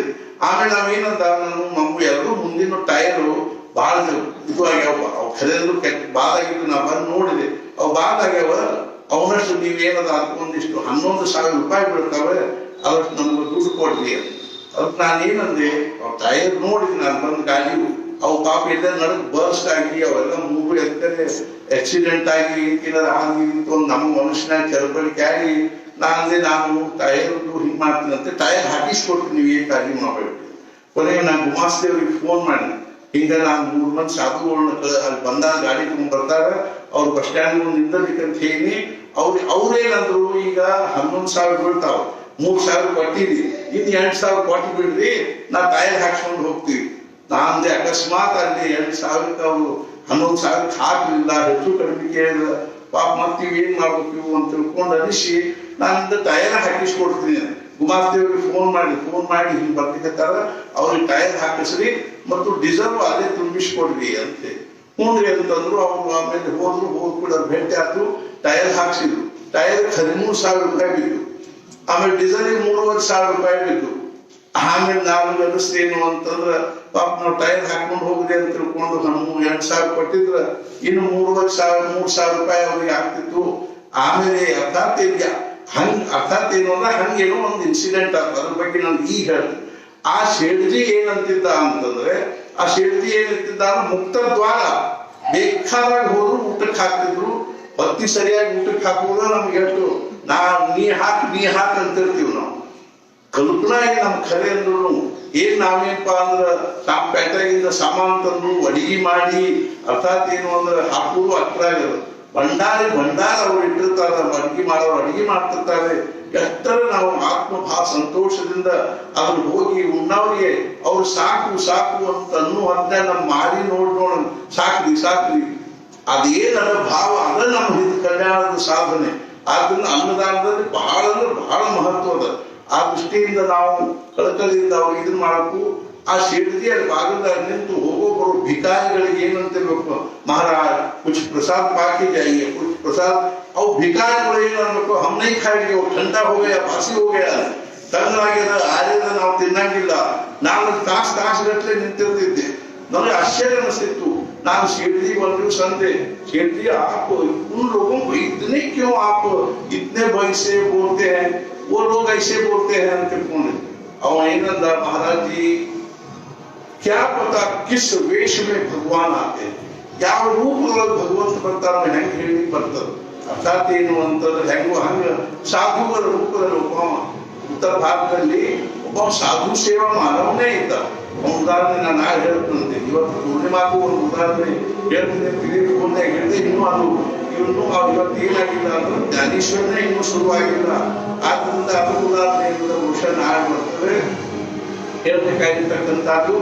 ಅವರು ಅರ್ಥಾತ್ ಸಾಧು ಸೇವಾ ಮಾಡತಕ್ಕಂಥ ಸಾಧು ಸೇವಾ ಮಾಡೋರು ಅನ್ನೋದು ಎಷ್ಟು ಮಹತ್ವದ ಅಂತಂದ್ರೆ ಅಲ್ಲಿ ಆ ಶೇಠಜಿ ಏನ್ ಮಾಡಿದ್ರು, ಅರ್ಥಾತ್ ಅವ್ರು ಜಲಾರಾಮ್ ಬಾಬಾ ಅಂತ ಅವ್ರು ಜಲಾರಾಮ್ ಬಾಬಾ ಏನ್ ಮಾಡಿದ್ರು ಅಂದ್ರೆ, ಸಾಧು ಏನ್ ಕೇಳಿದ ಮನೆಗೆ ಬಂದವರೆಲ್ಲ 3 ದಿವಸ 4 ದಿವಸ ಇಟ್ಕೊಂಡು ಆನಂದ ಮಾಡ್ತಿದ್ದ. ಒಬ್ಬ ಸಾಧು ಬಂದ್ರು, 1 ದಿವಸ ಇದ್ದು ಊಟ ಮಾಡಿ ಹೋಗು ಮುಂದ, ಮಹಾರಾಜ್ ಮೈ ಆಪ್ಗೆ ಕ್ಯಾ ಸೇವಾ ಕರ್ ಸಕ್ತಾ ಹೂಂ ಕೇಳಿ ಕೂಡಲೇ ನಿನಗೆ ಹೆಂಡ್ತಿನ ಕೊಡು ಅಂತ ಹೇಳಿ, ಹೆಂಡ್ತಿನ ಕೊಡು ಅಂದ ಕೂಡಲೇ ಒಂದು ಕ್ಷಣ ವಿಚಾರ ಮಾಡಿ, ಜೈಸಿ ಆಪ್ಗೆ ಇಚ್ಛಾ, ಆ ಹೆಂಡ್ತಿನ ಕರೆದ ನಿಮ್ಗೆ ಸಾಧ್ಯ ಅಂದ್ರೆ ಏನ್ ಸಾಮಾನ್ಯ ಯಾವ ಲೌಕಿಕ ವ್ಯವಹಾರಕ್ಕೆ ಹೊಂದುವಂತಹದ್ದು. ಹೆಂಡ್ತಿನ ಕೊಡೋದು ಕೂಡ ಕರೆದು ಇದಕ್ಕೆ ಸಾಧ್ಯ ಅಂದ್ಕೊಳ್ಳ. ಇನ್ನೂ ಸಹಿತ ಪಾಪ ಅವನು ಸಾಧು ಕರ್ಕೊಂಡು ಹೋಗಿ ಊರವರೆಗೆ ಹೋಗಿ ಒಂದು ಸ್ವಲ್ಪ ಮುಂದೆ ದೂರ ಹೋದ ಕೂಡಲೇ ಅದೊಂದು ದೊಡ್ಡ ಗಿಡ ಇತ್ತು. ಆ ಗಿಡದ ಬುಡಕಿ ಕೂಡ್ಲಿಕ್ಕೆ ಹೇಳಿ ತನ್ನ ಕಮಾಂಡರು ಮತ್ತು ದಂಡ ಎರಡೂ ಅವನಿಗೆ ಹತ್ರ ಇಟ್ಟು, ಇಸ್ಕೋ ಅಭಿ अपने पास रखो, मैं अभी आता हूं करके ಅಂತ ತಿಳ್ಕೊಂಡು ಹೋದವ. ಈಗ ನೋಡೋದ್ರಾಗ ದೃಶ್ಯ. ಆಮೇಲೆ ಎಷ್ಟೊತ್ತಿನ ಮೇಲಾಗಿ ಅವನ್ನೆಲ್ಲ ತಗೊಂಡು ಮನೆಗೆ ತಗೊಂಡು ಬಂದ್ರೆ ಅದನ್ನ ಎಲ್ಲ ಹೇಳಿದ್ವಿ ಹಿಂಗೆ ಹಾಕು ಅಂತ ಹೇಳಿದ್ಕೊಂಡು ಇವತ್ತಿಗೂ ಆ ದಂಡ ಕಮಾಂಡರು ಅಲ್ಲಿ ಜಲಾರಾಮ್ ಬಾಬಾ ಅಂತ ತಿಳ್ಕೊಂಡು ಆ ವೀರಪುರ ಅಂತ ತಿಳ್ಕೊಂಡು ಅಲ್ಲಿದ್ದಾರೆ. ಅಲ್ಲಿ ಜಲಾರಾಮ್ ಬಾಬಾ ಅವರು ಸಮಾಧಿ ಅದ. ಅವರು ಅರ್ಥಾತ್ ಏನು ಅಂದ್ರೆ ಅವರು ಗಾಣಿಯಾರಾಗಿದ್ರು. ಈಗ ಅವ್ರ ಮಕ್ಕಳು ಮೊಮ್ಮಕ್ಕಳು ಇದ್ದಾರೆ. ನಮ್ಗೆ ಆಶ್ಚರ್ಯ ಆಗ್ತದೆ ಏನು ಅನುದಾನ ಆಗ್ತದೆ ಅಂತಂದ್ರೆ, ನಾವು ಅಣ್ಣ ಸಾಹೇಬ್ರೆಲ್ಲ 9 ಗಂಟೆ ಕಾಲಿಗೆ ಗುಜರಾತ್ ಎಲ್ಲ ಅಡ್ಡಾಡ್ಕೊಂತ ಹೋದಾಗ ಹೋದ್ವಿ. 9 ಮಂದಿ ಅನುಗುಣದ ಕನಿಷ್ಠ ಒಂದು 5-6 ಸಾವಿರ ಮಂದಿ ಅಡಿಗೆ ತಯಾರಿರ್ತಾರೆ. ಹೆಂಗ ಅಡಿಗೆ ಪದ್ಧತಿ ಹೆಂಗಿತ್ತು ಅಂದ್ರೆ ಕ್ರೇನು, ಆ ಕ್ರೇನ್ ನಾವು ಸಾಲಿನ ಒಳಗೆ ಎತ್ತಿಕೊಂಡು ಒಯ್ದು ಕ್ರೇನ್ ನಾನಿಂದ ಅನ್ನದ ಪಾತ್ರೆ ಒಯ್ದಿಡೋದು ಅಂತ ಏನು. ನಮ್ಮ ಮನ್ಯಾಗ ಈ 4 ಮಂದಿ ಅಡಿಗೆ ಮಾಡಿದ್ರೆ ಅದ್ರಾಗ ಒಂದು ದಿವಸ 5-6 ಮಂದಿ ಆದ್ರೆ ಪಾತ್ರೆ ನಮ್ಗೆ ಹೊಡ್ದು ಕಾಣಿಸ್ತೋಳೆ, ಎಂಥವ್ರು ಪಾತ್ರೆ ಅನ್ನ ಮಾಡಿಲ್ಲ ಅಂತ. ಅರ್ಥಾತ್ ಏನು ಅಂತಂದ್ರ ನಮಗ್ ಕಲ್ಪನಾನ ಇರಬೇಕು. ಅಂತ ನಾ ಯಾಕೆ ಹೇಳಿಕತ್ತೀನಿ ಅಂದ್ರೆ, ಸಾಧುಗಳು ಸತ್ಪುರುಷರು ಅಂದ್ರೆ ಪರಮಾತ್ಮ ಸ್ವರೂಪ, ಅರ್ಥಾತ್ ಪರಮಾತ್ಮ ಸ್ವರೂಪರು. ಆಮೇಲೆ 3ನೇ ಡೈಮೆನ್ಷನ್ ಏನು ಅಂದ್ರೆ ಪ್ರಾಣಿ ಮಾತ್ರಗಳಲ್ಲಿ ಭಗವದ್ಭಾವ. ಯಾರು ನೋಡಿದ್ರು ಅವ್ರು ಪರಮಾತ್ಮ ಸ್ವರೂಪನೇ ಅನ್ಸ. ನಾಮದೇವರು ಒಂದು ದಿವಸ ಹೋಳಿಗೆ ಮಾಡಿದ್ರು. ಅವ್ರ ಮನ್ಯಾಗ ತಿಳ್ಕೊಂಡು ಹೋಳಿಗೆ ಕಟ್ಕೊಂಡು ಒಂದು ತುಪ್ಪದ ಮಿಳ್ಳಿ ತಗೊಂಡು ಹೊಲ ಕೆಲಸಕ್ಕೆ ಹೋಗಿ ಒಂದು ಗಿಡಕ್ಕೆ ಹೋಳಿಗೆ ಗಂಟು, ಆ ಗಿಡದ ಹೋಳಿಗೆ ಇಟ್ಟು ತುಪ್ಪದ ಮಿಳ್ಳಿ ಇಟ್ಟು ಕೆಲಸ ಮಾಡುವಾಗ ಒಂದು ನಾಯಿ ಬಂದ ಹೋಳಿಗೆ ಗಂಟು ತಗೊಂಡು. ಅವಾಗ ಇವ್ರು ತುಪ್ಪದ ಮಿಳ್ಳಿ ಇಟ್ಕೊಂಡು ಬೆನ್ನ ಹತ್ತಾರ, ಶ್ವಾನಾರಾಯಣ ಒಳ ಹೋಳಿಗೆ ತಿನ್ಬೇಡ, ನೀವು ಹಾಟಿ ಕಳೆದು ಹಿಡಿದಿತ್ತು, ತುಪ್ಪ ಹಾಕಿ ತಡಿ ಅಂತ ಬೆನ್ನ. ನಾವು ಅದನ್ನ ಕಲ್ದಾಟ ಹೋಗ್ತಿದ್ವಿ, ತುಪ್ಪದ ಮಿಳ್ಳಿ ಅಲ್ಲ ಅದು ಎಲ್ಲ ಮಾಡಿದ್ರು ಹೊಡೆದ ಬಿಡ್ತಿದ್ವಿ ನಾವು. ಏನು ಅಂದ್ರೆ ಪ್ರಾಣಿ ಮಾತ್ರಗಳಲ್ಲಿ ಭಗವದ್ಭಾವ ಅನ್ಸು. ಆಮೇಲೆ ಇದು ಮುಂದಿನ ಹಿಂದೆ ಹೇಳಿದಾಗನೇ ನಮ್ಮ ಜೀವನದಲ್ಲಿ ನಡೀತಕ್ಕಂಥ ಪ್ರತಿಯೊಂದು ಘಟನಾದಲ್ಲಿ ಭಗವಂತನ ಕೈ ಕಾಣಿಸ್ಬೇಕು, ಭಗವಂತನ ಕಾಣಿಸ್ಬೇಕು. ಇದು ಅವಂದೇ ಇಚ್ಛಾ ಅನ್ನೋದ್ರೊಳಗೆ ಏನೊಂದು ಸಮಾಧಾನದನೋ ಅದನ್ನ ನಾವು ನಮ್ಮ ಇಚ್ಛಾನುಸಾರವಾಗಿ ಪರಿಸ್ಥಿತಿ ಬದಲು ಮಾಡಿಕೊಂಡು ನಾವು ಸಮಾಧಾನ ಪಡ್ಕೋತೀವಿ, ಸರ್ವಥಾ ಶಕ್ತಿ ಇಲ್ಲ. ಅದೇ ರೀತಿಯಾಗಿ ಮುಂದಿನ ಏನು ಅಂದ್ರೆ ಈ ವಿಶ್ವದಲ್ಲಿ ನಡೀತಕ್ಕಂತಹ ಪ್ರತಿಯೊಂದು ಘಟನಾದ ಹಿಂದೆ ಅರ್ಥಾತ್ ಏನು ಅಂದ್ರೆ ಭಗವಂತನ ಇಚ್ಛಾ ಅದ. ಆ ಭಗವಂತನ ವಿಶ್ವಭಾವದಲ್ಲಿದ್ದಾನೆ ಅನ್ನುವಂತಹ ಭಾವದಿಂದ ಜ್ಞಾನೇಶ್ವರ ಮಹಾರಾಜರು ಈ ಯಾವ 9ನೇ ಅಧ್ಯಾಯವನ್ನು ಬರಿತಾ ಇದ್ದಾರೋ ಅದರೊಳಗೆ ನಾವು ಮೊನ್ನೆ ಅನನ್ಯಾಶ್ಚಿಂತಯಂತೋ ಮಾಂ ಯೇ ಜನಾಃ ಪರ್ಯುಪಾಸತೆ ತೇಷಾಂ ನಿತ್ಯಾಭಿಯುಕ್ತಾನಾಂ ಯೋಗಕ್ಷೇಮಂ ವಹಾಮ್ಯಹಂ ಅನ್ನುವಂಥ ಶ್ಲೋಕ ಹೇಳಿ ಅದ್ರ ಮೇಲೆ ಏಪ್ಯನ್ಯ ದೇವತಾ ಭಕ್ತ ಇದಂತೆ ಶುದ್ಧಯಾನ್ವಿತಾ ತೇಪಿ ಮಾಮೇವ ಕೌಂತೆ ಇದಂತೆ ವಿಧಿಪೂರ್ವಕಂ ಅನ್ನುವಂಥ ಶ್ಲೋಕದ ತನಕ ನಾವು ಬಂದಿದ್ವಿ. ಅದರೊಳಗೆ ಅನನ್ಯಾಶ್ಚಿಂತಯಂತೋ ಮಾಂ ಭಗವದ್ಗೀತೆಯಲ್ಲಿ ಕೆಲವು ಶ್ಲೋಕಗಳು ಹೆಂಗವ ಅಂದ್ರೆ ಅವು ಜಗತ್ ಪ್ರಸಿದ್ಧವಾಗಿರ್ತಕ್ಕಂತಹ ಶ್ಲೋಕಗಳು. ಅದೇ ಮುಂದೊಂದು ಬರ್ತದೆ, ಇದೇ ಅಧ್ಯಾಯದಲ್ಲಿ ಪತ್ರಂ ಪುಷ್ಪಂ ಫಲಂ ತೋಯಂ ಯೋಮೇ ಭಕ್ತ್ಯ ಪ್ರಯಚ್ಛತಿ ತದಹಂ ಭಕ್ತ್ಯುಪಹತಂ ಅಶ್ನಾಮಿ ಪ್ರಯತಾತ್ಮನಃ ಅನ್ನುವಂತಹ ಒಂದು ವಿಲಕ್ಷಣವಾಗಿರುವ ಈ ಒಂದು ದಿವ್ಯವಾಗಿರ್ತಕ್ಕಂತಹ ವಿಚಾರಗಳನ್ನ ನಾವು ಅರ್ಥಾತ್ ಏನು ಅಂತಂದ್ರೆ ಸದ್ಗುರುಗಳ ಒಂದು ದಿವ್ಯ ಒಂದು ಪುಣ್ಯತಿಥಿ ಆರಾಧನಾ ಮಹೋತ್ಸವದ ಒಂದು ಸಮಾರಂಭದಲ್ಲಿ ಈ ಒಂದು ದಿವ್ಯವಾಗಿರ್ತಕ್ಕಂತಹ ಪ್ರಸಂಗದಲ್ಲಿ ನಾವು ಶ್ರವಣ ಮಾಡೋಣ. ಮಹಾರಾಜರು ಅರ್ಥಾತ್ ಏನು ಅಂದ್ರೆ ಜ್ಞಾನೇಶ್ವರಿ ಬಗ್ಗೆ ಮಹಾರಾಜರಿಗೆ ಎಷ್ಟರೇ ಒಂದು ಇದು ಇತ್ತು ಕೆಲಸರೇ ಅವರಂತೂ ಅದನ್ನ ಅರ್ಥಾತ್ ಅದನ್ನು ಕುತ್ಸಿಡ್ಸೇದ ಅಂತ ಹೇಳ್ತಿದ್ರು. ಅಂಥ ಜ್ಞಾನೇಶ್ವರಿ ಮಹಾರಾಜ ಇಂಥ ಒಂದು ದಿವ್ಯವಾಗಿರ್ತಕ್ಕಂತಹ ಜ್ಞಾನೇಶ್ವರನ್ ಬರೆದಿರ್ತಕ್ಕಂತಹ ಜ್ಞಾನೇಶ್ವರ ಮಹಾರಾಜರು ಕೊನೆಗೆ ತಮ್ಮ ಈ ಒಂದು ಬರೆಯೋದು ಮುಗಿಯೋ ಸಂದರ್ಭದಲ್ಲಿ 18ನೇ ಅಧ್ಯಾಯದಲ್ಲಿ ಆ ಭಗವಂತನಿಗೆ ಯಾವ ಭಾವದಲ್ಲಿ ಪ್ರಾರ್ಥನಾ ಮಾಡಿದ್ದಾರೆ ಅಂದ್ರೆ ನಾನು ಹೇಳಿದ್ದ ಈ ವಿಶ್ವವ್ಯಾಪಿಯಾಗಿರ್ತಕ್ಕಂತಹ ಪರಮಾತ್ಮ ತತ್ವಕ್ಕೆ ಅವ್ರು ಏನ್ ಮಾಡ್ತಾ ಇದ್ದಾರೆ ಅಂದ್ರೆ ಪ್ರಾರ್ಥನಾ ಮಾಡ್ತಾ ಇದ್ದಾರೆ. ಏನಂತ ಅಂತಂದ್ರೆ ಈಗ ಈ ವಿಶ್ವಾತ್ಮಕ ದೇವನನ್ನು ಈ ವಾಕ್ಯಜ್ಞದಿಂದ ಘೋಷಿಸುವೆನು, ಸಂತುಷ್ಟನಾಗಿ ಕೊಡಬೇಕಿದನ್ನು ಪ್ರಸಾದದ. ದುಷ್ಟರ ಕುಟಿಲತೆ ದೂರವಾಗಲಿ, ಸತ್ಕರ್ಮದಲ್ಲಿ ಪ್ರೀತಿ ಹೆಚ್ಚಾಗಲಿ, ಪ್ರಾಣಿ ಮಾತ್ರರಲ್ಲಿ ಪ್ರೇಮ ಬೆಳೆಯಲಿ, ಜೀವಭಾವದಿಂದ ದೂರವಾಗಲಿ ಪಾಪತಿಮಿರ, ವಿಶ್ವಕಾರಣಿ ಸ್ವಧರ್ಮ ಭಾಸ್ಕರ, ಪಡೆಯಲಿ ಪ್ರಾಣಿ ಮಾತ್ರ ಬಯಸಿದ್ದಲ್ಲ, ವರ್ಷಿಸುತ್ತ ಸಕಲ ಮಂಗಲ ಸಂತ ಸಮೂಹೈ ಶ್ರನಿಷ್ಠೆಯುಳ್ಳ ಭೂಮಂಡಲದಿ ಸದಾಕಾಲ ಭಕ್ತಿಯಾಗಲಿ ಜನರಿಗೆ. ಸಜಲ ಕಲ್ಪತರುಗಳ ತೋಟವು, ಚೈತನ್ಯ ಚಿಂತಾಮಣಿಯ ಗ್ರಾಮವು, ಮಾತನಾಡುವ ಸಮುದ್ರವು, ಅಮೃತದ ಚಂದ್ರನಾಗಿದ್ದು ಅಲಾಂಛನ, ಸೂರ್ಯನಾಗಿದ್ದು ಆಪಹೀನ, ಸದಾ ಸರ್ವರಿಗೂ ಸಜ್ಜನ ಸುಹೃದರಾಗಿರಲಿ. ಹೆಚ್ಚೇನು ಸರ್ವರು ಆಗಿ ಸುಖಿಗಳು, ಸಂಪೂರ್ಣ 3 ಲೋಕಗಳು ಭಜಿಸಲಿ ಯಾವಾಗಲೂ ಆದಿ ಪುರುಷನನ್ನು. ಹಾಗೂ ಗ್ರಂಥೋಪಜೀವಿಗಳಿಗೆ ವಿಶೇಷವಾಗಿ ಲೋಕದೊಳಗೆ ದೃಷ್ಟ ವಿಜಯ ಅವರಿಗೆ ಪ್ರಾಪ್ತವಾಗಲಿ. ಆಗ ಶ್ರೀ ವಿಶ್ವೇಶನೆಂದನು ಪಡೆದುಕೋ ಪ್ರಸಾದದಾನವನ್ನು. ಈ ವರದಿಂದ ಶ್ರೀ ಜ್ಞಾನದೇವನು ಸುಖಿಯಾದನು,